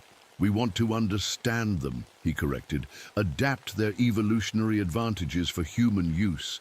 Their ability to see in total darkness, their enhanced strength, their accelerated healing. Think of the possibilities." "They're predators," I argued. "They kill people." "So do lions," he replied calmly. "But we still study them." A loud explosion suddenly rocked the chamber, sending dust and small rocks raining down from the ceiling. "What was that?" Hargrove demanded into his radio. "Report!" No response came, just static. "That came from the hibernation chamber," Dr. Weiss said, eyes wide with fear. A terrible realization hit me. The explosives. One of them must have detonated early. Hargrove's face went pale. "If that woke them up." A distant sound reached us then, a chorus of clicking, growing louder and more frenzied by the second. It was coming from the direction of the hibernation chamber. "We need to move," Hargrove ordered. "Now, back to the main tunnel." But as we turned to run, I knew it was already too late. The creatures were awake, and they were hungry. "Run!" Hargrove shouted, shoving his gun back into its holster. "Back to the main tunnel!" We raced through the stone corridors, the clicking sounds growing louder behind us. In the ceremonial chamber, we found the 3 soldiers already gathering their gear. "What happened?" Hargrove demanded. "One of the charges malfunctioned," the lead soldier explained, his face pale with fear. "Just went off without warning. The whole hibernation chamber is awake now." "We need to get to the surface," Dr. Weiss said, her scientific calm replaced by raw fear. Now, we headed for the tunnel we'd come through, but as we approached, a horrible sound stopped us cold. The wet, clicking communication of the creatures coming from directly ahead. "They're cutting us off," I realized. "They know these tunnels better than we do." Hargrove pulled out his map, hands shaking slightly as he scanned it. "There's another way," he said, pointing to a different passage. "This tunnel should lead to a secondary exit about half a mile from here." We changed direction, moving as quickly and quietly as possible through the twisting corridors. The clicking sounds seemed to come from everywhere now, echoing off the stone walls, until it was impossible to tell where the creatures actually were. "They're using the acoustics to confuse us," Dr. Weiss whispered. "It's a hunting tactic." One of the soldiers took point, his rifle at the ready. We'd gone maybe 100 yards when he suddenly froze, holding up his fist in a military signal to stop. Ahead, the tunnel widened into a small chamber with 3 different passages leading out. Standing directly in our path was one of the creatures. It was the first time I'd seen one up close, and my blood turned to ice. In the beam of our flashlights, its grayish skin looked slick and rubbery. Its body was human-like but wrong. Too tall, too thin, joints that bent at unnatural angles. Where eyes should be, it had only smooth skin. But somehow I knew it could sense us perfectly. Its mouth took up most of its lower face, a wide, tooth-filled gash that clicked and chittered as it turned its head from side to side. For a heartbeat, nobody moved. Then the soldier at point fired. 3 quick shots that hit the creature square in the chest. It screeched, a high-pitched sound that hurt my ears, but it didn't fall. Instead, it charged, moving faster than anything should be able to move. It reached the soldier before he could fire again, grabbing him with long-fingered hands tipped with sharp claws. In one horrifying motion, it lifted him off the ground and tore into his throat with those terrible teeth. Hargrove and the other soldiers opened fire then, the sound deafening in the confined space. The creature dropped its victim and retreated into one of the side tunnels, wounded but still alive. "Check him," Hargrove ordered, keeping his gun trained on the tunnel where the creature had disappeared. Dr. Weiss knelt beside the fallen soldier, but one look at his torn throat told me everything. "He was gone. We need to keep moving," Hargrove said, his voice tight. "They'll be drawn to the gunfire." "We can't just leave him here," I argued. "He's dead, Cortez," Hargrove snapped. "We're not. Let's keep it that way." We continued through the tunnels, the clicking sounds always just behind us or ahead of us, never quite visible but always present. My heart pounded so hard I was sure the creatures could hear it. After what felt like hours, but was probably only minutes, we reached a larger chamber with a high ceiling that disappeared into darkness.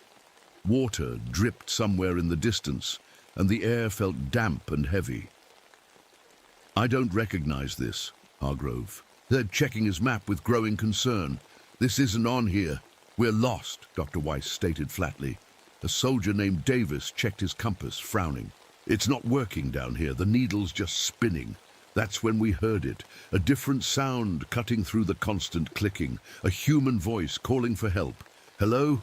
Is someone there? Please help me." I recognized the voice immediately. "Jenkins," I whispered. "It's a trap," Hargrove said. "Remember what Weiss told you. They mimic voices." But the voice called again, more desperate this time. "Please, I can hear you. I'm stuck in here." The sound seemed to be coming from a narrow opening in the far wall of the chamber. "We can't just ignore it," I said. "What if he's really alive?" "It's not him," Hargrove growled. "We keep moving, but something made me hesitate. What if it was Jenkins? What if he'd somehow survived all this time?" I stepped toward the opening. "Cortez," Hargrove hissed, "get back here." I ignored him, moving closer to the opening, my flashlight beam probing the darkness beyond. "Jenkins," I called softly, "is that you?" "Yes." "Oh, thank God," the voice replied. "I've been trapped in here for days. Please help me." I leaned closer, trying to see into the darkness. For a brief second, my light caught something moving, but it wasn't human. Just a glimpse of grayish skin and too many teeth before the creature lunged at me from the darkness. I fell backward, narrowly avoiding its reaching claws. Gunfire erupted as Hargrove and the others opened fire, driving the creature back into the hole. "I told you," Hargrove shouted, grabbing my arm and hauling me to my feet. "It wasn't him." More clicking sounds echoed around us. Louder now. Closer. "They're coming," Dr. Weiss said, her voice barely above a whisper. "From all directions." We formed a tight circle, backs together, weapons pointed outward. The clicking grew louder, became a constant, maddening sound that seemed to vibrate in my bones.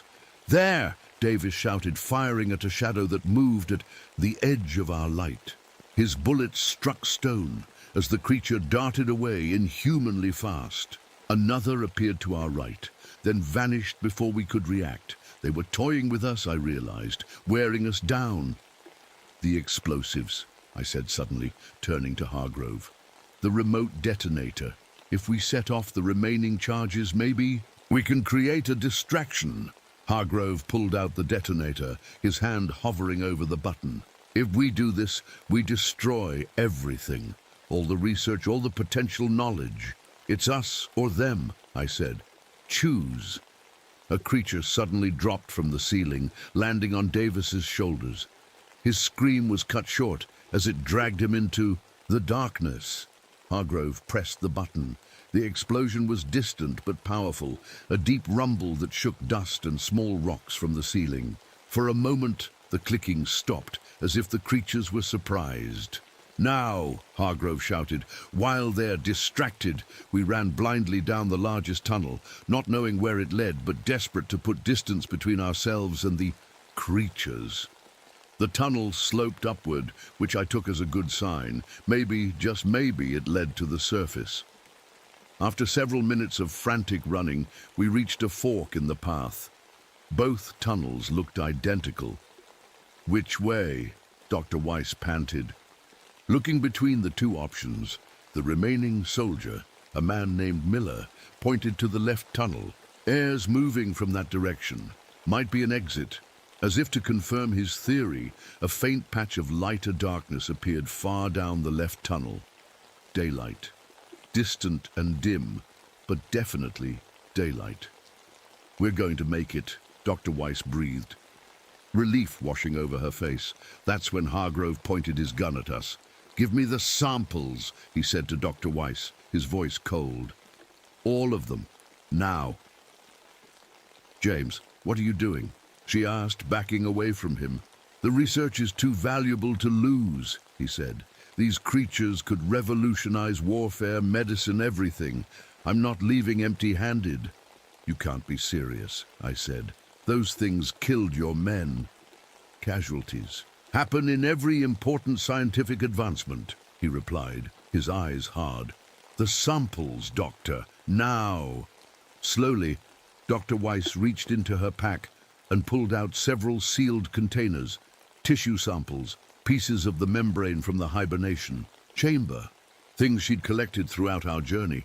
"Good," Hargrove said, taking the containers with his free hand. "Now I need insurance to make it out of here." He aimed his gun at me. "You two will create a diversion while I head for the surface." Before he could say more, a horrible screeching sound came from behind us. The creatures had found us again. In the split second that Hargrove looked away, I lunged at him, grabbing for his gun. We struggled, the weapon between us, neither willing to let go. Dr. Weiss backed away from our fight, eyes wide with fear as the clicking sounds grew closer. The gun went off once, twice, 3 times, the shots wild and undirected in our struggle. When bullets struck the ceiling, bringing down a shower of rocks and dirt, then a larger rumble shook the entire tunnel. "Cave in!" Miller shouted as larger rocks began to fall. Hargrove and I were still fighting when a massive boulder crashed down between us, separating us. Through the dust and falling debris, I saw him stagger backward, clutching the samples to his chest before the tunnel behind him collapsed completely. "This way!" Miller yelled, grabbing my arm and pulling me toward the left tunnel as the cave-in spread, the entire structure becoming unstable. The 3 of us, Miller, Dr. Weiss, and myself, ran for our lives as the tunnel collapsed behind us, rocks and dirt chasing us like a living thing. The distant light grew larger, brighter, until finally we burst out into the open air, the sound of the cave-in fading behind us. We were on the side of a small hill, maybe a mile from Dead Man's Ridge. The afternoon sun was bright after so long, underground, and I squinted against it, almost unable to believe we'd made it out alive. "We'd need to get back to the station," Dr. Weiss said, brushing dust from her clothes with shaking hands. "Call for evacuation." "What about Hargrove?" Miller asked, looking back at the now sealed tunnel entrance. "Either the cave-in got him or the creatures did," I said. "Either way, he's gone. But as we made our way through the forest back toward Clearwater Station, I couldn't shake the feeling that we were being watched. The creatures knew these mountains better than any of us. If some had been outside during the cave-in, when we reached the station, we found it ransacked. Furniture overturned, papers scattered, deep claw marks on the walls and ceiling. Kessler was nowhere to be found. "They've been here," Dr. Weiss whispered, picking up a shattered picture frame from the floor. Miller tried the radio, but it had been torn from the wall, the wires cut. "No way to call for help," he reported grimly. "We need to get to the nearest town," I said. "It's about 15 miles east of here." "On foot?" Dr. Weiss asked, looking out the window at the darkening sky. "Night's coming. If they're out there, we don't have a choice," I replied. "We can't. Stay here." As we gathered what supplies we could find, I noticed something on Kessler's desk that made my blood run cold. Deep claw marks in the wood, but also what looked like a hasty message carved with a knife. "Not dead, underground." Before I could show the others, the sound of helicopter rotors filled the air. We ran outside to see 3 military choppers descending into the clearing, their spotlights cutting through the gathering dusk. The forest suddenly didn't seem so threatening anymore. We were going to be okay.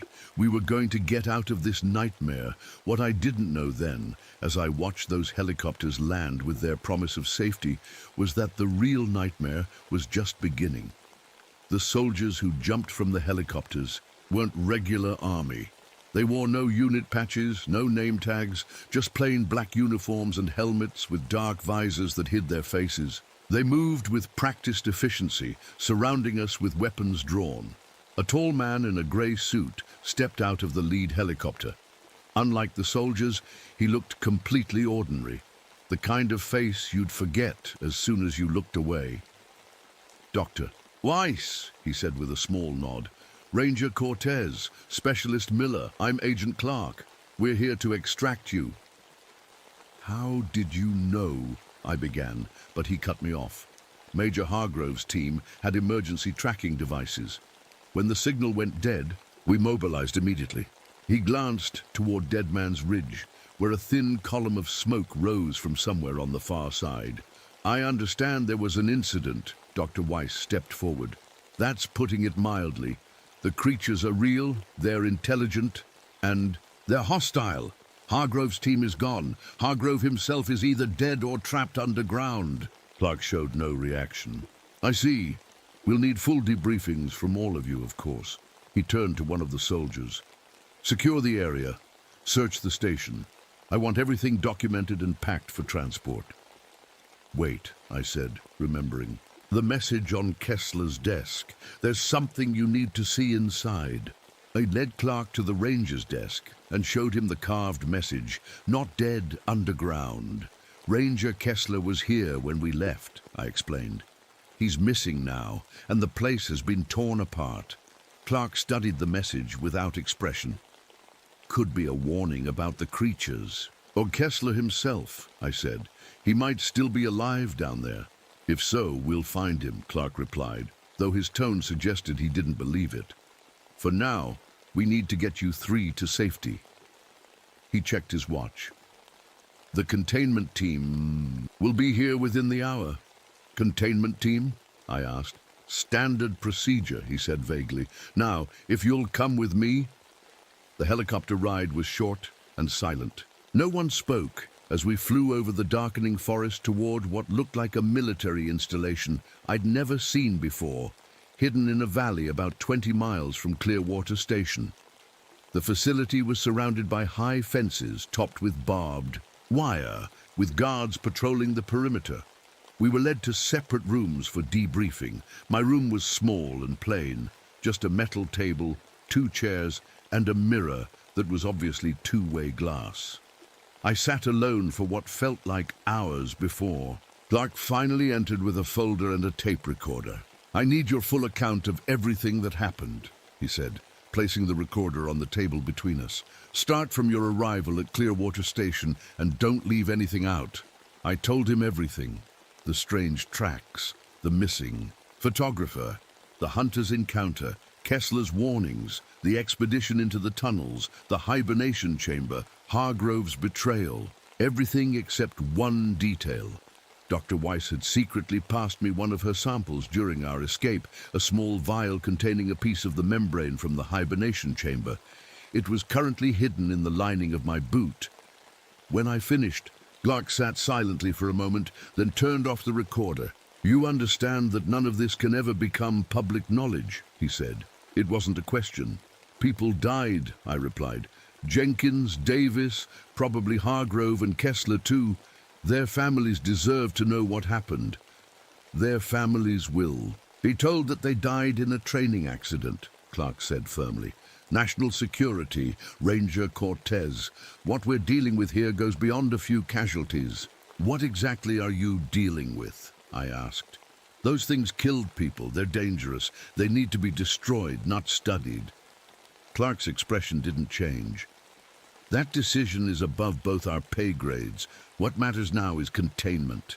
As we speak, a special team is setting charges around Dead Man's Ridge that will collapse every known entrance to the tunnel system." "And if that doesn't work?" I pressed.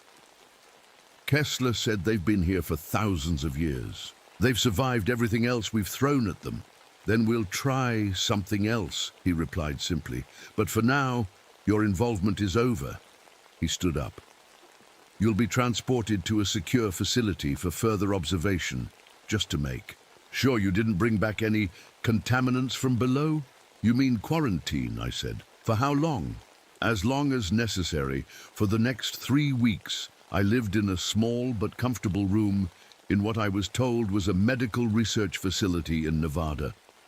I was examined daily by doctors in hazmat suits, gave countless blood samples, and was interviewed repeatedly about every detail of my time in the tunnels.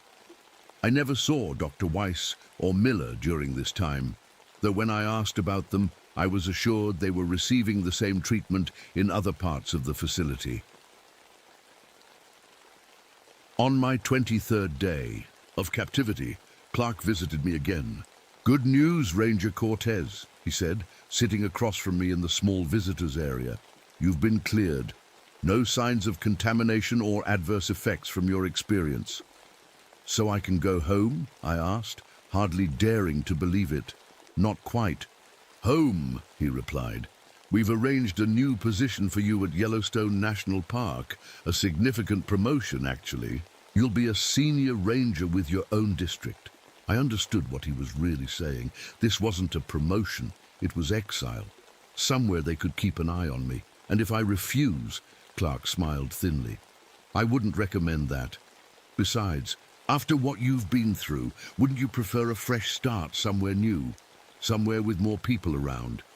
Put that way, Yellowstone didn't sound so bad. "What about Dr. Weiss and Miller?" I asked. "They've been reassigned to appropriate positions as well," he said vaguely. "You won't be contacting them, of course. Part of your agreement." "Agreement?" He slid a document across the table. "Standard non-disclosure contract. Sign it, and you can leave tomorrow for your new post." I signed. What choice did I have? The next day I was driven to a small airfield and put on a private plane to Wyoming. By nightfall, I was in my new cabin in Yellowstone, surrounded by other rangers, tourists, and the comforting sounds of human activity. For a while, I almost convinced myself it was over. The nightmares began to fade. I stopped jumping at every unusual sound in the forest. I started to feel almost normal again. Then, 6 months later, in early April 1960, a plain brown envelope appeared in my mailbox. No return address, no postmark, as if someone had delivered it by hand. Inside was a single photograph and a handwritten note. The photo showed a hibernation chamber like the one we'd found beneath Dead Man's Ridge, but in a different location. Dozens of niches filled the walls, each containing a sleeping creature, but in the foreground, lying on what looked like a stone examination table, was a human figure, partially transformed, but still recognizable. Kessler. His skin had turned grayish, his limbs already beginning to elongate, but his face was still his own, frozen in an expression of silent agony. His eyes were sewn shut, the skin around them smoothed as if preparing for the changes to come. The note, written in Kessler's shaky handwriting, was brief but terrifying. "They're adapting faster than we thought. They remember you, Bill. They want your bloodline. 7 years. They'll be coming." I burned the photo and the note that night in my fireplace, watching them curl and blacken in the flames. But I couldn't burn the knowledge, couldn't unsee what I'd seen. Sometimes, on quiet nights when the wind is still, I think I can hear clicking sounds in the distance. And sometimes, when I check my windows before bed, I find scratch marks in the wooden sill that weren't there the night before. 7 years, Kessler had written. That would be 1967. I've already put in for a transfer to a park in Florida, somewhere far from mountains, far from forests, somewhere with no caves or tunnels where things can hide and wait. But in my heart, I know it won't matter. They found Kessler after all, and they remember me. They remember my bloodline, and they're adapting, they're coming.